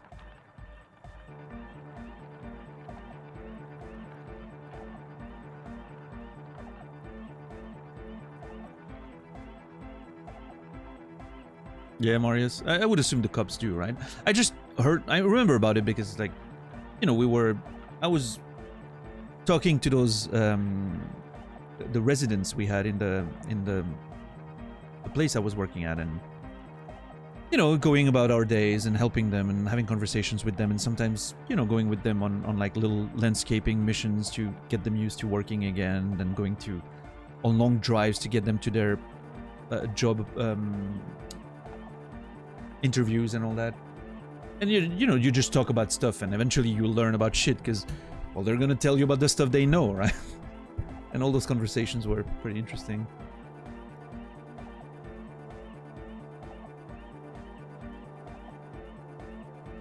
Is the skin inside your nostrils? Oh, okay.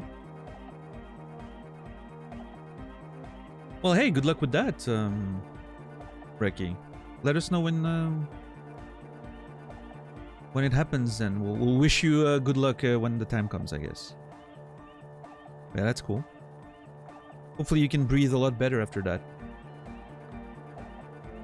I sometimes wonder if I need to, like, if I would have some things to sort out in there, because I feel like sometimes my breathing is really, you know, I feel like I have to put more force than I would like, right? Sometimes when I have a bit of antihistamine spray, right? Like when I have a stuffy nose and I put some spray in there, and then I can breathe in a way that feels completely unreal, and I'm like, oh man, if only I could breathe that way when I'm just, you know, not sick or anything, but at least like that all the time. It would be amazing. Maybe I should consider that. I don't know.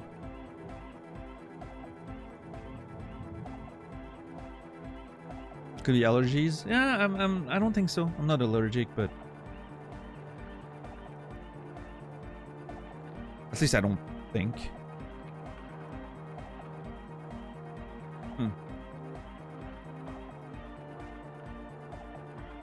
I mean, when I say that, you know, sometimes I have a stuffy nose and I'm using antihistamine, that's when I know I'm sick, right? But most of the time when I'm feeling perfectly okay and no runny nose or anything, it still feels like my breathing's not ideal.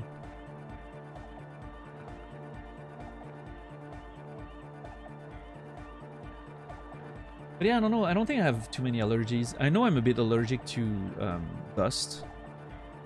Well, I think I am, at least. Because when there's a little bit of dust, like when I'm cleaning the computer, for instance, and a bit of dust flies over, I always wear a mask, because if I don't, I'm gonna be sneezing and nose running and eyes crying for 3 hours after I'm done, right? Even if I'm done and outside of the dust and all that. It's still gonna hit me for a long time, so... I'm allergic to David Cage. Well, that seems pretty normal. Honestly, if you're not allergic to David Cage, you're the problem. Okay? Yeah, Marius. Yeah, I'm probably allergic to dust, probably, but this place is not too dusty. I'm pretty good with cleaning, I think. Yeah, I don't know. Maybe there's a few spots that I should go over at some point. Maybe there's some of that, yeah, I don't know.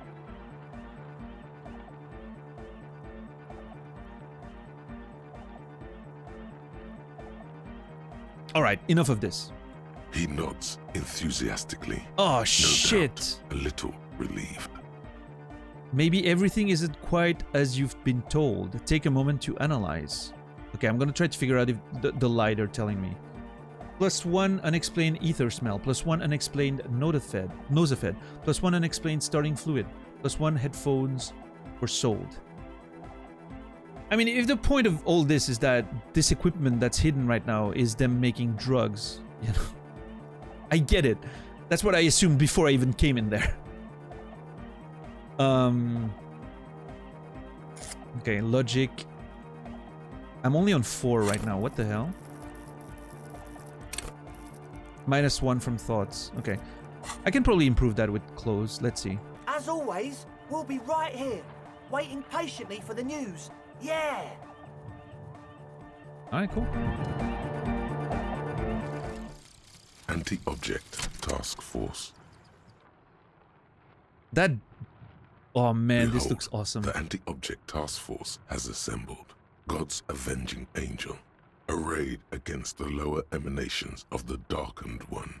Shoe racks, tape recorders, motor carriages, and doors. So many doors. You're not just pounding it all to pieces.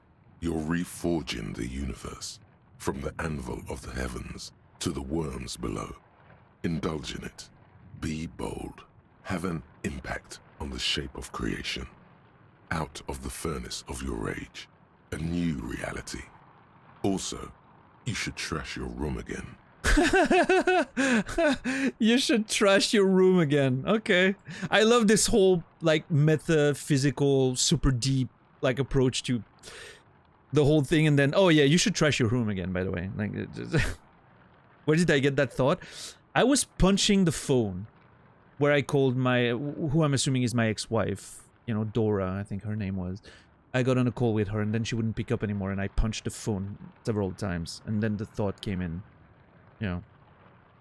What's up, Svorkin? I've had the exact same thing my entire life. My nose always feels like it won't let the air it's supposed to be. Having Ezraid, my nose breathing, no allergies. Polyps. But I'm such a I'll do it tomorrow kind of guy. Yeah, same. Same, I feel that. Very much so, Svorkin. Welcome in, by the way. Yeah, I don't know. I mean, what I'm gonna do... Now, you made me think about the dust thing. I'm gonna do a deep cleaning of that room at some point. I haven't done that in a few months. I'm gonna do a deep cleaning of the room at some point and really get the dust, you know, in the little hidden corners and behind the desk and, you know, all those little things. I'm gonna really get a proper deep cleaning of this place and see if it makes me feel better. Yeah.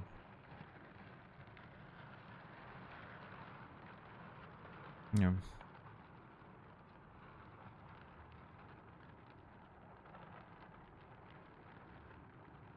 God's avenging angel, arrayed against the lower emanations of the darkened one. So many doors. You're reforging the universe. I'm not just kicking shit. I'm reforging the universe. That's a good way to look at it. That's how I'm gonna justify things. If I ever, you know, hit an object out of anger in the future. I don't think, you know, I'm not a very angry person, but if it happens again at some point, I'll just explain that I'm reforging the universe.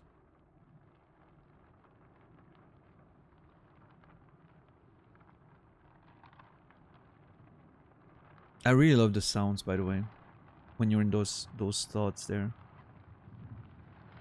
I'm not sure if it sounds like rain on a tarp, or ice crackling, or it's a really interesting sound. I like it.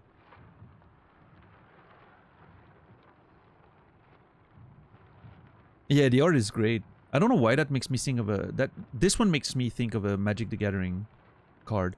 Not a specific card, just like it looks like some Magic the Gathering weird art that you would see on maybe a blue card or a blue-black card.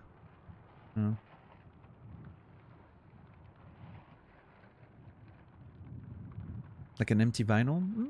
Yeah, maybe a little bit. There's a bit of that, maybe like a rotating vinyl on a turntable. I almost feel like it sounds like an ice skater on ice in a weird way.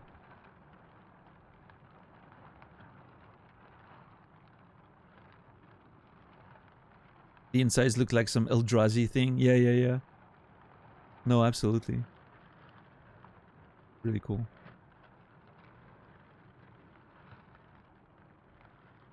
You've had the surgery done, $10? Yeah? God damn it. That makes me want to look into it. It's probably covered by my insurance too.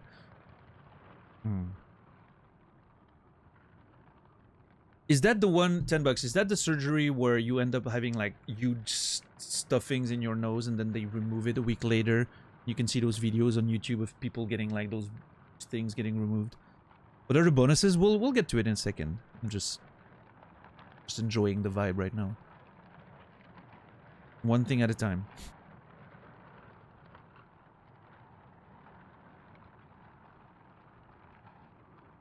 Yeah, that's the one? Okay.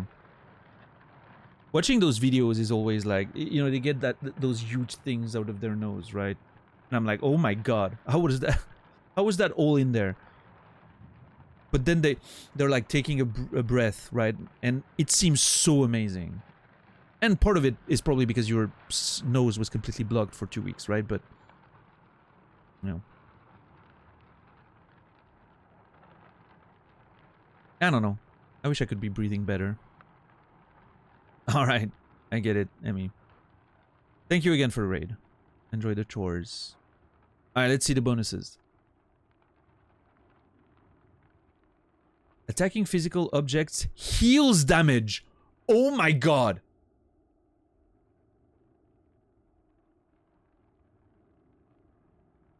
Okay. If I had that thing earlier, that would have saved me so much healing, so many healing items. Holy crap, dude. I've taken so much damage from hitting things. +1 pain threshold, thick skin, and all physic learning caps raised by 1. I think that's pretty okay. This way I can upgrade Shivers again. Ooh. Oh, I can upgrade Shivers again.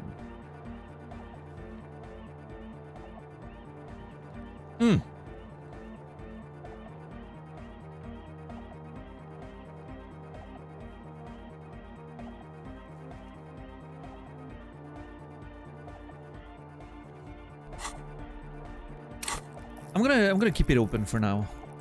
I think a few of those points are gonna be put to use for unlocking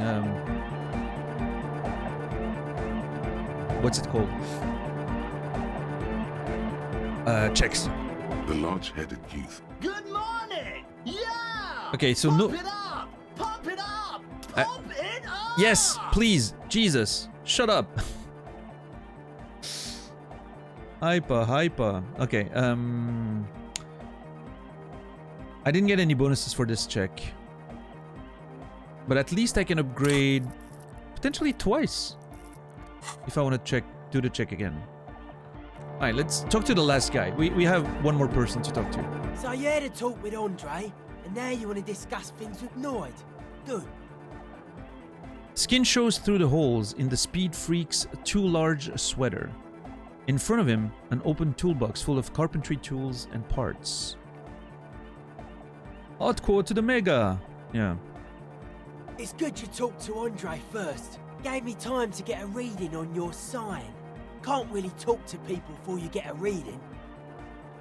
Now it makes me want to play the game again just to talk to that guy first. He runs his hand through his hair, which is combed back in mock seriousness, and continues to fiddle with some gear.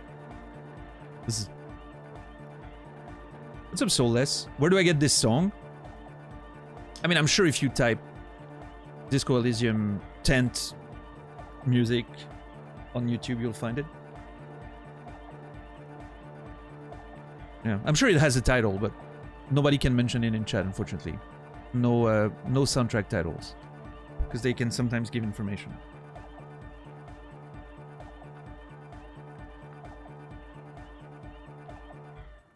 But yeah, I'm sure you can find it on Google. Yeah.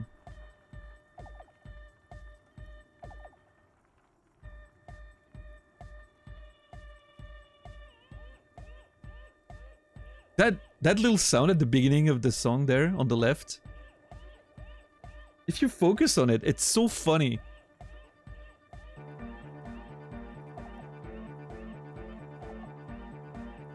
It sounds like one of those plastic ducks, or you know, one of those plastic goose or whatever, and that someone's just like pressing it, you know, over and over again to make that sound.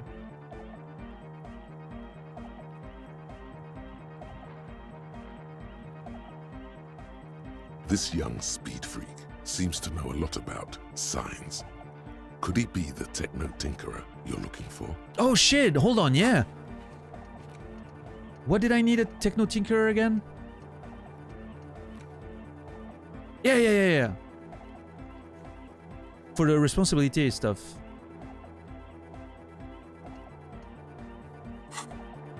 His look is intensely suspicious. I really love that portrait, by the way. I think it's one of my favorite in the game so far. It looks really cool.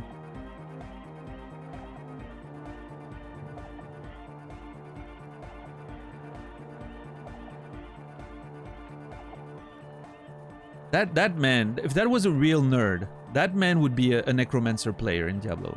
That man would be a mono black player in Magic the Gathering, for sure. That man is fully taken with the darkness.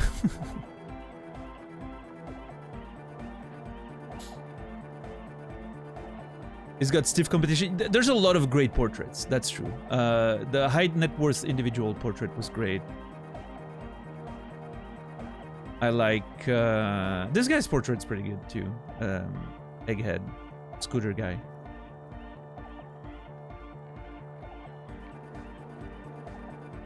I like a few of the more modest portraits, like Annette, for instance. I think it's really cool.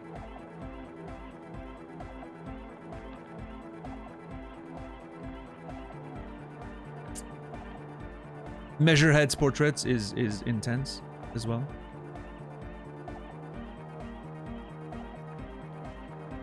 No.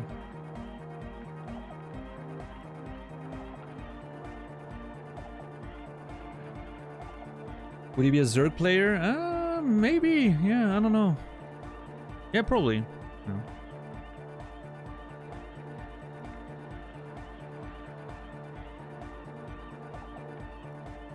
Big fan of Idiot Doomspiral's portrait. Oh man, it's been so long. I don't think I fully remember what he looks like. We need to go back to him. We have his jacket, I think. It's been so long now. I've only seen him once, and that was quite a few streams ago. Titus, good portrait too. Yeah. Very true. Classiest portrait is amazing. Oh, honestly, I mean, the entire game just looks insane. So good.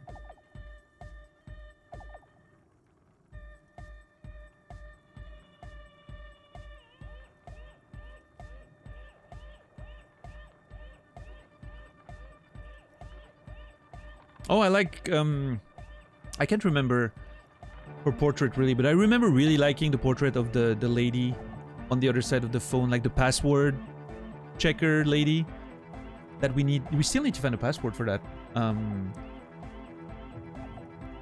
In the game studio little area there with the computer.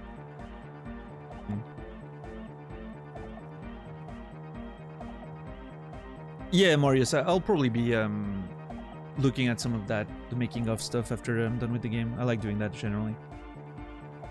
Oh yeah, the Pale Driver. Oh yeah, she has a fucking amazing portrait. That's true. Yeah, her portrait's just fascinating.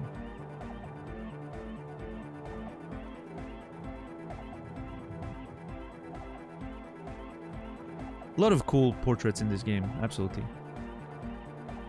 I love Kim's because I'm basic. Yeah, Kim's good. Kim's a very interesting character. I'm looking forward to uncovering a bit more about him, I will say. Alright, let's talk to this man. Sign? Yeah, gotta compare. See if we can align. Interesting.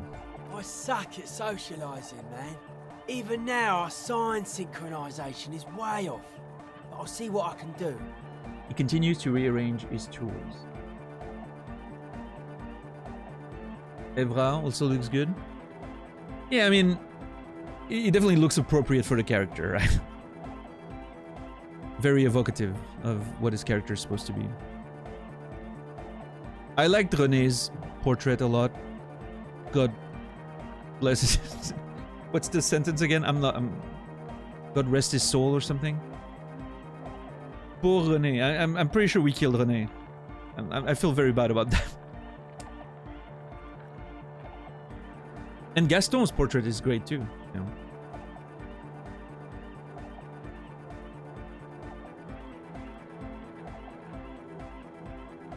Bless his heart, you know, poor René. All this for a few meds. I didn't know, okay? I didn't realize what I was doing. God damn it.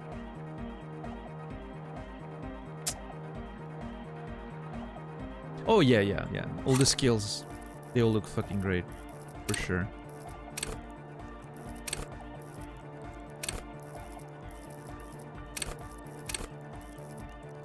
Yeah, I mean, the artistic direction of this game is probably one of the best I've ever seen.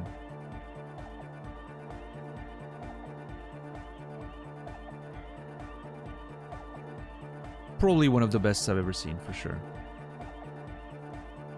You can get them as avatars with Steam points. Oh yeah? On Steam? Nice. Nice. Can't you just... get the... can you not just upload an avatar yourself and get it from Google?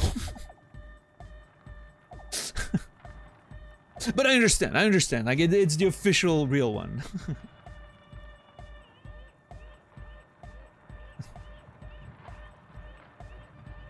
But the HD, I mean, yeah.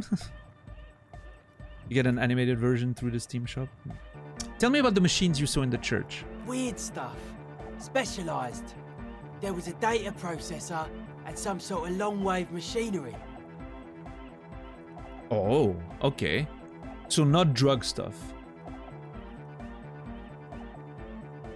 Is it like a whole fucking... Okay, if Ruby is involved in that, right? Let's assume. And she was indeed sent. Is there a world where she's sent by Orenier's government or something because of Classier's situation? And the whole murder was either an accident or maybe the Wild Pines Corporation is financing a whole operation of some kind. And we're getting played by Joyce and so on. I don't know. A lot of ideas to think about there. But that could be a long wave machinery stuff. Could be a way to communicate through the Pale or something.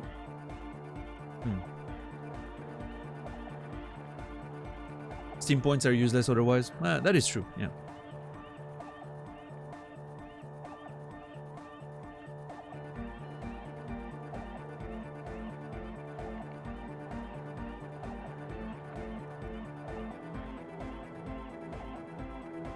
wires going into water. Gives off a spy sign. Or some fucked up Samaran science sign. You know, the kind that goes head first into the supernatural. Okay. If it's some sort of weird, wild science shit that's trying to like analyze, you know, almost paranatural stuff with the pale and oh man, I'm gonna be very hyped if that's something like that. I would love it to be something like that. Everything that has to do with the greater lore in this game, like the pale and all that, is really intriguing to me. The People's Republic of Samara is a product of Revachel's sister revolution on the Grand Isola.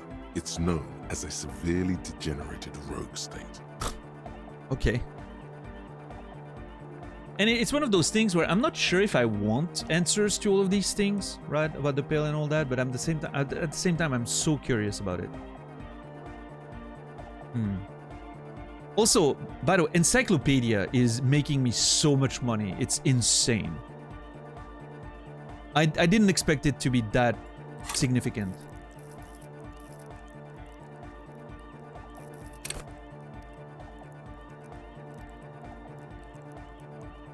I'm gonna have to put points in suggestion though to compensate with the -2.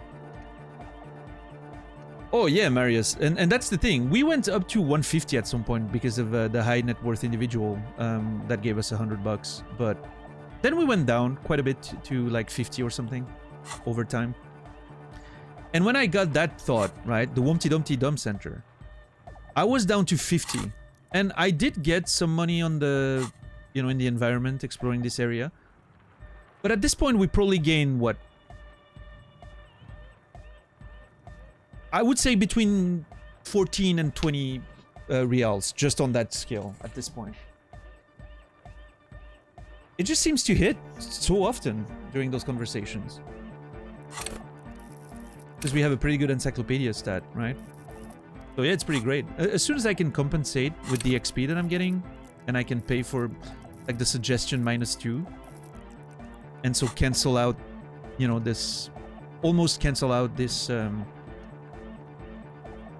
negative trade here, we'll be golden. Yeah, the street lamp doesn't look out of reach anymore. It's what, 700 I think I wrote somewhere? 300? I'm not sure. Don't tell me. I thought I had taken a note of the price, but I didn't. I only took the note that there's a street lamp to buy.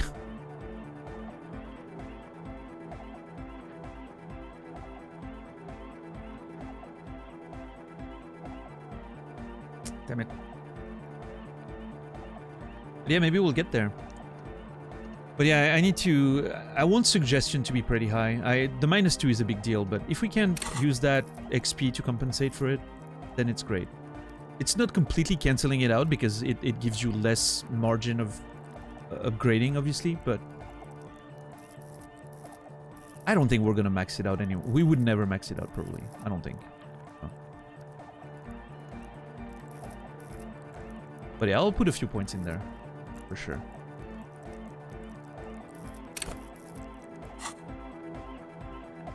Don't be too hard on Samara. They're all alone in the world. Half of what we know of them is just propaganda. What's wrong with the supernatural? Supranatural. The supernatural, so you think it's real, that it actually exists. So if I can... I'm not sure if I can go with all those two answers, so I'm gonna go with what's wrong with the supernatural first. Nothing's wrong with it. You should definitely be researched. You can still do sick shit with it, though.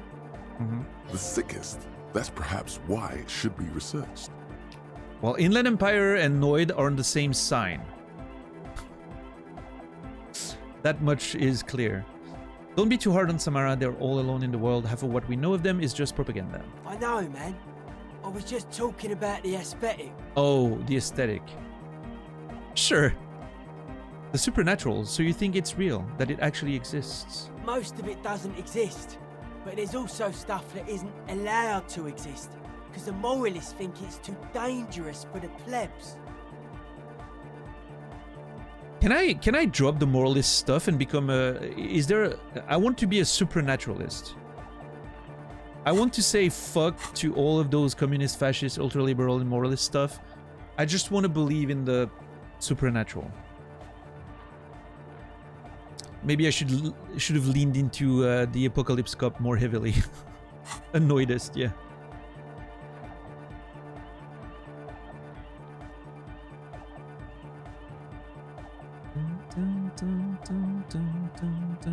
Sonic powers, pale-related diseases, pretenders pretending to be human, folk rights, that kind of stuff.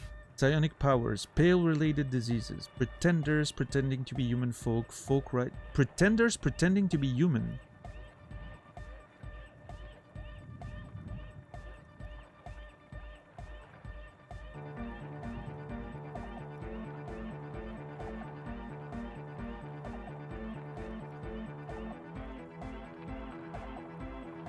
Pretenders pretending to be human. Soulless, we literally said when you asked about it that we didn't want people to say the name in chat. Did you miss that?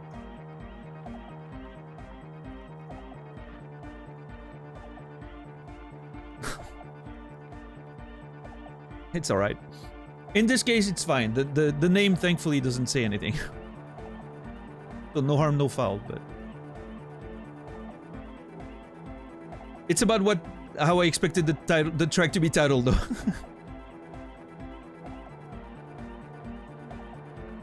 I'm surprised the title of the track is not just hardcore. Or what's the other line he says? Internally coherent. I thought, if I had to guess, I would have said the track's name is Internally Coherent.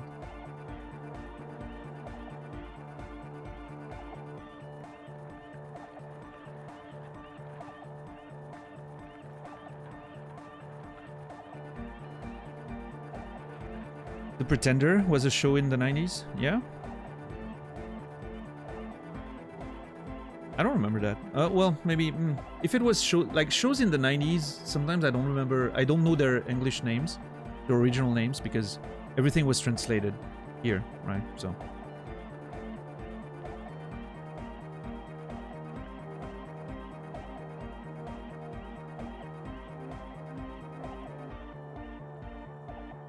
The Pretender. What was the show about?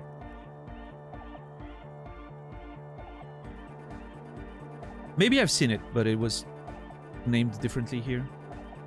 I don't know. It was a genius kid kidnapped by a dissenter. Le Caméléon in French? Oh, that rings a bell.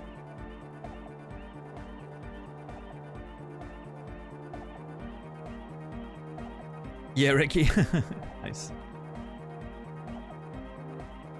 Maybe a bit late to drop the moralist thing after you got 15 points in it. I mean, those points happen when you pick choices, right? I didn't intentionally put 15 points in there.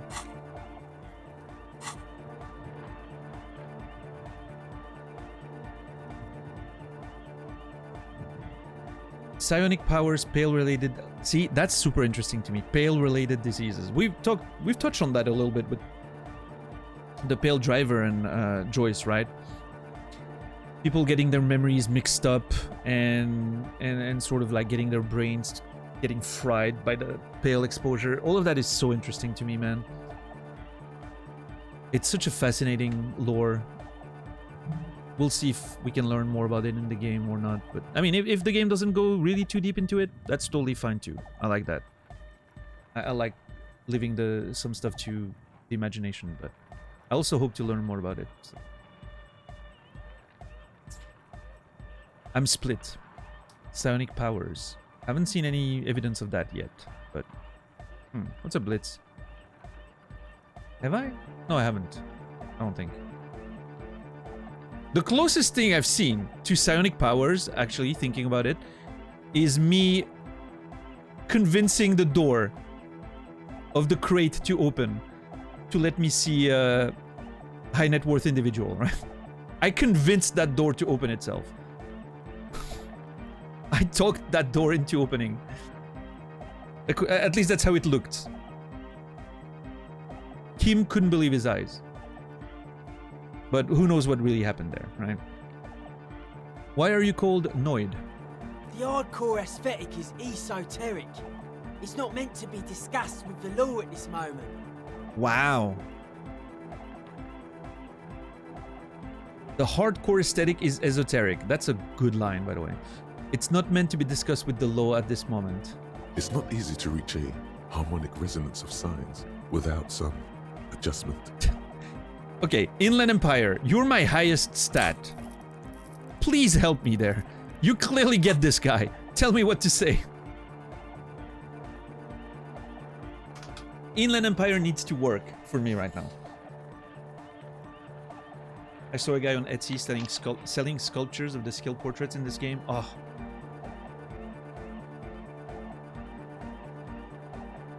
There has to be someone out there that has like all the portraits as a mosaic on one of their walls. And I bet it looks amazing.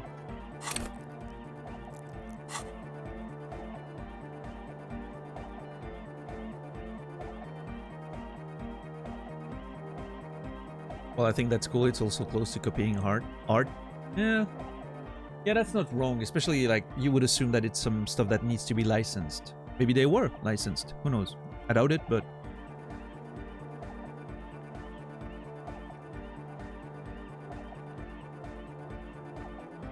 I mean, to be fair, Goose, I do kind of look like a cop, right? Huh. Yeah, exactly, Mask. I was thinking about that. Maybe you get little numbers and you can change them but based on how you feel about yourself. You know? If it's Etsy, probably not. Yeah, I mean, Etsy, I think, lives in a bit of a weird legal gray area, right? In terms of copyright and all that, which obviously isn't ideal, but...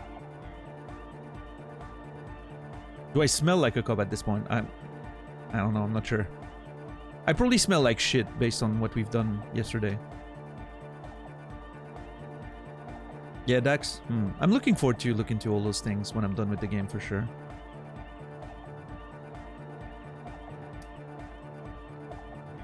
Does this mean we need sign matching? Yes. Further sign matching would do good for us. One way to achieve this would be by getting us into the church. Well, that's convenient. Noid. New task. Sing the signs with Noid. You do have that Tom Selleck vibe going. Everyone mentions that all the time. I think because of the mustache, of course, but...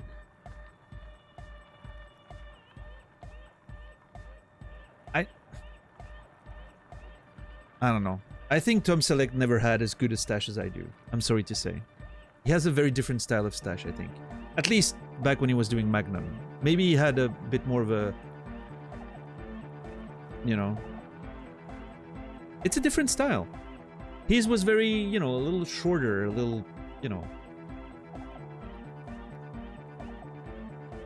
Mine's more of a Ron Swenson type stash, right? Yeah. Not that it's my influence or anything, it's just a stash, but... Actually, I hadn't seen much of Parks and Rec when I started growing it, so...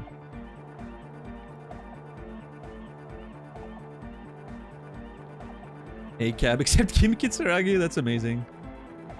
Nice.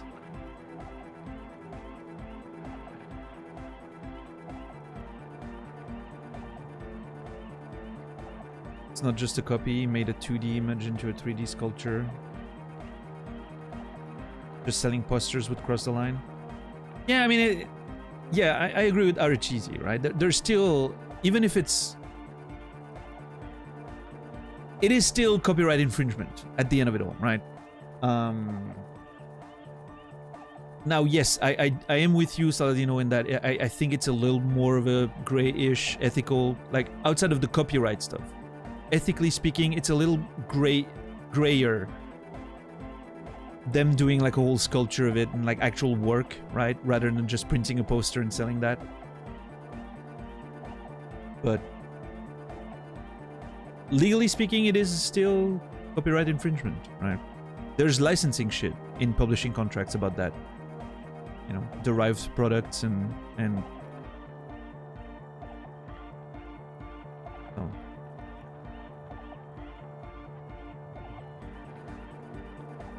But yeah, ethically speaking, I think I'm okay-ish with it, right? Especially if it's like some actual work was put into it and sculpting those things and... Yeah.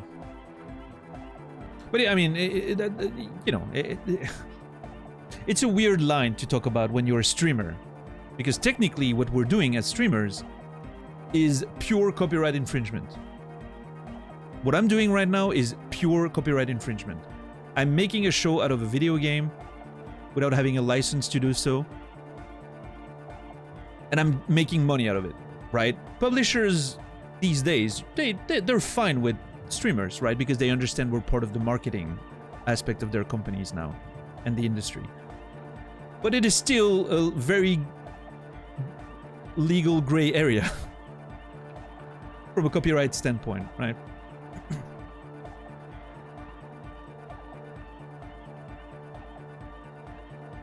But thankfully the industry sort of, you know, tolerates it, because I'm sure they're making a shit ton of money about it, with it, so they're probably pretty happy, so, yeah.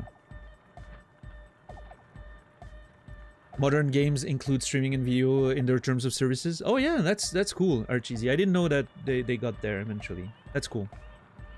That wasn't the case back when I started streaming, that's for sure, yeah. But that's good. And if that's actually figured out now, at least that's great.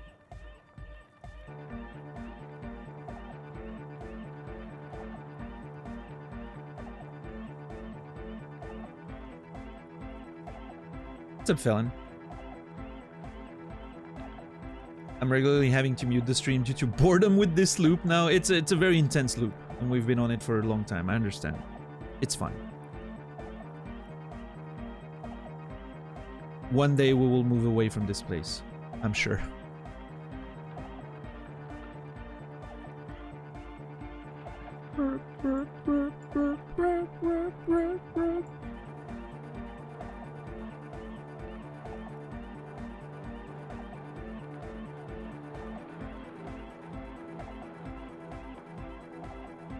Could you use your sign sense to help me contact a coalition warship? Don't think so. Big bad frequencies are extremely negative. Thought suppression, dream implantation, memory revision. Pretty out there stuff. Not sure I want to get involved with it. Okay, hold on. Thought suppression, dream implantation, memory revision. Okay, if some of that stuff is potentially real, like it's not actually just conspiracy shit, that could redefine a lot of the things we've experienced in the game so far. There is fear there, but also curiosity. He just needs a reason to help you. Besides, our own signs aren't even synced yet. So how am I supposed to get you synced up with a big bad? It don't make any sense, law lover. I love that he calls it the big bad, the coalition warship. I wonder if that's actually going to prove to be the big bad of the story. Interesting.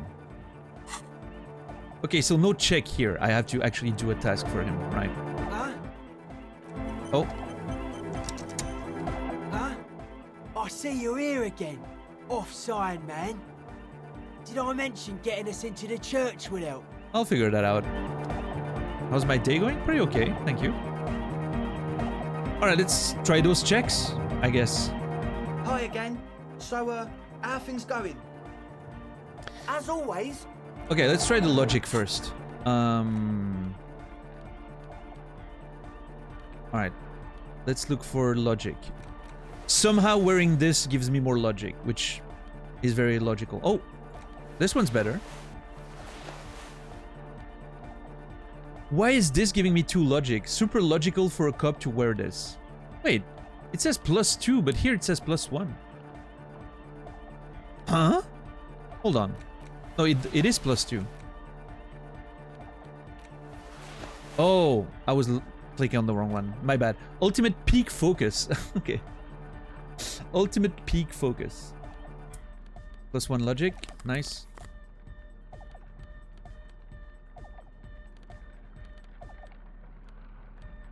It's minus.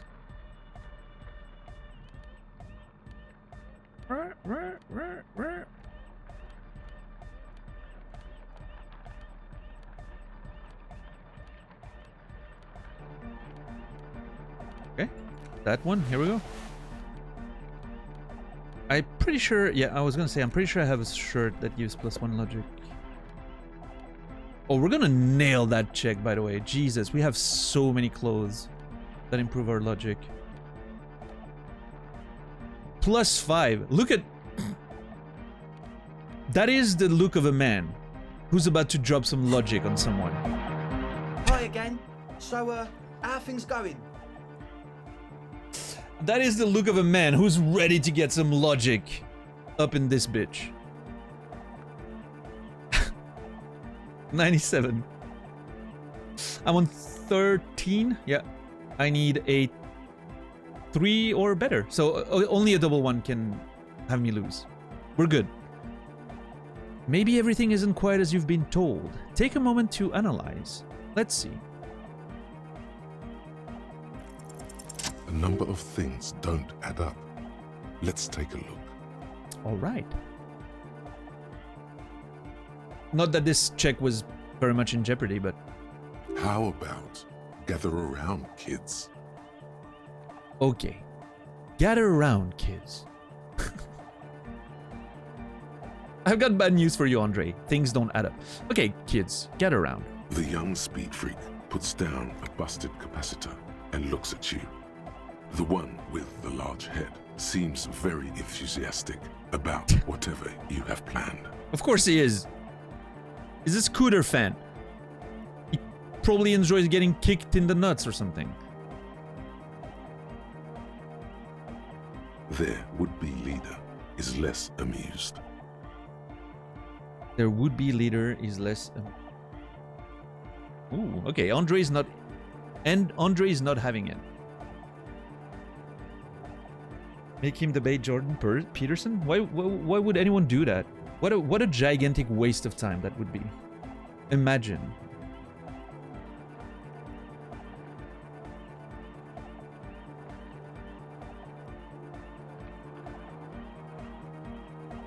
Sometime in the past, I'm not sure when and where, but betrayal was involved.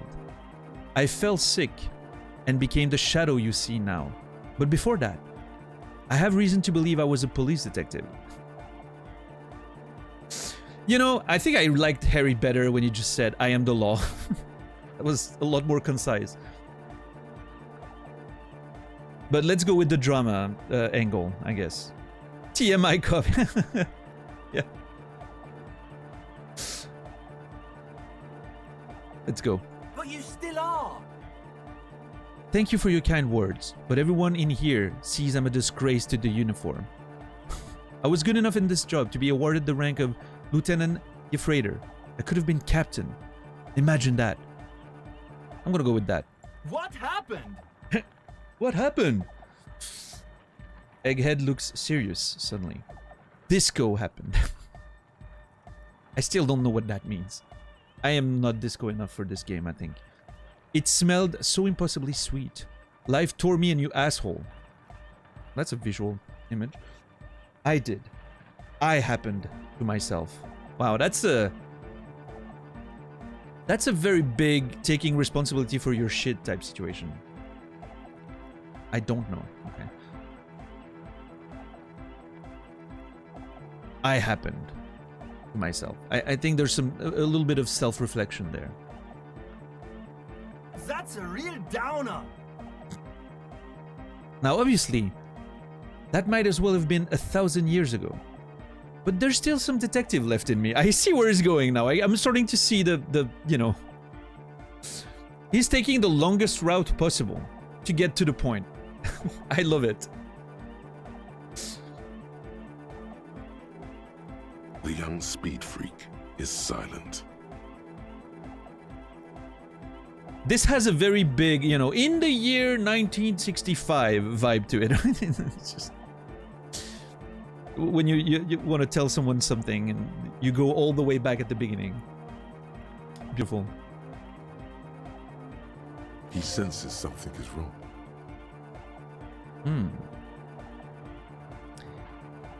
You're sober. Was it hard for you to keep sober for this meeting? This isn't the makings of a club. It's a tent full of laboratory equipment for manufacturing drugs.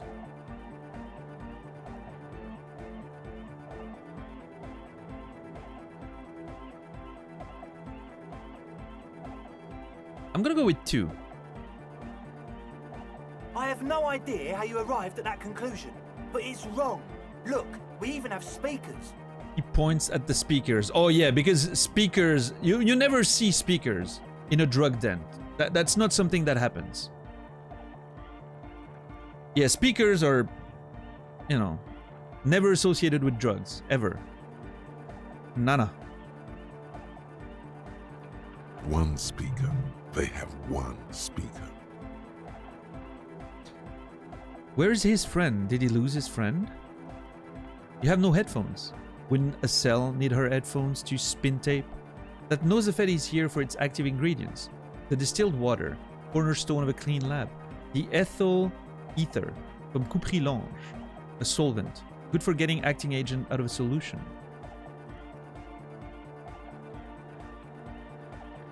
Let's ask about the speaker first. Hopefully we can get down the line of questioning there, but... What do you mean, friend? The other speaker, you only have one. It's a one-speaker system. It's monodynamic. You wouldn't know the first thing about sound reproduction in anodic music. Other speaker. Well, to be fair, yeah, I was gonna say, I actually don't know much about anodic music, I don't think. This may be the brain damage talking, but you've definitely never heard of monodynamic or one-speaker systems. So that actually, that is a thing, I'm pretty sure, but... I mean, mono obviously is a thing, but one speaker system, I'm sure it can exist.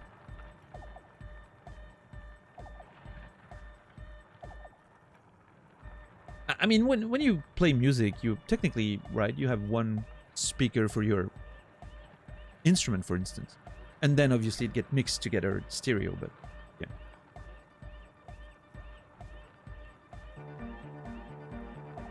I'm making so much money, it's insane. I also just leveled up. That's great. I'm making all that money with Encyclopedia on 4 right now. Obviously I have more usually because of the clothes, but yeah. Alright, you have no headphones. Wouldn't a cell need her headphones to spin tape? What do you know about spinning tape? Nothing. I know you pawned them, likely for lab equipment and drug ingredients. I'm sorry, but there is no lab equipment and no drug ingredients. Denial. That kid's in denial. It's not a great look.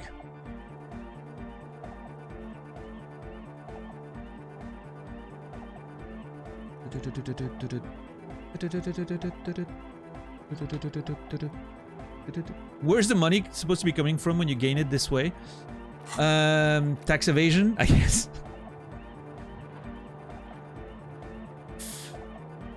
I don't know.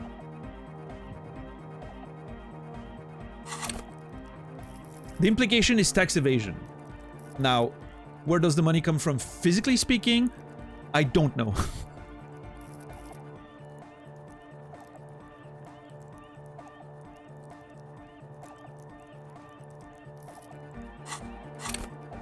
It doesn't matter. It is just materializing out of the pale. Let's say that. And obviously, you know, chat can't say anything because there may be an explanation in the game. Who knows? What's up, Gabriel? How are you doing today?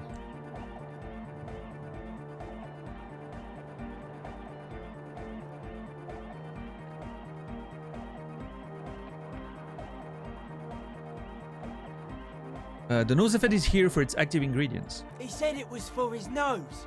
What more do you want? The truth is what I want. Likely pseudoephedrine. Oh my god, Encyclopedia is killing it. Exactly the shape of ephedrine. Ephedrine makes you happy, and so does pseudoephedrine. Yeah, thank you, Encyclopedia. I'm getting so much money. Oh my god.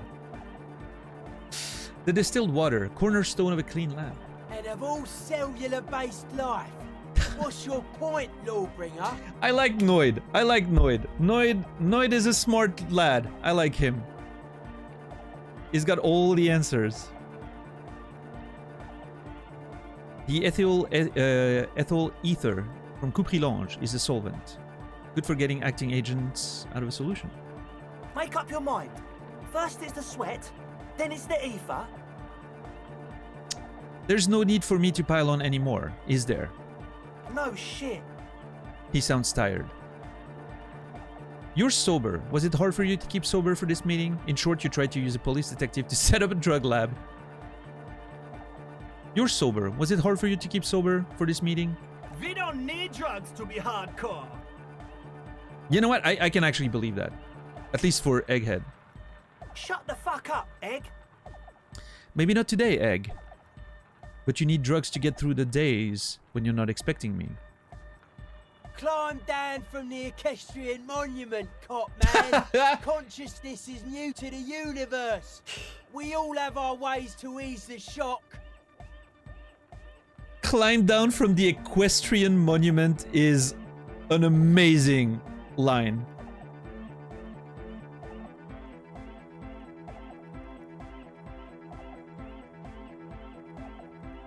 It works on so many levels, right? Like the get down from your high horse or something, and the statue, you know, like it also sort of kind of refers to that. There's a double meaning there. That's pretty cool.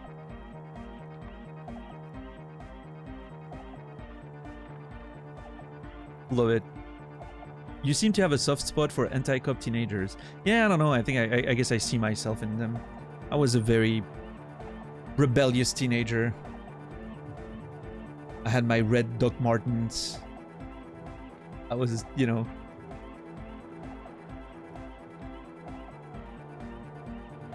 I was a little bit of a misfit.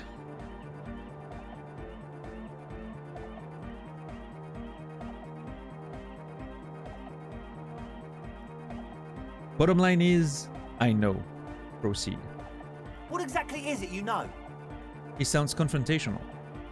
You tried to use a police detective to set up a drug lab. That's... Come on, that's...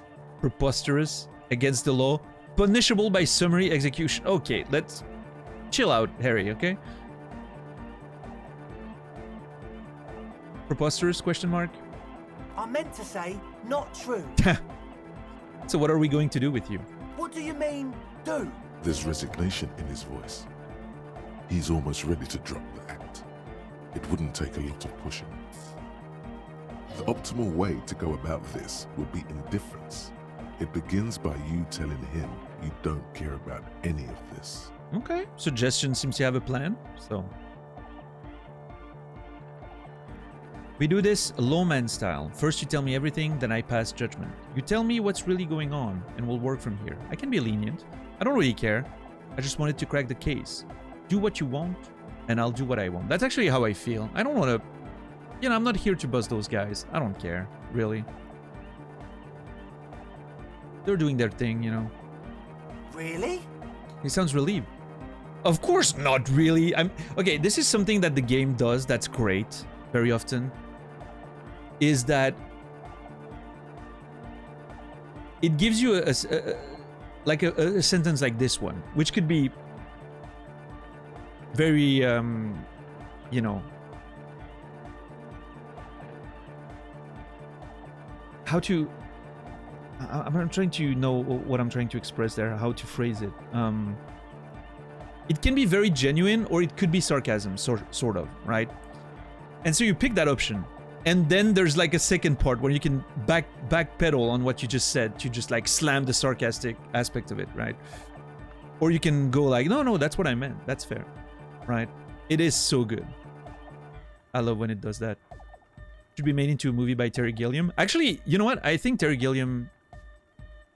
I've been thinking about that a few times while I was playing this. It does feel sometimes like a Terry Gilliam movie. Yes. Agreed. Not sure about Steven Seagal as Harry, but...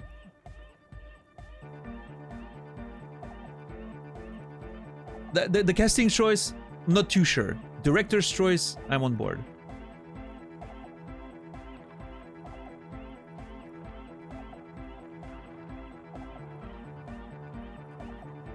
Steven Seagal was a joke.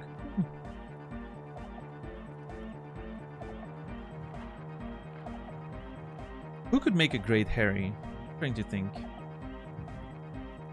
I mean, if you want to actually get people to watch the movie and make a lot of money, Terry Gilliam as a director and Bradley Cooper as Harry. An old Bradley Cooper in a few years, right? I could see it. Gary Oldman.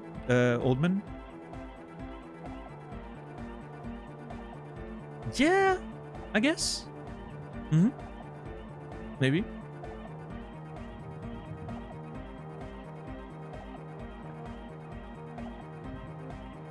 Nicolas Cage. I don't know how he looks with a beard. Hold on, he had a beard in Con Air, right?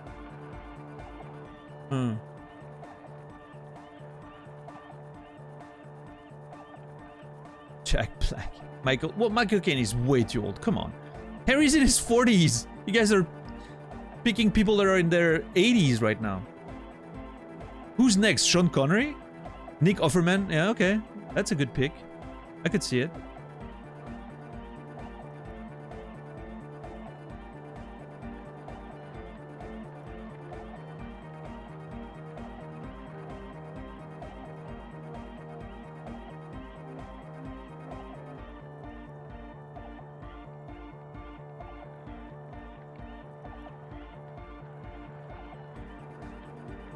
Paul Walter Hauser. I don't think I have his face in my mind. Let me Google it real quick. Oh, this guy. He's in Cobra Kai. Yeah. That's why the name was familiar. Yeah. Yeah, why not? Why not, actually?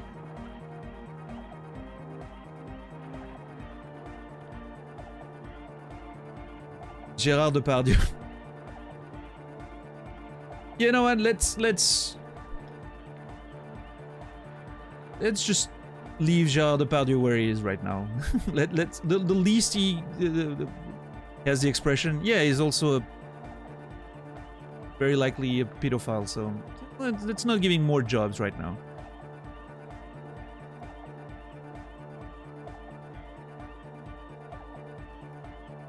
Russell Crowe. Hey, you know what? Russell, like, older Russell Crowe with the whole mess that he's sort of become at some point. You know, the weight gain and sort of like getting a bit down on himself and all that. I could see it. Yep. Yeah.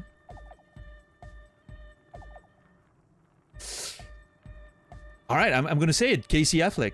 He's great at being sad and wearing jackets. Right, Kimmy? Casey Affleck could make for a great Harry, actually.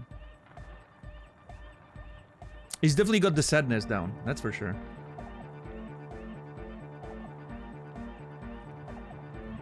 I'm not sure he's got the disco part, but he's got the sadness down, that's for sure. Yeah. Depends on... Okay, it also depends on which approach to Harry you want to do, right? Which side of Harry do you want to emphasize? That also matters a lot. Yeah, I mean, Casey Affleck is one of the greatest actors of the current generation, so you can probably pull it off, right? Regardless of what it is.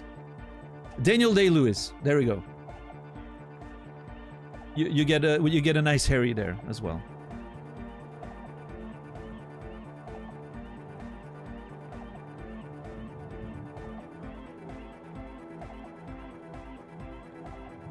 Kim?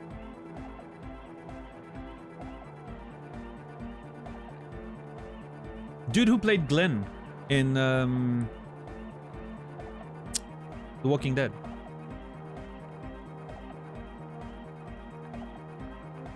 Could make for a decent Kim, I think.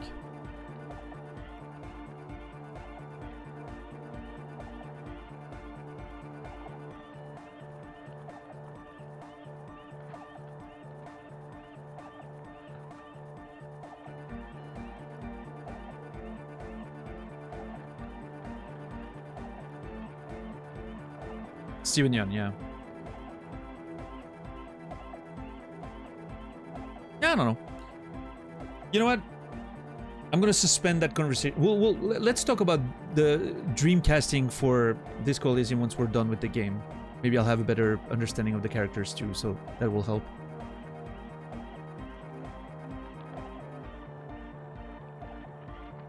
Of course not really. I'm a cop. Now tell me what's going on immediately. Okay, so really is actually dropping the topic completely.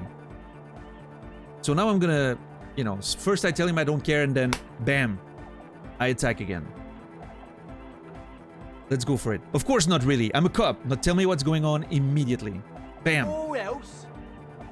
There's an audible clank as he lets a wrench drop into his toolbox. Hold on, I need to start something real quick.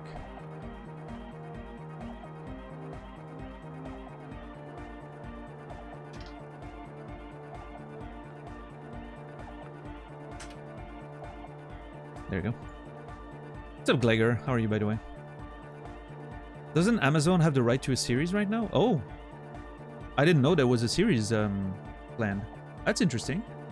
I'm not sure if it's gonna happen because of all the stuff that's happened, right? But if it does, cool.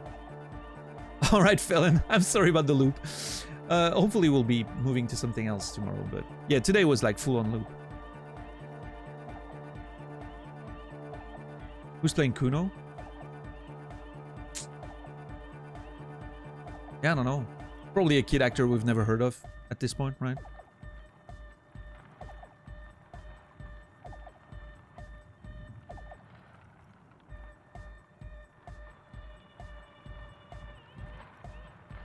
The prince from Game of Thrones is too old now. Wait, you mean Jack Gleason? He's way too old now. He's like in his mid-20s or something.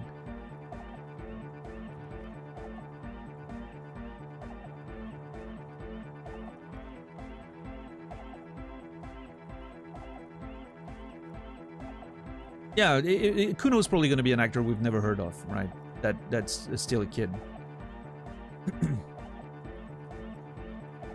Yeah, exactly, Gibraltar. I think so. Yeah, you want to find a little kid, maybe an Irish kid or something, you know, that looks the part, or a UK kid that just swears like a sailor because his dad is, you know, a very big swearer.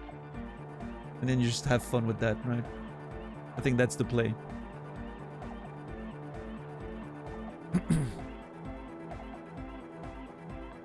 No calling back up and holding you all of the pen for starters. Haven't you heard? I'm the dirtiest cop on the side of this side of the river. I'll make life hard for you, using every connection I've got. We'll see. Now speak. Oh, that's very to the point. What's up, Sane? Well, I mean, apparently the rights were acquired, from what I can tell, but apparently it's unsure now that the sort of creators situation is a bit up in the air, and I don't know all the details, obviously, because I haven't looked it up because I haven't played the full game yet. But Tilda Swinton for Joyce, I could see that.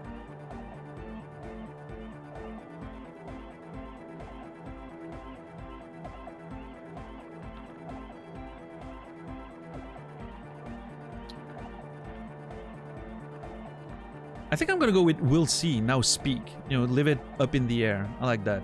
The least I talk, the more it's gonna work, I think. He thinks for a moment, then opens his mouth, but closes it again, then finally raises his hands. Well, The Last of Us series has one season already. Yeah. Borderlands, I don't know about it. And BioShock, I'm not sure either, but yeah. Fallout's coming out soon. I'm not sure what I think of that trailer. We'll see. We'll see. I have a lot of opinions on the Fallout trailer, but it's too late today to get into that. Ursula von der Leyen. Not sure who that is. You Google that. Oh. You know what? I see it. Yes.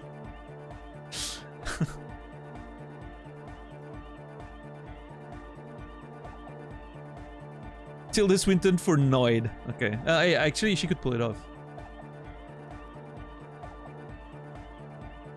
Things are just way too hard for an entrepreneur in this city.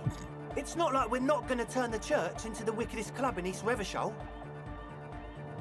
Because we are! We totally are! Yeah!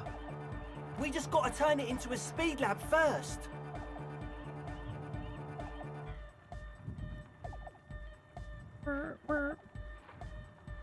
We just gotta turn it into a speed lab first. Sure, makes sense. You know, to get our foot in the door. Yeah, now that you mentioned Tilda Swinton, I completely see it. But I'm seeing someone else too. Who am I seeing? I'm actually seeing Deadmau5, I think. His facial features look very much like Deadmau5. Not the hair and everything, but just the face. Oh no, but there's someone else in there. Who am I seeing? I don't know.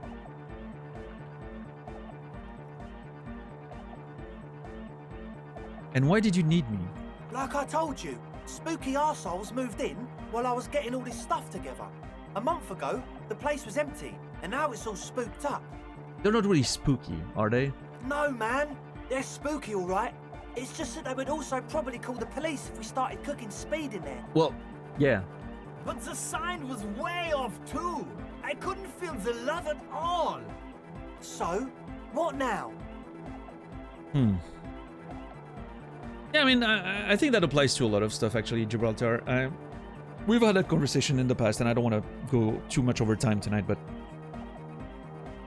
I'm very much one of the people who thinks that an adaptation of a book or a game or something, it's less about accuracy as people tend to think. I feel a lot of people get really hung up on the accuracy, like visual accuracy or even like this plot accuracy. To me, it's not that important. I feel like when it comes to actors, it's more about the acting, right? It's more about, do I believe in that character the way it is done in the adaptation? More than does he look similar or, you know. I think that, to me, that's more important. In the same way that I think the plot, it doesn't matter if it veers away from the plot or even like some elements of setting, and it just needs to be a good adaptation that works for the media it's being turned into, right? Where the same sort of themes and the same sort of story is done in a good way, that it feels like it's a good adaptation of the initial work. But adaptation means what it means. It's adaptation. It's not like reproduction, right? In fact, I think a lot of movies or TV shows or adaptations of stuff often fail because they try too hard to be faithful. They try so hard to be faithful that they forget that something that worked in a book or an anime or a manga or a video game is not going to work in a different medium. They're different mediums. They need to be changed to fit the new art form, right? And I think sometimes going too hard on accuracy tends to be a negative. But Daniel Day-Lewis could have made a... Hey, Daniel Day-Lewis can play anything. He could play a chair, and I would watch it. This is it. Judgment time. Give me your cash. Ask for a bribe first. Pack up and report to Precinct 41. Ooh, arrest them. Get lost. I don't want to see you again. Evict them. Let's do this clean. No speed lab, just a club for erotic music. Proceed with the club. It wouldn't work without the lab. Do what you have to. Keep the club alive. Proceed with both. I have to look into the spooker situation before I can decide what to do with you. Okay, the game is very conveniently giving me a fence to sit on there.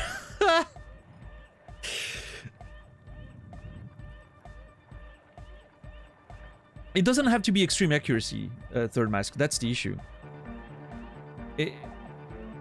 It's just the idea of trying to go for accuracy instead of something else. Even when it doesn't reach that accuracy, but the accuracy being the sort of driving force. That's when it goes wrong. Very often, in my opinion. I'm trying to think of examples, but I'm not like finding them on top of my head, but yeah, I don't know.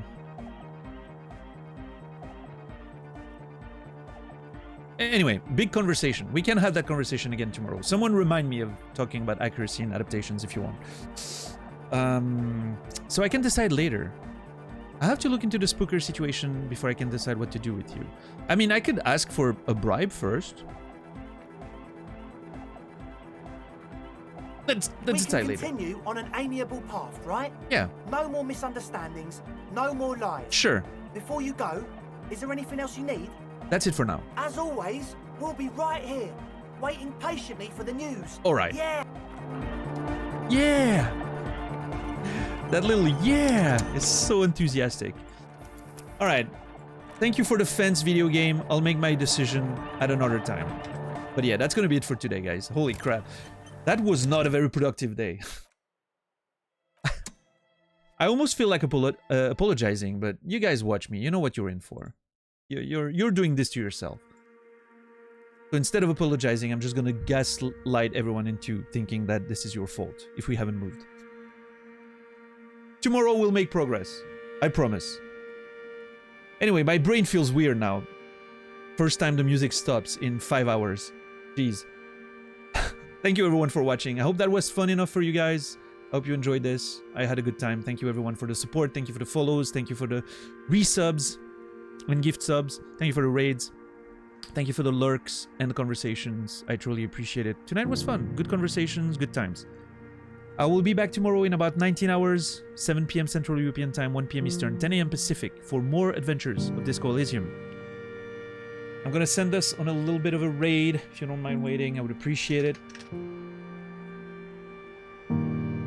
And yeah, thank you mods as always. Archeesy, you're making me responsible to thank the mods more often than I usually do, and I appreciate you for that. It needs to be in my classic sign out sequence, right? I need to thank the mods, so thank you for that. Yeah. Yeah. That was good. This video game is great. It's generating a lot of conversation. It is really captivating. If they manage to stick the landing with this one, it's gonna be in my top 5 of all time. I'm pretty sure. There's a very good chance it gets there. Again, provided they stick the landing. It's a very heavy narrative and thematic game. The ending is gonna be very important, especially thematically speaking. So we'll see. I'm looking forward to it. But I'm not too much in a hurry. I want to savor this as much as I can. But anyway, thank you everyone. I wish you a beautiful rest of your day, evening, or night. I will see you guys tomorrow. And until then, remember me, and I will remember you.